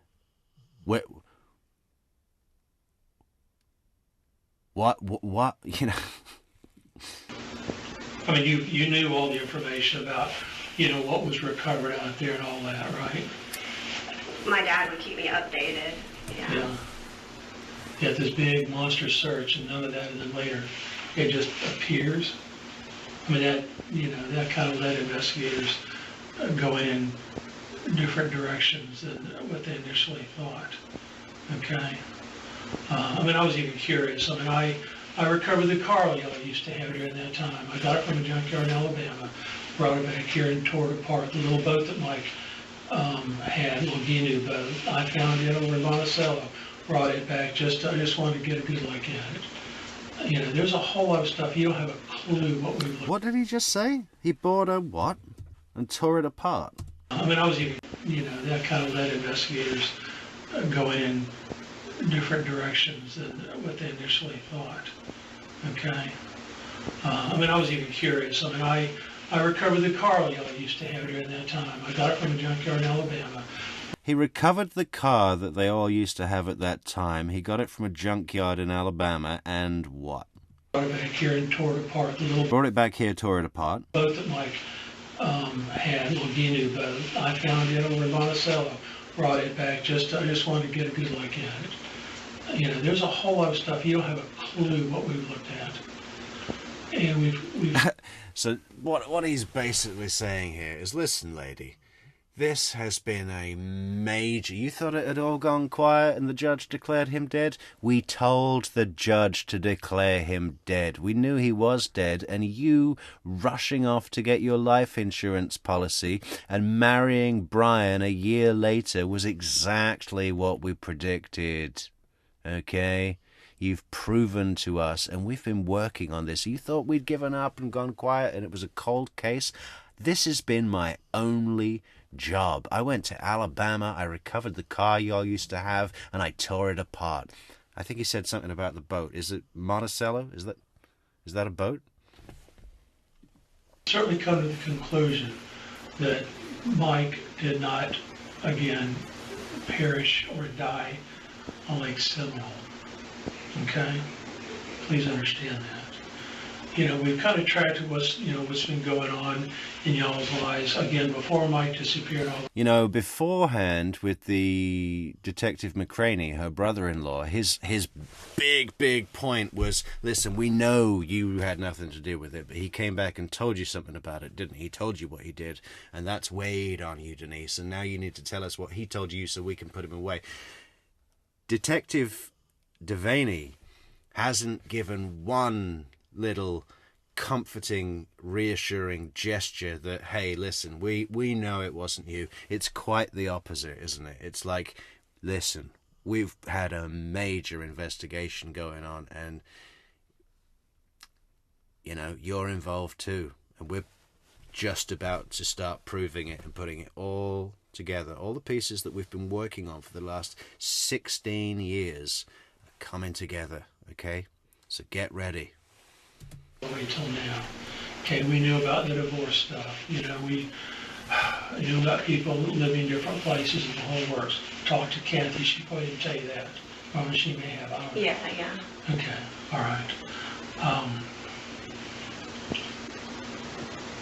And you seem to say you don't have a clue what ever happened to Mike. Were you and I guess you, Mike, Kathy, and Brian, y'all are pretty close before Mike disappeared, right? Yeah. How close were y'all? I mean, I would say we talk pretty much every day. We were very close. Yeah. I'm still very close with Kathy. Yeah, I know that. I mean, Yeah, we did some fuck licking. Is that close enough? Fuck licking? It was sort of like a fuck licking thing, okay? again, we've researched, trips y'all used to make to Orlando and some other stuff. Apparently you were really close, okay? And you know what I'm talking Really close to both of them at the same time. about? Me and Kathy she's texting me right now, so we're still very close. We're not talking texting, okay? Okay. If I say we're totally aware of all the videos, you probably know what I'm talking about. If you say what? The videos? I would have to see them. Oh, that's not going to happen. You don't want to see them. God, how intense would that be? She knows exactly what videos. But you're clueless when I say videos. Yeah. You, Kathy, and Brian? I would have to see them. Yeah. You have no idea what I'm talking about. You don't say you've got to see him. No, I'm just starting to feel very uncomfortable. Okay. But Well, I've been uncomfortable for a long time because we needed some things on this case. right. And we were hoping one day that either Brian or you maybe could fill in some of the gaps there, fill in a piece of the puzzle. Right, but I guess right now, I need to focus on this and what happened this morning, and I want to get this restraining order done by 5 o'clock, and I want me and my daughter to be safe, and that's what Well, I'm focused on. there's no doubt that Brian's going to be located and put in jail. So I would imagine he's not going to immediately be bonded out under the circumstances and the crimes that he has committed. Okay. I don't know. But I just want to get this restraining order done so that I can have a little peace Yeah. for tonight with my daughter. That's what I'm focused on Well, right now. if he Phoenix Meridian, are you talking about Ali Abulabon? Phoenix Meridian says, I'll need your commentary to make it through because I can't even watch Dredding's video on him. Yeah, it is tough, isn't it? It is tough. Because Dredding... I like Dredding's comments, but they're spaced out a lot more than me. So there's large chunks.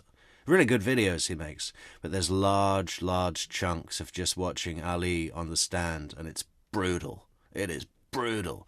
So we're going to go back to the just straight courtroom footage. We're going to metrics style the shit out of that Ali guy on the stand. Maybe we'll do that tomorrow. I don't know though. I think I need to like really sort of do some meditation to get through it. It's tough. It's tough to watch that guy, man. What an asshole. he's arrested, the next few hours, which I'm sure is going to happen. Leon County is very good about finding people. Okay, that's going to happen. When Brian is arrested, which will happen, he is going to probably provide another side of whatever happened today. You're aware of that? On this morning? Yeah. I have no idea what he's going to say. Well, that's what people usually do. They give their side of something.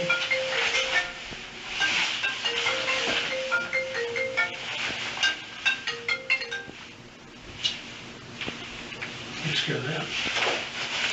Yeah, I don't know. I don't know what he's going to say. I have no idea.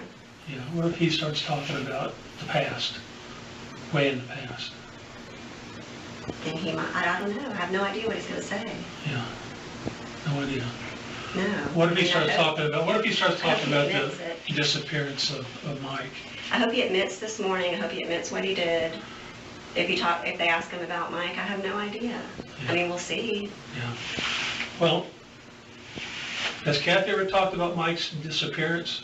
Or not Mike's, but Brian's disappearance? The day Mike disappeared? I don't remember. You don't remember that? No.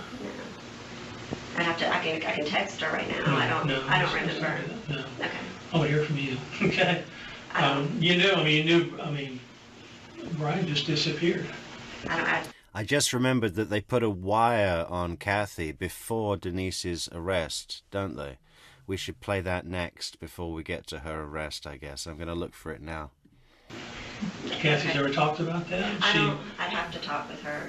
But again, I want to focus on this. And if you, But this is I kind of- understand that this is what you want to talk about. Well, this thing today, is kind of a done deal. We know what happened. It's going to be verified in the video and all that.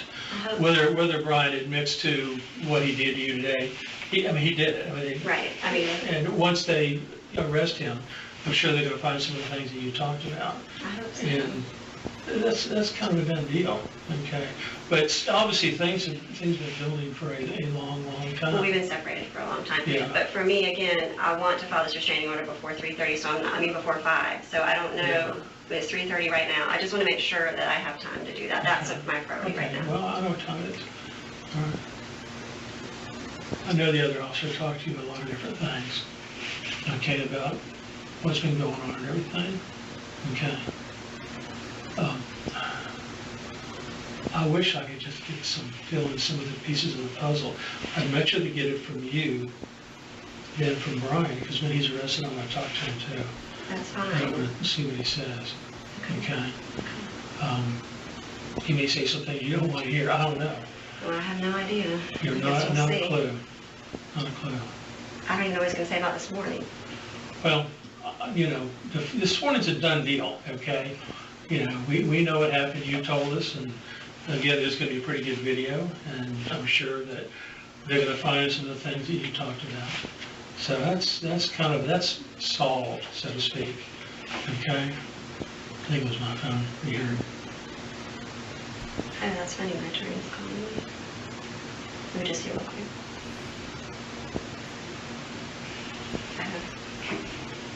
Okay, sorry. Is that all right?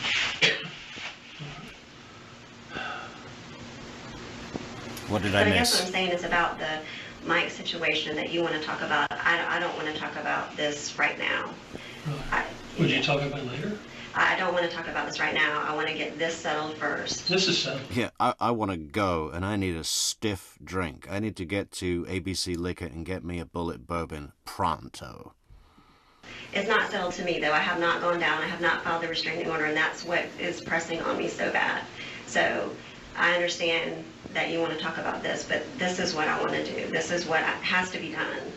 Yeah. You Today. You got some time. We're almost done. All right? Well, you know why it's so important to talk to you about Mike. This was your husband. He simply vanished. It's still a real close call on this poll, guys. We've had 32 votes. We've got 47% for Luis Rivera and 53% for Brian Winchester. We've still got another 34 people in the stream right now that have not voted. Please go and vote in the poll. Let's break the mold, guys. Support the channel. buymeacoffee.com/truecrimemetrics. Hopefully you still have an interest in that. Well, again, this is my priority right now, and I'm not comfortable talking about this right now. I've had an unbelievable day, and I know you have. it's just all too much right now. I really want to focus on Has this. it sunk in that you literally saved your own life today? All I know is I was praying. Well, I don't even know how you did the right thing coming I here. don't- You know that. I mean, we'll see. I don't think there's any seeing about it, considering what he had in the back of your vehicle. You know, that's a clue right I there. was just doing the best I could, and Well, you did. You saved your life. I just want that to sink in. now I just want my daughter and I to continue to be safe, and that's why I'm so worried about this. That's why I can't even focus on that, because all I'm focused on is us and getting through this night when he's going to find out that after I promised him over and over and over that I wouldn't tell anyone. And when he finds out, Well, when somebody does this to you and has a gun involved, they can't really expect you just to ignore that. Well, but I had set up where I wouldn't tell anyone, and I would meet him later in the day. Well, yeah, you were saying everything, because Yeah. literally at that Yeah. point you had to say something again. Right. You had to keep saying this, but it's true to save your life. Right. And it worked. And he, I guess agreed to that, and then left. And then I was supposed to meet him and his dad about now, today, to talk about it. He goes and buys a gun to do something very, very horrible. Okay? Yeah. There's no ifs, ands, or whatever. He did that. Okay? Yeah. And he stuck in your vehicle, and there he was. He didn't knock on your door and say, let's talk about it. No. All right? No. Look what he did.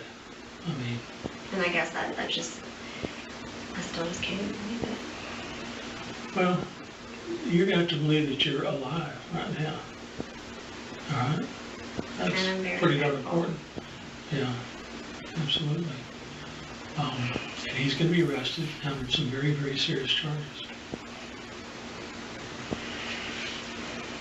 Do you know the procedure as far as when I file this, if he's already arrested, then he's just arrested, but then when he'll get out, tomorrow, right? Or, I don't know how it works, I have no idea what sort of bond they're going to put on him.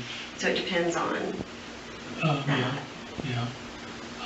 But when he's out, he can just do whatever, right?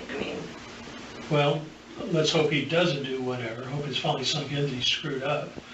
and you're gonna go through the court stuff, and hopefully that'll sink in too, that he loves us to come I'm just around. worried about that long period of time where I know, like if he gets arrested, there won't be a court date for a long time, and it's that time I'm worried about. That's where he's out, knows that I told. When I promised I wouldn't. He can't be that stupid to think that you're not gonna tell. I don't know, but I'm just worried about that time in between, and I'm worried about me and my daughter and where we're gonna live and how we're gonna be safe. I mean, I don't even have a dog. Yeah. Well, I don't even have a dog. Yeah. Yeah. Well, we all have dogs at True Crime Metrics, and you don't deserve a dog, Denise, okay? what we have seen, we've seen a side of not Mike, but Brian, that we knew was there, and it surfaced again. I bet dogs hate Denise, right? Every dog is just like, ugh, this woman. This goddamn woman. Because again, we've kind of tracked his history. And we also know, Mike vanishes. So. Well, I myself have never seen anything like what I saw this morning. Never. What about the Atlanta episode? It wasn't a person, but that was on a whole, this took it to a whole nother, right. That was nothing compared to this. But when he left, when he got out of the truck, he was crying, I'm so sorry, I'm so like back, calm and not that person anymore. That's how I left him, and that's how I want him to stay, and then me coming here and filing this and him finding out. That's the way you want him to stay. You really think he would never explode like this again? I would have never thought he would have done this, so I don't have ask me, because I have no, I mean, obviously, he's capable of what he did today, because he did it, so. Do you think he's responsible for Mike's disappearance? I do. She's crumbling here. Not, and I never have. I would have never married him if I thought that. I would have never wanted so bad to have children with him. I would have, I mean, in my mind and in my heart, no. David is my brother-in-law, and he was just sitting here talking to me about trying to get me to understand that, that my life was in danger today. Absolutely. And then having me to look back on that whole situation now from a different point of view.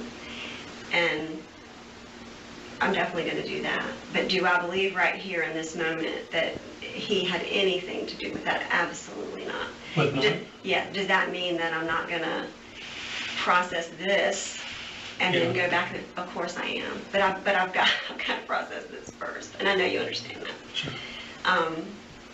Well, process this, but please, when you find time to go back, you need to process a whole lot about whatever happened. Because in studying this whole situation, we knew that one day there would be a blow up. We predicted that. There was. Oh, I don't think it's finished yet as far as people talking about different things. No, but I just mean between me and him this morning was a blow up. Yeah, it was. And again, I'm still like a broken record, but I hope it is sinking in how bad it could have been. I think it'll take some time, but I'm realizing the depths of what could have happened, yeah. When you carry that stuff and have a gun, to sleep with it or whatever. Mm-hmm. I heard you say something, you thought maybe the sheets were used, or he was getting used for sleeping or whatever. No, I don't think so. You don't have plastic and whatever the other two was. And again, I hope that backpack's still there. I hope they can, whoever, the police can pull it out and see exactly, you know what I'm saying? Because it was a turn, a couple glimpses and that was it. But I'm pretty sure I'm right. But I would like to know myself, did I see this right? Did I, you know what I mean? Like, what was in there? I would like to know. We'll find out. Just to confirm. When they find him, I'm sure that they'll eventually get to whatever that was. I hope so. That's down the road. I hope so. I just want everything to sink in about, I'm not going to say I'm not concerned about this, I am, but you're alive. Right. I'm talking about the other. Right. There's a whole lot of people want some closure to that. Right. We all think we've got a pretty good idea of what happened, what the whole scenario was. Okay? You need to know that. Oh. So. And I will. I'll go. Beautiful. Again, he's come back. He's closing it down, right? She's talked him out the door, but he's just got to get that fucking tone in there one more time, hasn't he? It's like, we've got a pretty good idea what all happened back then. You need to know that. Just the drop in tone of the word no, you need to know that. The press, that is intense. That is intense, man. That is a direct threat, right? We've got a pretty good idea what happened. You need to know that. Brilliant. This guy, you know, can this guy come to General... Obviously, he knows General Isom. Probably the same age. This guy's never going to retire, though. This guy's never going to retire. He was born a cop. He'll die... You know, a real hardcore detective. So I'll get through this and then rethink everything. Yeah. Because again, I've never seen anybody this way that he was this morning, and I've definitely never seen him this way. Just off. He was just off. It's like music, Amy. It's like he's the conductor of intense stress. Just going, okay, just a little bit more pressure. You need to know that. Fucking. What did he say at the beginning? We have never met. My name is Detective Delaney. Do you know that name? You need to know that I've known you and I've known your family for many, many, many years. The hardwood floor. I used to know your gate code by heart when you took the carpets out of your house. What you earn, what you owe, what you didn't earn. I went up to Alabama and got the car you all had at the time and tore it apart. I have not stopped working on this case since it happened. He's just great.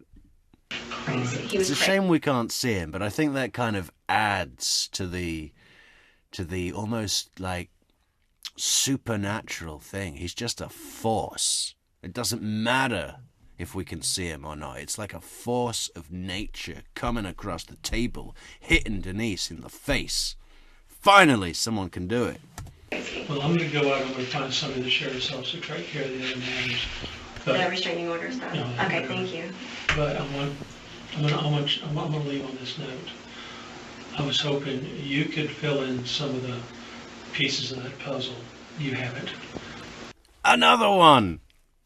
We arrest Brian, he might. Okay? Yeah, I have no idea. Well, just think about what Okay. you said. all right? Okay. That's a great one as well, isn't it? What a note to leave on. You see, that's split the conspirators and pit them against each other. I was hoping that you could have filled in some of the blanks. You haven't. We arrest Brian. He might. You need to know that. You need to know that is going on the fucking merch list. I don't know what we can do with that, but I just want that to be something. You need to know that. That's good. I like that. Where's our merch list? Y'all check out the merch at what is it? merch.truecrimemetrics.com. You know that other great link we have on the channel, guys? It's called buymeacoffee.com/truecrimemetrics. Best way in town to support the channel. On our second year, on our reign of terror. What did I just say the quote was? You need to know that. From the Denise Williams case. I'm going to put that in bold just because I love it so much. Let me step out, see if I can find somebody to take care of Thank you. whatever you're doing.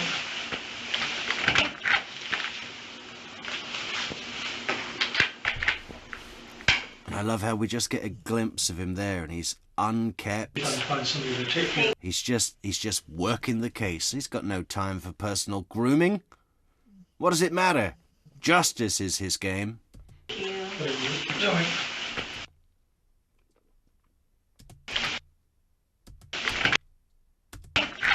It's just like the most... If you saw this guy in the fucking supermarket, you would not feel like he was the intense character that we've been witnessing in this room, would you?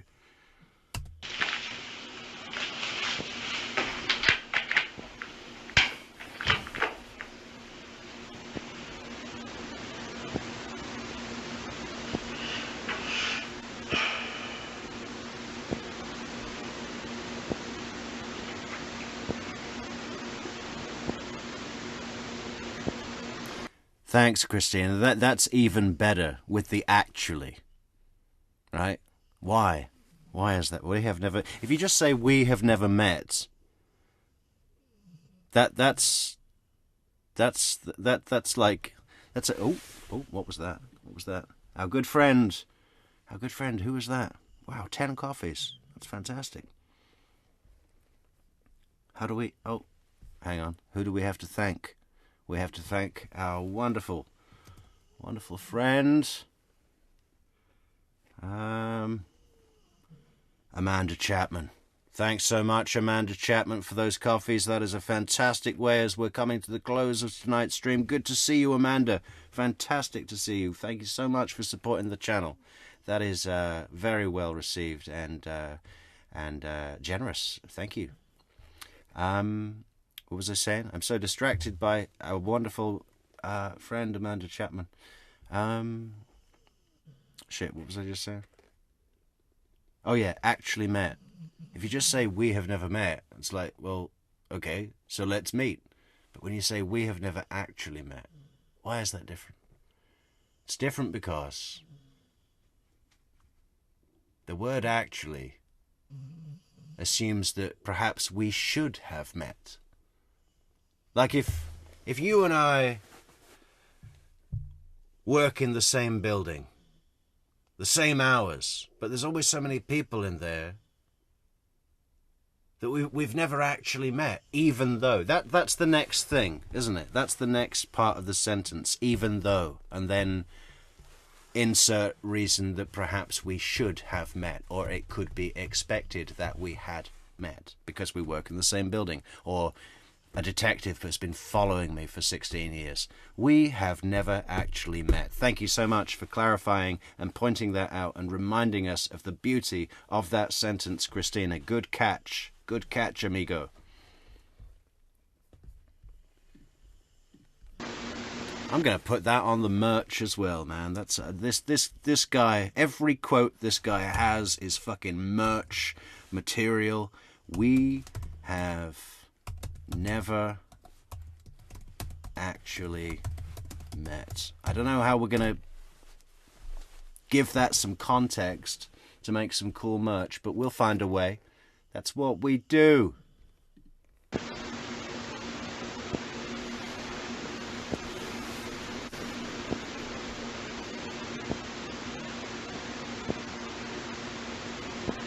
God, what is going on in her head right now?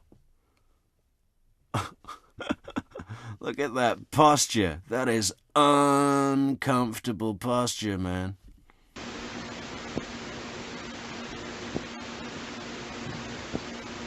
I know, Amy. How great would it be? This is what I'm saying. Someone needs to invent like a game or a simulation where we can say, okay, take this interrogation, but substitute the detective that was in there and put this guy in. Like, take Wendy Adelson, remove Isom, and put in Delaney. You know, and then we can watch that interrogation. How would we do that? Can we do that with AI? Is that what AI is? We need to contact Elon Musk and have him set something up. Or who runs AI? Is it him? Is that what he is? Is he AI? I don't believe he's real. He doesn't look real, does he? He looks like he's made out of gel or something. It's strange.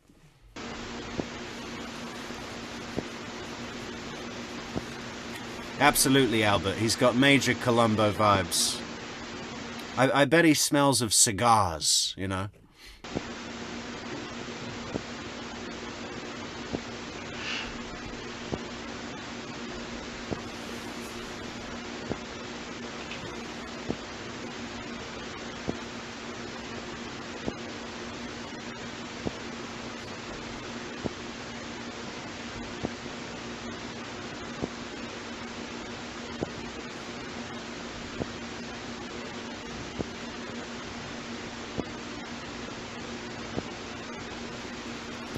Albert's got a good idea here. Look, soak your cold feet in hot coffee.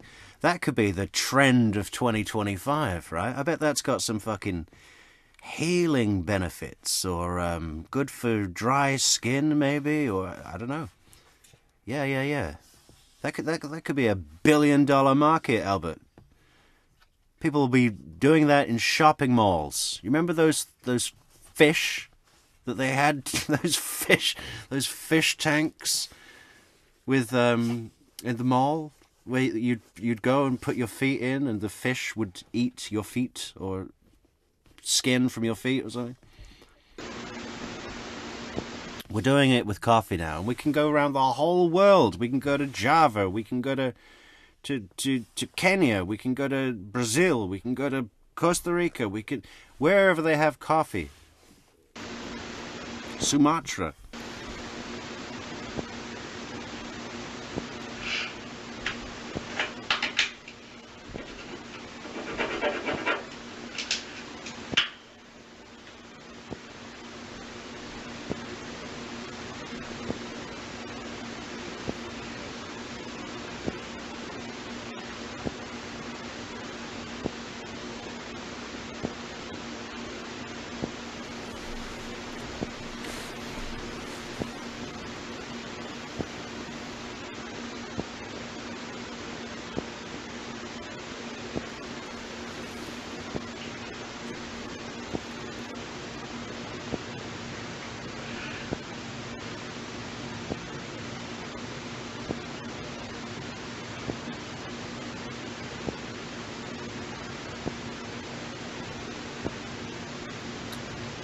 Okay, I think they closed. Oh, who's this now?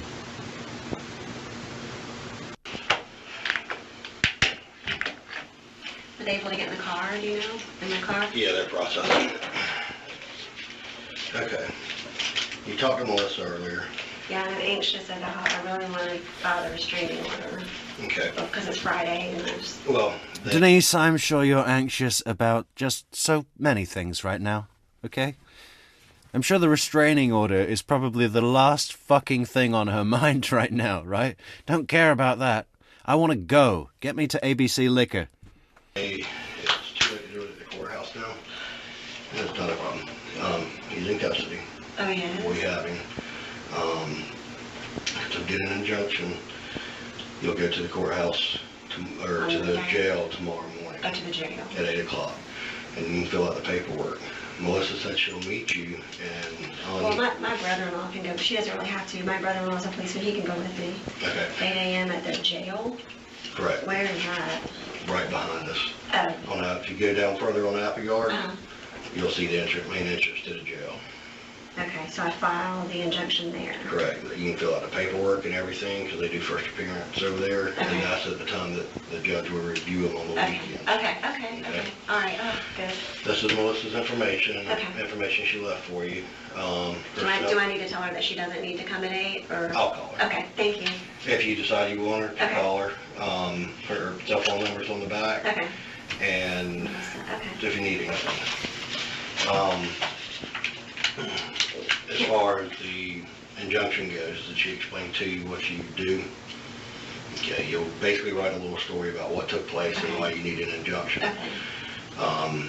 He'll be served, unless he, depending on what the bond is, he'll probably be served at the jail, so he'll know about it before he gets out, probably. But you'll fill out an affidavit of why you need it, and a little story about what happened today or anything else that you want to put in there from the past 4 years. Okay. The judge will review that. There'll be a hearing within 15 days. First, you'll get a temporary injunction. there'll be a hearing within 15 days, which would be his side to say his side of the story. Okay. And the judge will decide at that time whether to continue the injunction or not. Okay. Okay, but you'll get all that stuff. Okay. Do you have any questions for us at this time? Can you tell me, was he at work? Did you find him at work, or can you tell me? I believe they found him in the parking lot. At work, okay. Yep. Okay. So they arrested him and charged him with what? Well, right now he's in custody for a few things as far as this goes, as far as charges come out. I can call you and let you know what the charges are. I was just wondering if you knew. But, well, we're gonna complete the Okay. investigation and see Okay. what all the charges we have, because we do have, there's, no, we don't believe you, there's more than one story to everything. And with, but based on what you described, we've got ag assault with arm and false imprisonment. Okay. It, Do you need this stuff about, because he is actively using prostitutes, and we have text messages and stuff from his own phone where it's like proof. Do you need any of that, or that's not important? no, Okay. not at this point. As far as all the other stuff, where you'd be a good thing to go through, with your, whatever you went through with the hearings, the court and everything. Okay. Okay. That's more so for Okay. that type of stuff. And do you know, with him being, so he got arrested and went to jail, to the jail? No, he's not in jail yet. Oh, well, did they arrest him? Or what did they do in the parking lot? Like, They brought him back here. He's in this building. oh, and then what will happen? We're gonna interview him based on everything that took place, Okay. and then we'll go. So he's not arrested then. The cop dodged the question. He opened it by saying, "We have Brian in custody." Okay. Then Denise asked about charges, and he dodged that. He was like, "Well, as far as charges, we have to see this and that, or blah, blah, blah, go to the petition of the judge, blah, blah, blah." And then, so they arrested him, and he came away from that question again. They've not arrested him, have they? They don't give a fuck about the kidnapping, apart from to have some leverage on Brian to turn on Denise. That's all there is to it. And I don't think they really want to freak Brian out at this point, you know? I think they want to be quite gentle with Brian. You know? It's pretty interesting.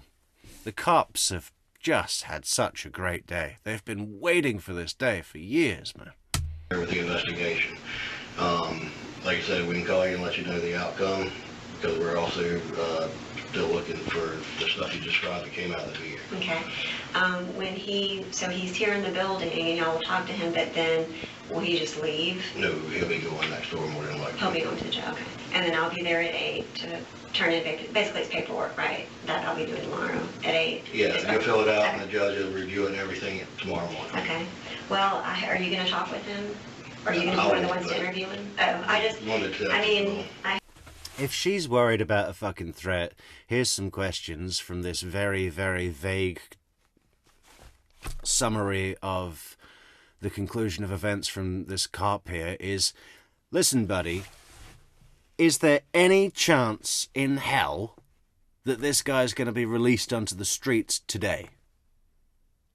And if there is any chance in hell, who's going to make sure that I'm aware of that? I need to be informed for my safety. You're telling me it's too late to go to the courthouse and now I've got to go into the 8 o'clock in the morning? You're telling me that you've got him in custody, but there's no charges and it doesn't seem like there's an arrest. So is he or is he not going to jail and remaining in custody? And am I and my daughter safe? Doesn't ask any of that, does she? Not one bit.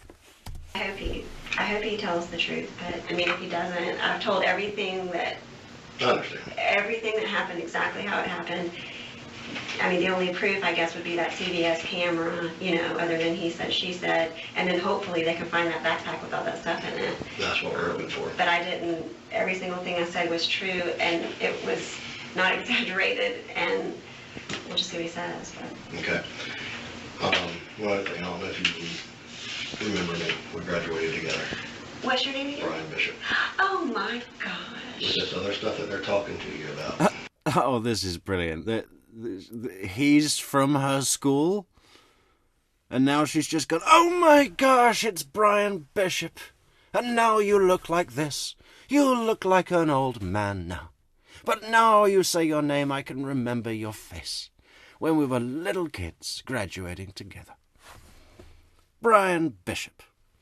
About Mike? Really need to think on it. I mean, after talking with, David McCraney, he wasn't here, he's my brother-in-law. Yeah, he gave me a lot to think about.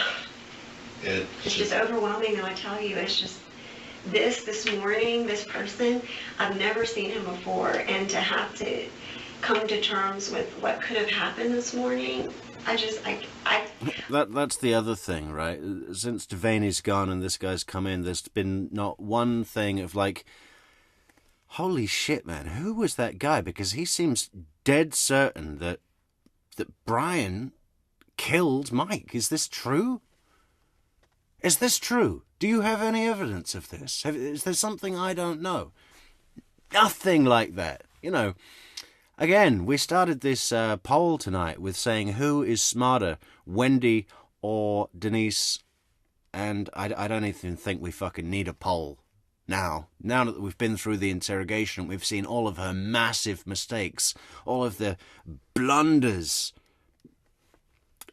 and she's just broken now. She's overwhelmed. She's been so... Wendy, for the mistakes she made, for the clues she left, never once lost confidence in her mission. Not once. She's been rattled. She said silly things that didn't need to be said. But sometimes when she says those silly things that don't need to have been said, a significant part of myself thinks that is just her having fun. Waving it in your face and still running circles around you. She never once lost confidence in her own ability. Denise is in fucking pieces right here. Her brain is about to explode, and she doesn't know what to do. She's got a very, very good sense that this situation is going to end badly, right? Never saw that on Wendy. Not once. Still not. I can't even process that verbally yet, much less inside. And then to go back and think about all those times and all that, that stuff. Yes, I'm going to. I have to. I have to, because I saw someone that I've never seen before today. And it's been not displayed to you for all this time, and there's no telling what will happen next time, because they will do a court order for once it gets booked, they'll do no contact order. Still say get the injunction. Okay. Because that covers, they're both similar, but the one, if it continues, it can build it up to a felony. Okay. But like I said, we can call you and let you know what's going on, what the charges are. That would be great. And everything else. The information packet has different stuff that she had. But as far as the other goes... True, Christina, but, stake preparation or no, the stakes are the same, right? The competence of the adversary is the same. Maybe not in Isom's case, but let's give him a break, all right? We love you, Isom, and we're looking forward to that cookout. And we hope you invite your colleague, Investigator Delaney, because he's brilliant. But I have a feeling he doesn't do anything social ever. He's a shadow. You think you see him, and then he's disappeared onto the next case. You hear a wind, just like, and then he's gone.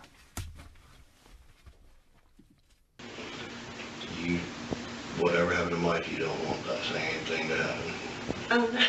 So, I feel so fortunate this morning. No, we've known each other. We hadn't seen each other in a long time. We've known each other a long time. Stuff he described he was getting out of the back did not sound good at all. At all. No. That. And it never dawned on me until David started saying, why would he? You know, why would? And everything David said made perfect sense, and that's very scary. Yes. Can I ask you this though? You said he's here and he's going to be interviewed and stuff. So, for sure he'll go over to the jail and spend the night there, or not for sure? Like, you just don't know.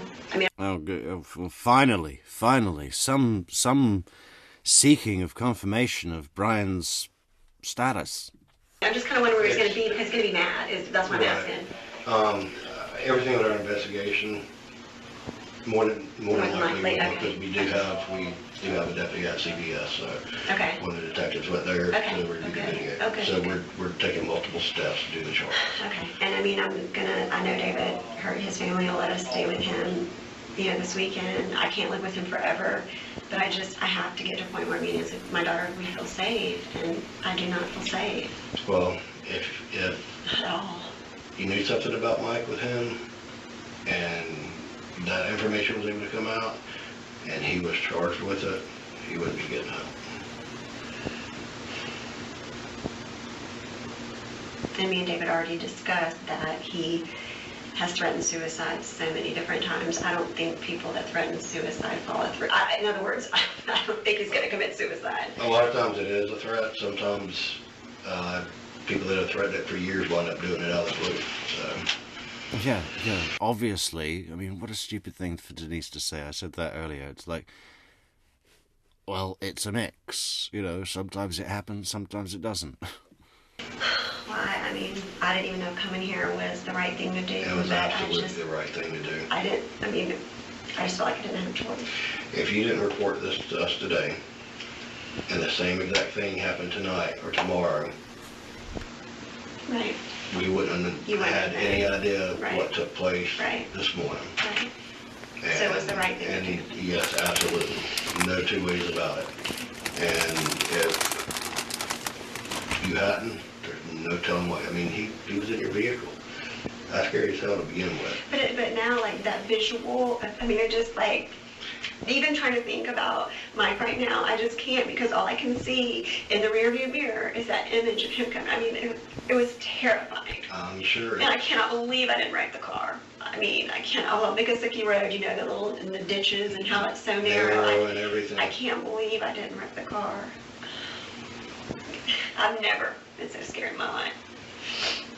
And No. I can tell you from doing this pretty much since we graduated, it don't get any better. So then coming here was the right thing to do. Absolutely. Whenever, the way I describe some things with domestic violence and different things, you don't go into. Brian Bishop talks in such cliches, man. What did he say earlier? He said, I know we haven't seen each other in a long time, but we've known each other for a long time, and that stuff he took out the back of the car, that did not look good. It's like, yeah, man. Is that it? Like, what are you here for?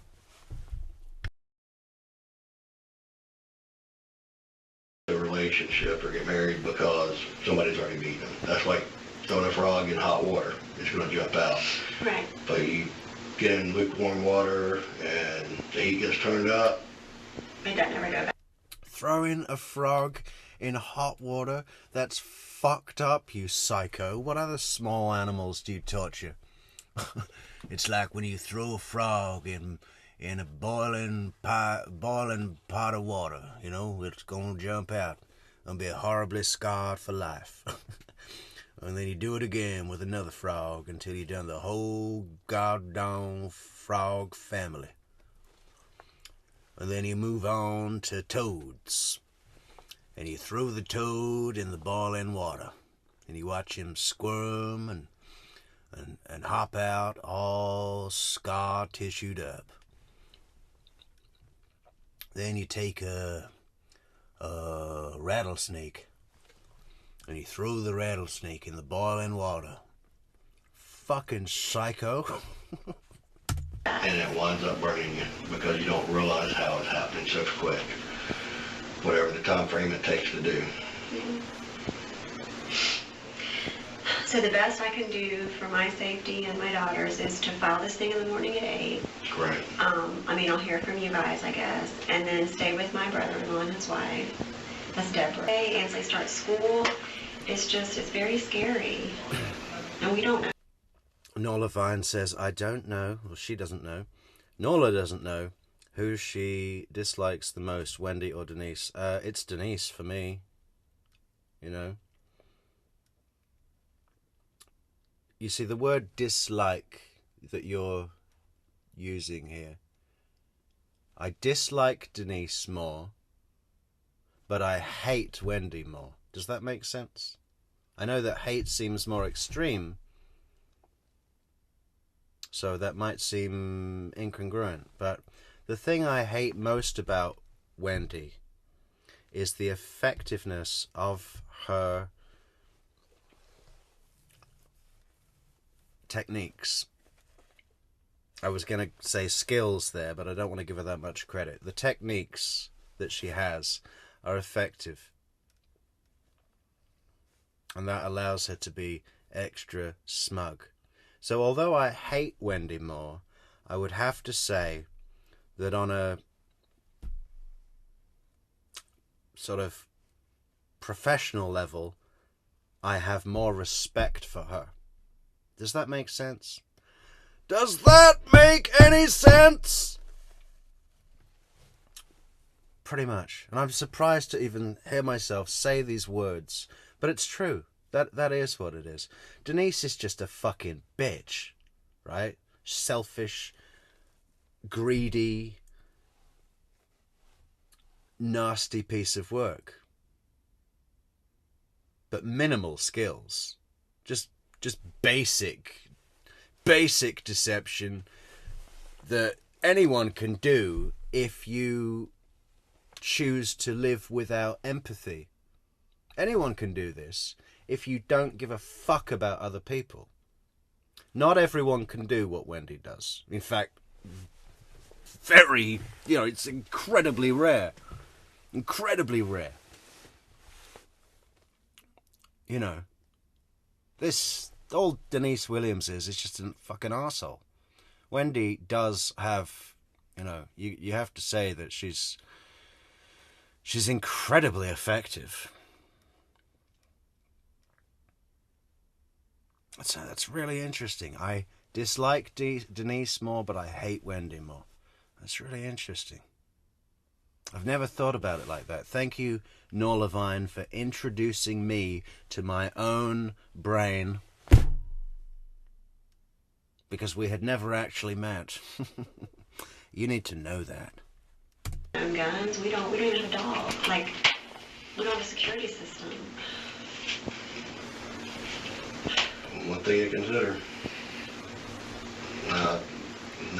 You were talking earlier about having to change the lock so much and everything else. The security system wouldn't be bad at all. I'll definitely do that. Again, this cop offers nothing. He's just sitting in there going, well, a security system might come in handy. What the fuck? So you know what it's like when you throw a frog in the boiling water. So As far as anything else, if you hear something suspicious outside, see something suspicious, and I'm going to tell my neighbors too, because they all know the situation. We'll respond, and whether it's, we responded to prowlers, it was a raccoon on the roof. We'll respond and check it out. It's a gated community, can y'all get in? Like, can you get in without knowing the gate code? Or it's called Media Plantation off of Miccosukee Road. Yep. You can get in, okay, I just want to make sure. Okay. I don't know what's going to happen, because if you guys talk to him, and at whatever point he gets to walk out of the jail, that's when, I need to know, because that's when I need to be on high alert. You know what I'm saying? Like, I need to know that, and I'll know that I'm going to know. Where's that packet she gave you? I think there's part of Vine in there. See, Denise, I already mentioned the 2 points that I was way ahead of her, but she has eventually, very softly, said the right thing. What? Explains Vine. Yeah. Which is, and it'll tell you how to do stuff to be notified. Oh, okay. Oh, good. All right, well then I'll do that for sure. Because at that point, whenever that time comes, that's when he's going to be the maddest at me. You know what I'm saying? Because I promised him I wouldn't do this. That's one of the reasons I got out. And like I said, if he had something to do with the other, which, Obviously, You have this people man, think that? obviously that man thinks so.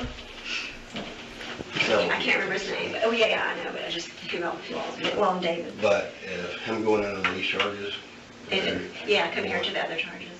a big difference. Huge difference. That would be a no bond. I understand. Okay. All right, I appreciate it. All Oh, right, thank if you need you. anything. Okay, but you won't be here to see him tonight. You won't, but other people will. Brian. Oh, I've already seen him. Oh, you have? Just in passing. Oh, but okay, because I was gonna say. Like I said, he's here. Okay, I was gonna say, can you tell me what he's saying? Okay, but yeah, I mean, again, I hope that he tells the truth, but I don't know. I have no idea. Yeah, tell me what he's saying, Brian Bishop, because we graduated together. But I have told the truth, and that's all I can do, right? That's it. And pray. Okay. Definitely. Now, are they done with my car? They needed to do stuff with my When you're car? done with it, and if I can walk you down to it. Okay, I need a trash can for all this. Thank you so much.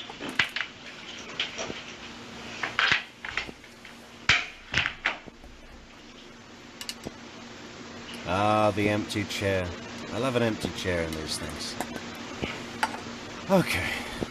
I really want to just get to her arrest. Can we do that?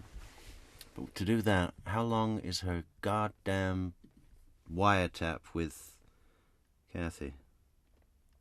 Let's see.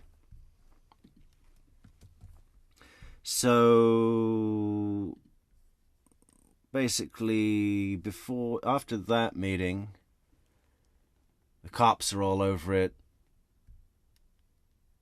And I'm not sure when this happens. Like, they do explain it in Kathy's testimony where this video is from, but we can't do the whole thing. It's fucking 5:10 in the morning. 5:10. 5:06. Where is this thing? This one.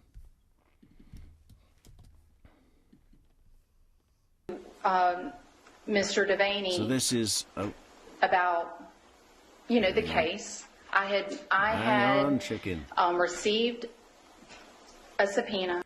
This is Kathy, the ex-wife of Brian Winchester, who was married to him at the time he killed Mike. Their son is common between them, and she was told to wear a wire,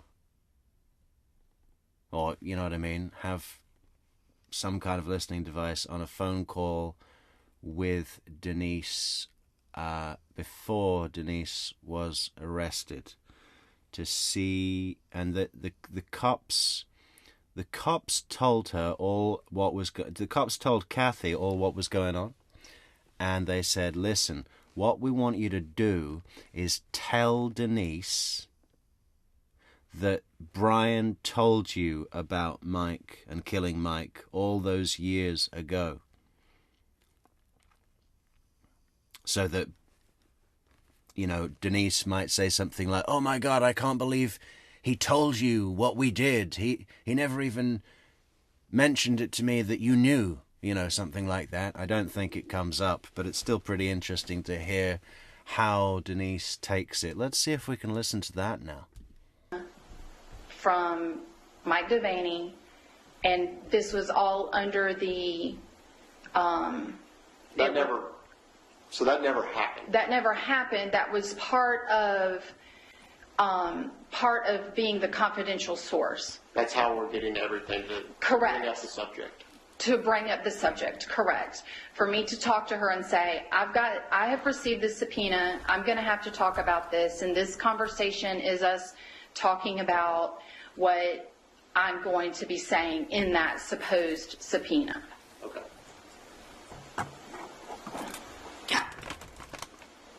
Come back to it. You have to travel, and they can't get it there, all that kind of stuff. The attorney that I talked to, he's just like a mortgage attorney. Yeah. So he said, he's like, I could call. He's like, I don't do this, but I could call and see if you could do it over. He's like, you would have to go somewhere where you... Riding shotgun. I think we should start doing hot chocolates for the rest of January. What do you think? I think buymeahotchocolate.com/True Crime Metrics is fantastic. I could actually really go for a hot chocolate right now. That would be nice. There's a cold cup of coffee literally there, and I don't know. I've got kind of an empty stomach. I don't want to drink that. What else can I drink? Something. Water. That's it. You would get sworn in, because the whole thing is like getting sworn in. Yeah. So I was like, all right, well, just let me kind of figure out what I'm going to do. Because Andy had said that to you. Remember when you were going to get deposition? Yeah. That was a subpoena too. Right. But I don't know if they ever did it. But... No, they didn't ever do it. I just can't imagine that. What if somebody lived in Alaska or in a... Yeah, so this is the thing that they're doing, right? The reason, like, that the cops have said to Kathy, tell Denise that you've been given a subpoena to come and testify in Brian's trial, or perhaps it's a fake trial. It's all just a story. You've been given a subpoena to come and testify. You're going to be under oath, and you're worried because you want to know what Denise wants you to say, because Brian has told you the truth, and it's a fucking good, clever tactic. And where were these Tallahassee PD and FDLE with the Adelson case? This is a couple of years after they dropped the ball and let all Adelsons fuck off back down to Miami. So maybe the boss man came in and said, "What are you guys doing? Another mud pie competition in the office? If I see one more ice cream sundae in this building, you're all fired." Yeah.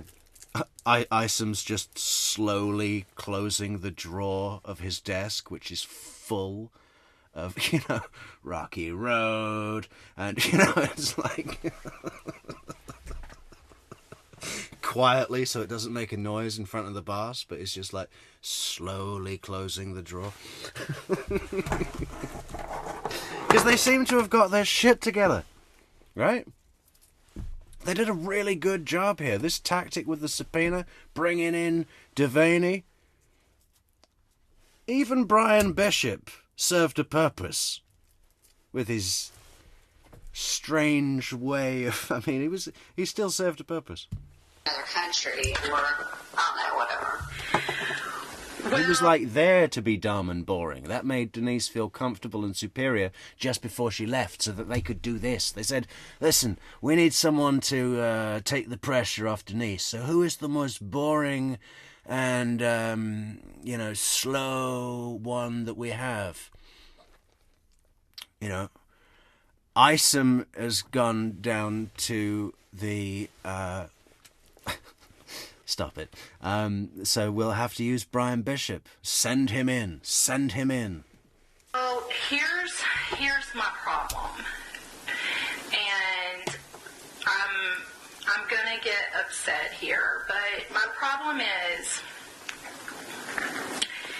that I can't really talk to Rocky about any of this.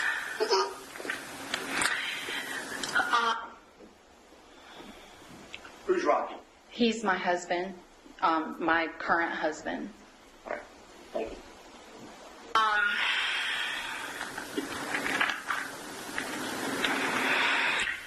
Because I know they're wanting to talk to me about Mike. And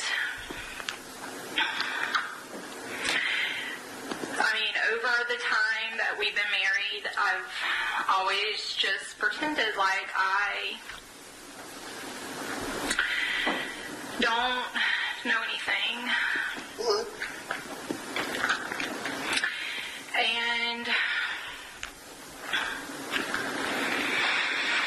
I don't know. Maybe this is her like baseline, how she normally speaks with Denise, but I wouldn't be fooled by this act. I mean, she's too slow at talking. You know, there's too much thought going on in her, and Denise is just quiet. Denise is like, something's up, right? What is she doing that for? Sorry, Kathy.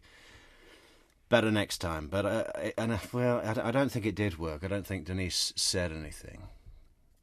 But you can kind of sense that she's freaking out, because although she may know that Kathy's bullshitting here and working for the cops, that's just another indication that the cops are closing in, right? So it does put the thumb screws on Denise, even if they don't get info. And you hear her kind of stammer, and you know. But look, we're in the witness box, our favourite witness box, where Katie McBanner was, where Charlie was, where Wendy was, where Jeff Lacasse, fantastic Jeff. You know, I bet Jeff watches the channel. I wonder if he's ever bought us a coffee on buymeacoffee.com/TrueCrimeMetrics. Do you think Jeff Lacasse has ever been to buymeacoffee.com/TrueCrimeMetrics? I bet he has, and so can you. I mean, I do know. What do you know? Well,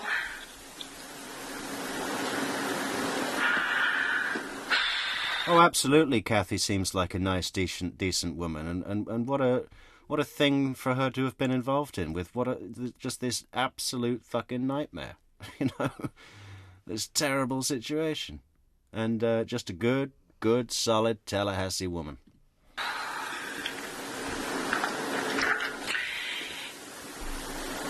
do you remember back when all of that happened with you and Brian and Chuck in Atlanta? Yeah. Well,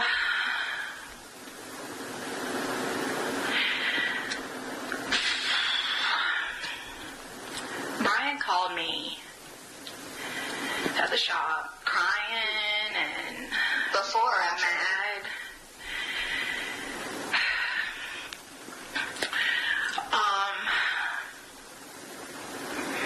Well, I don't know, because I didn't know that all of that had happened until Chuck wrote me a letter. Uh-huh. But Brian had figured out that you were cheating on him with Chuck. And he just told me about Mike. What did he say?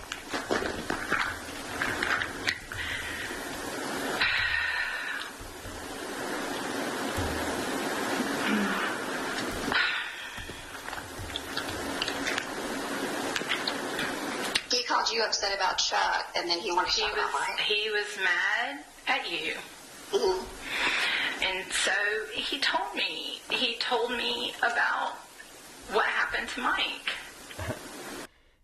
Nola Vine says that she can see Jeff getting a kick out of this channel. He is high wisdom, so he would fit in perfectly. Well, thank you, Nola Vine. And we do have it on good authority from a friend of Jeff and a friend of other people involved in the case that have been in touch with me and have said that Jeff would love the show if he hasn't seen it already, and that it might be possible after Wendy's conviction, if I can make it for that trial too, that I can come and meet Jeff and we could have a celebration together, and he might be more amiable to speaking. You know, I'd just like to get to know Jeff as a person, you know? I think we'd really, you know, to get, you know, I don't want to sit there and say, so, you know, do you think the case is, do you feel terrible? How terrible has it been, Jeff? You know, I just want to say, hey, you know, what would be a good non-Adelson case question to ask Jeff? We should come up with a list in the True Crime Metrics community. Maybe on Discord we'll come up with Just normal questions to ask Jeff. Well, I would love to know what happened to Mike. He never told me.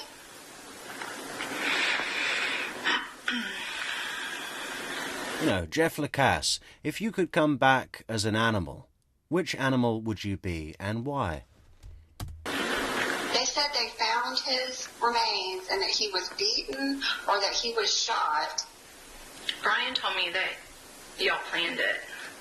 Planned what? That's playing dumb a little too much, isn't it? What do you mean? They found his remains. Brian told me you planned it. Planned what? What? What are you fucking... What kind of question is that? The thing that we're talking about, Dick. Oh my God. And Marcus showed up at the shop later that... I've got to do a Macho Sapien t-shirt for Riding Shotgun. It was such a kick for me, Riding Shotgun. Sorry, did I say for Riding Shotgun? I meant for Ryan Fitzpatrick. Yeah, it was such a kick for me when he was on Surviving the Survivor with Yindra, and I came on, and he said, "There he is! True Crime Metrics, you're hilarious!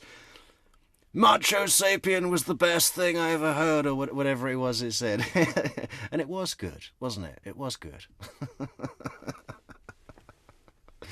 But I've been thinking about it. A great T-shirt for Ryan to wear with some sort of maybe a cartoon version of him, and around him it just says 100% Macho Sapien or something like that. I'd love to give him that personally as a present. That afternoon, telling me how I would have to take this to my grave, that it would ruin Stafford's life, it would ruin, apparently Brian told Marcus that he had talked to me, and he went on to Marcus went on to tell me how my life would be ruined, how I would never be able to... Yeah, she's picked up the acting a bit better now, Christina. I have to agree with you there. It started off a little bit like, I don't know, there just seemed to be too much air in the conversation. But like I said, I don't know how they normally talk. Maybe she's like that when they're talking about baking. It's like, she's like, well, we could add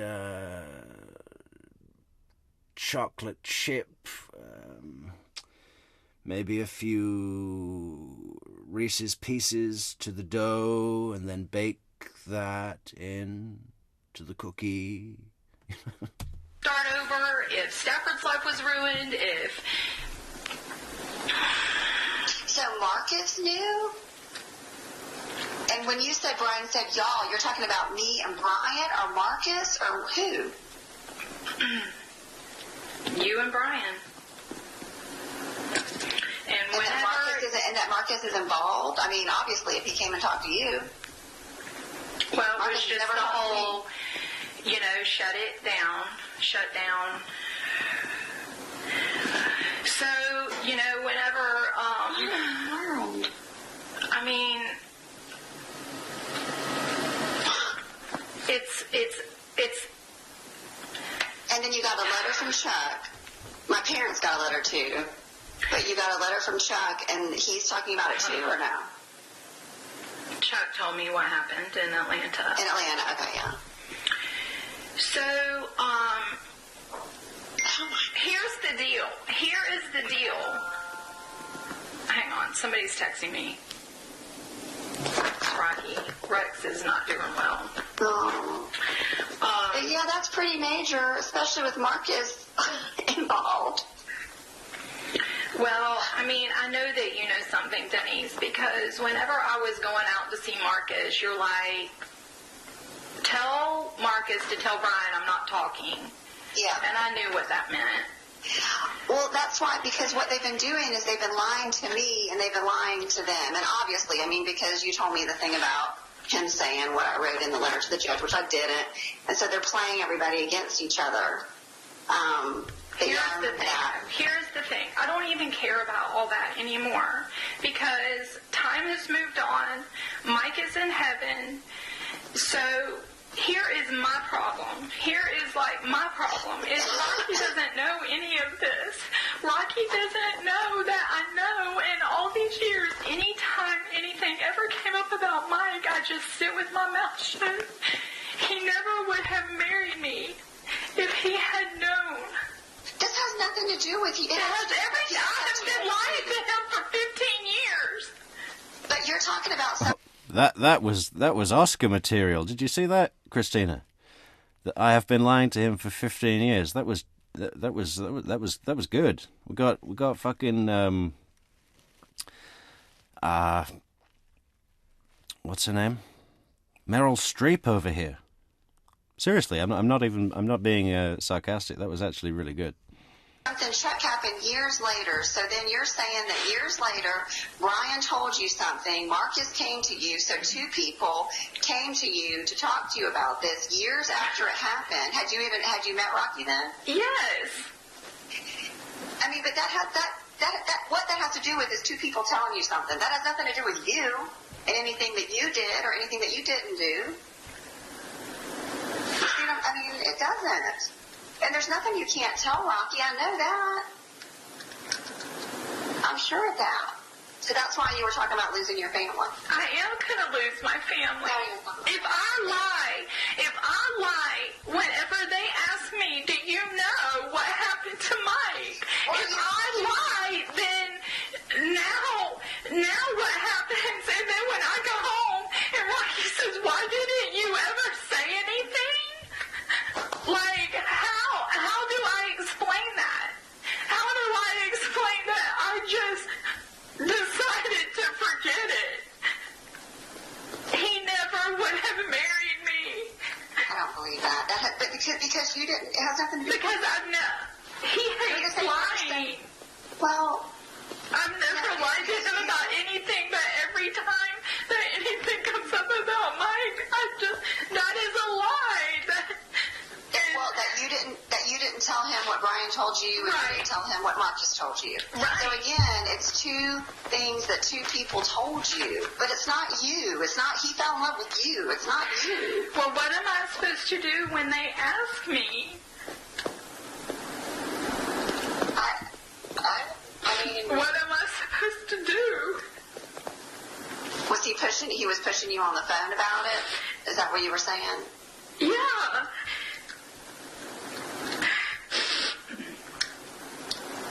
Rocky's like, why do you have this? Why do they want to talk to you? I mean, my guess was because you were married to Brian at the time. You knew Brian. I'm guessing that, I don't know. I mean, if all this is tied to this guy that he talked to, then I'm guessing he wanted to talk to you because you were friends with us. But, I mean,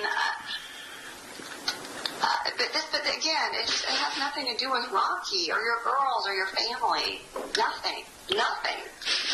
They weren't even around then. And you weren't either. This is years later. Because I'm trying to think, it was at least 3 years later. When I was with Chuck.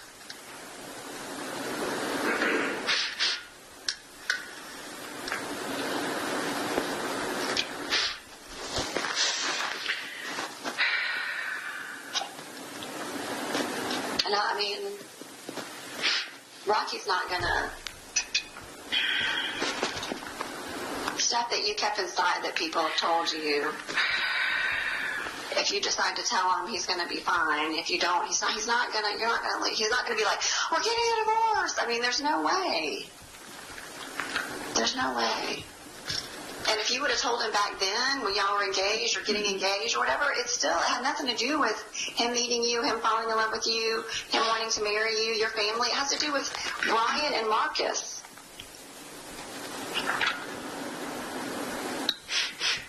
You know what I'm saying?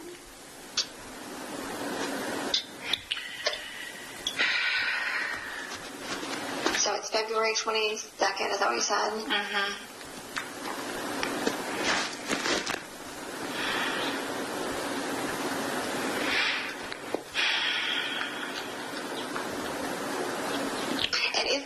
trial? Because it said a witness something. I didn't understand what that term meant. Because I've got subpoenas before for depositions.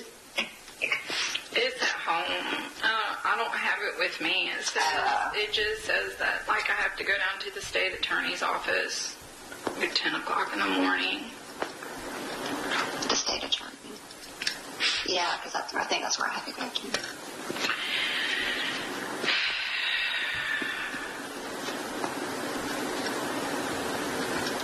I think, And you and Marcus, have y'all ever spoken since? I don't think we get much more than that out of it. Let's go to the arrest, and I think that'll be a good place to close it off for the night. Tomorrow, probably while all you guys are still asleep, I'm going to do the Brian Winchester testimony on the stand, where he tells all. It's pretty brutal. Good, though. He really breaks down a couple of points, which, he has good reason to. Let's just go to the arrest, and then we're shutting it down.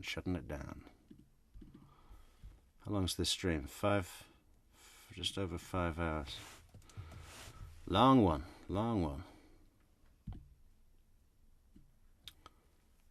Cold case mystery. Oh. Wife charged with murder 17 years later. Tallahassee.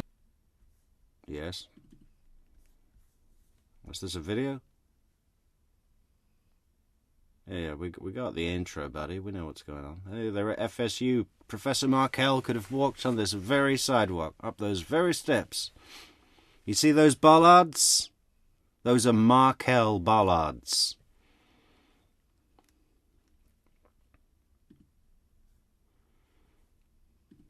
2000. 5 months ago, the Florida Department of Law Enforcement revealed the first major breakthrough in the vexing cold case. Sorry, what, is this not a fucking video? I don't want to just see pictures. You bastards. It's just pictures. Okay, we'll do another one. But Albert says, how did Kathy learn the truth about Brian killing Mike? From the cops.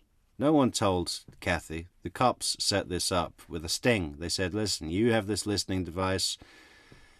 Act to Denise like we've given you a subpoena to testify and that we're going to ask you questions about it on the stand and you're worried because you do know. Act like Brian told you years ago. That's what it is, you know. Sorry, just let me find a better link to the video here. Arrest video.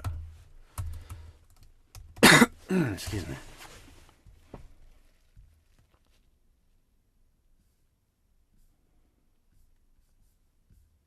Where's her goddamn arrest video? Oh, man. Where is it?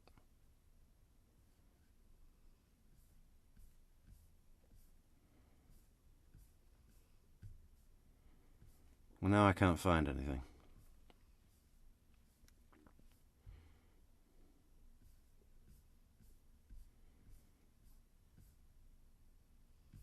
Ugh. The whole point was to end on the arrest. Well, maybe we'll just have to play this, but I don't want to listen to this guy. Discovery of Mike Williams' murdered body. Physical evidence, so long always elusive, changed everything. Oh my gosh, said Clay Ketchum, Mike's boss and a close friend. I never thought this day would get here. It's horrible, but it's a feeling. Look at that face on her, right? She is so vexed right now. Who's this guy to the right of her? Secret Service? What? Like... of coming to resolution. For more than 17 years, Denise Williams stuck by the story that her high school sweetheart was the victim of a tragic boating accident. She was the grieving widow who asked after he disappeared without a trace that her privacy be respected. She was the wronged daughter-in-law who dismissed Mike's mom, Cheryl Williams, for State Attorney Jack Campbell also would not discuss the Oh my God, Jack Campbell. Jack Campbell! We meet again, Jack Campbell. specifics of the case, including how Mike Williams was killed or Denise Williams' alleged role in his murder. I'm going to let the facts come out through the court system, he said. She is being represented by attorney Ethan Way of Tallahassee. Doesn't he always say stuff like that, Jack Campbell? I'm going to let the facts come out through the court system. Yeah, because you don't know any, man.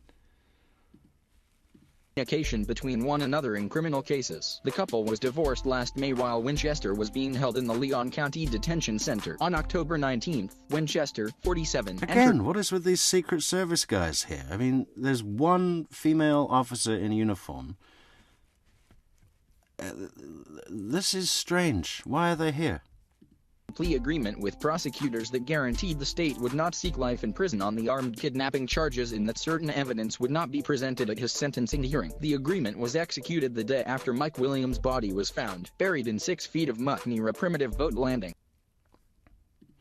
I think I remember where we can get the video of the arrest. Matt Orchard.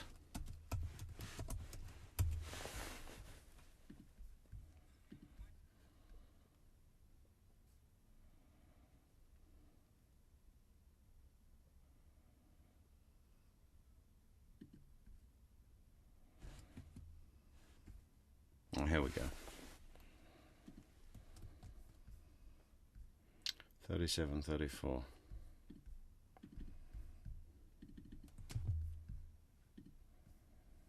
Had gotten what they wanted when the body of Jerry Michael Williams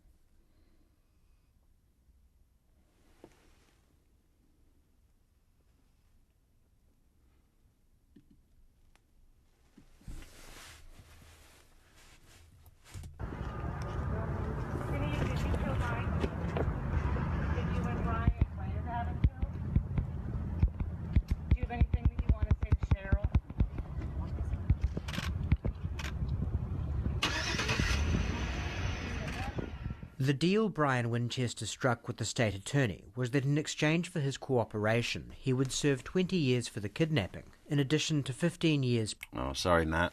We don't want to... We love your channel, but we don't want to rob your fantastic voice. Yeah, there she goes, right? Off to jail. How about that? Stripped from your desk. Never going to see your car again. Never going to need your cell phone again. Nothing. Straight to jail. So she ended up getting a life sentence for the murder, and then 30 years for the conspiracy. But on appeal, the murder conviction was overturned, and she was relinquished of her life sentence, but she still got the 30 years. So the funny thing is that's quite good about this case is that Brian did the deal that put her away, and he got 20 years. But she ended up with 30 years, which puts her at about 80 years old when she gets out.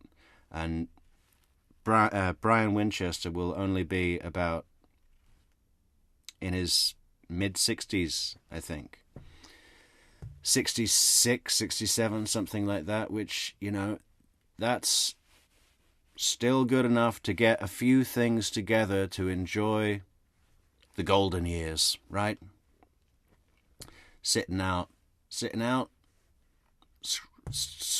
rubbing your belly, warming your belly in the sun like an old dog. That's what Brian will be doing. And Denise will be sat in jail for another 10 years, and by the time she gets out, there won't be any fucking point anyway. Yeah. You know, not that you can't, you know, it's fine to be 80 years old, but if you've been in jail for 30 years, being 80 would suck. Getting out of prison after all their institutionalizing at 80 years old, there's no opportunity. All you're gonna do is sit on the couch and watch TV.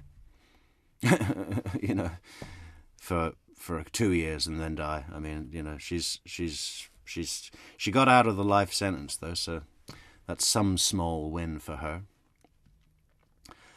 Okay, let's just close up these comments. Christina says, because, oh, hang on, this is in response to, Albert, who says, thanks for filling the gap. Wonder what Kathy's reaction was.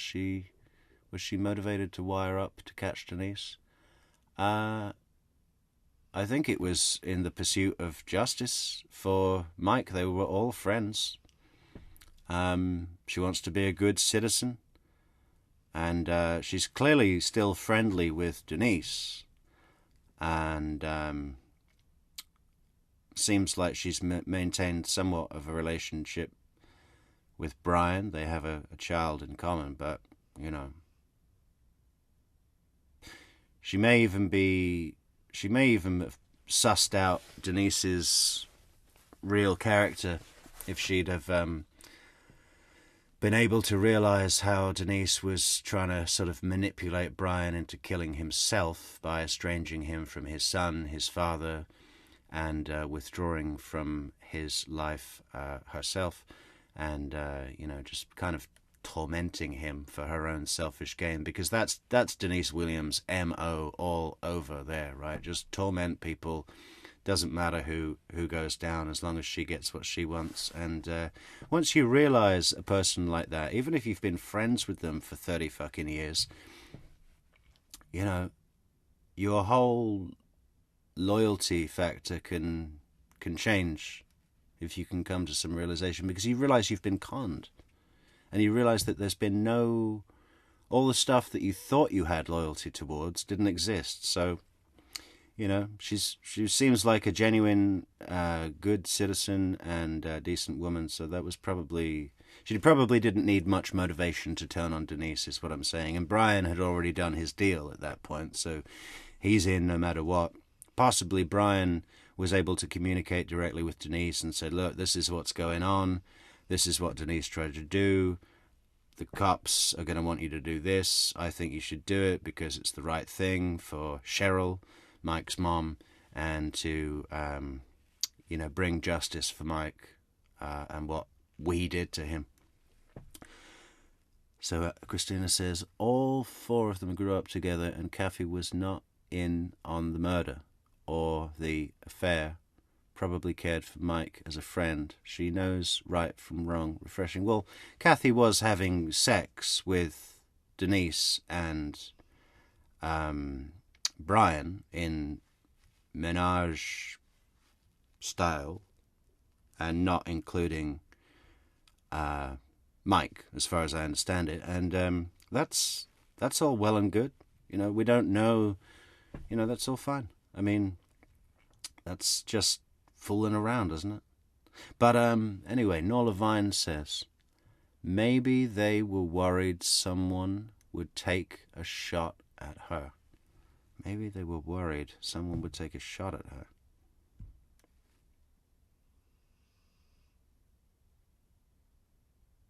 Who?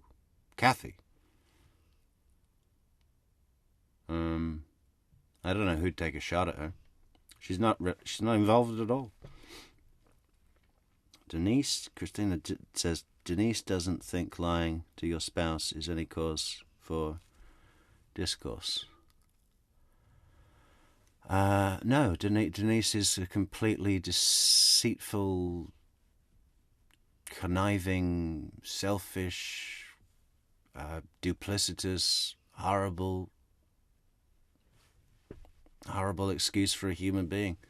One of the lowest forms of people that are sadly common in our society. You see, Wendy Adelson's all those things too, but she's not common in society. She's very rare, I believe. Someone to that degree, the Wendy degree. All you have to do is to act like Denise is remove your notion that other people matter, or empathy. Albert says, Christina sounds like Kathy has morals. She probably should have got together with Mike from the beginning. Maybe. Never got the chance. Sad and tragically true. Brian was just in time for Social Security. Right, yeah, good for him. I don't think he'll need it. His family's pretty wealthy and well off, so that's the other nice. He'll come out and go straight into some pretty comfortable lifestyle, you know. Nice big southern house. You know, probably go hunting, probably go duck hunting. Don't forget your waders, Brian. Brian will be out. Oh, yeah. What is she wearing? Bye. See you later, Keith. Or are you saying bye to Denise? Yeah. Yeah, the food in prison will age her even faster. Look at Donna Adelson. Look at Donna Adelson. She should be forced to wear the outfit for 30 years. Now I want to see it again. The outfit.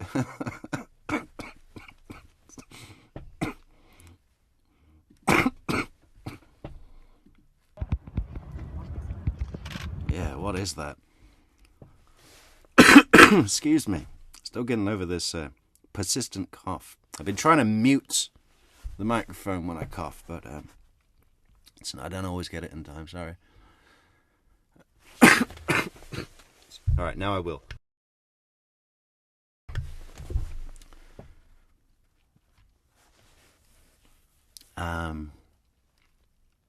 Yeah, it's a good one, Christina. Wear that outfit for 30 years. Pushed her luck with Brian and that K goodness. Definitely. Kathy went along to appease her husband. She said she felt like the third wheel. Right. Yeah. That was mentioned.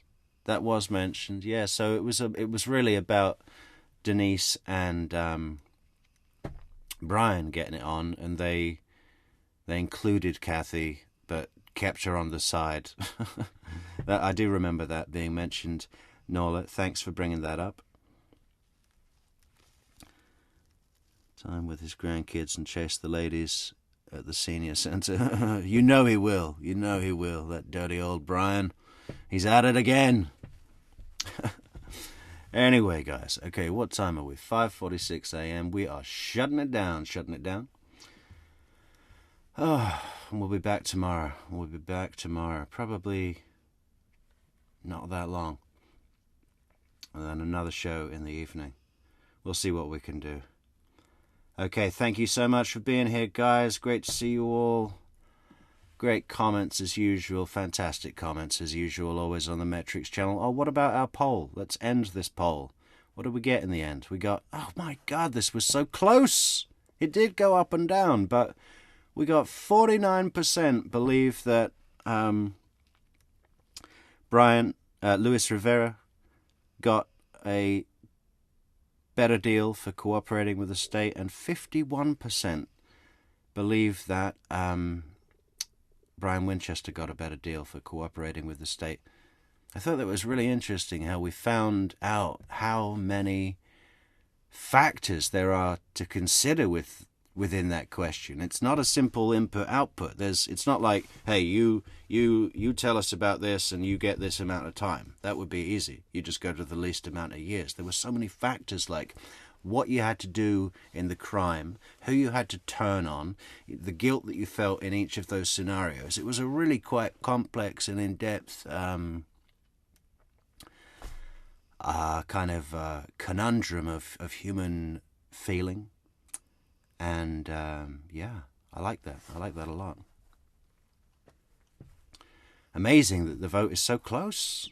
I think I do agree with Carrie Brooke, though, that it for me personally, what deal would I rather take?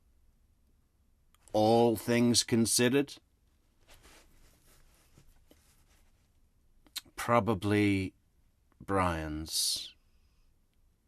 But then again, you see, it is awkward. So perhaps it's the right thing that it was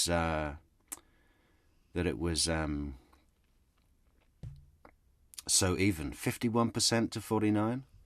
Actually, on the result there it said 48%. 48-51. How does that work? Where's the other 1%? V. Shaw says, thrilled the holidays are over. Miss True Crime Metrics, that laugh, that quick wit. The cursing, the best. Quick wit. Who, me? You're too kind, V. Shaw. Thanks so much for the nice comment. Thank you for another great session. Thank you, Nolavine. And we're going to shut it down right now. Okay, we're going to play the intro as an outro.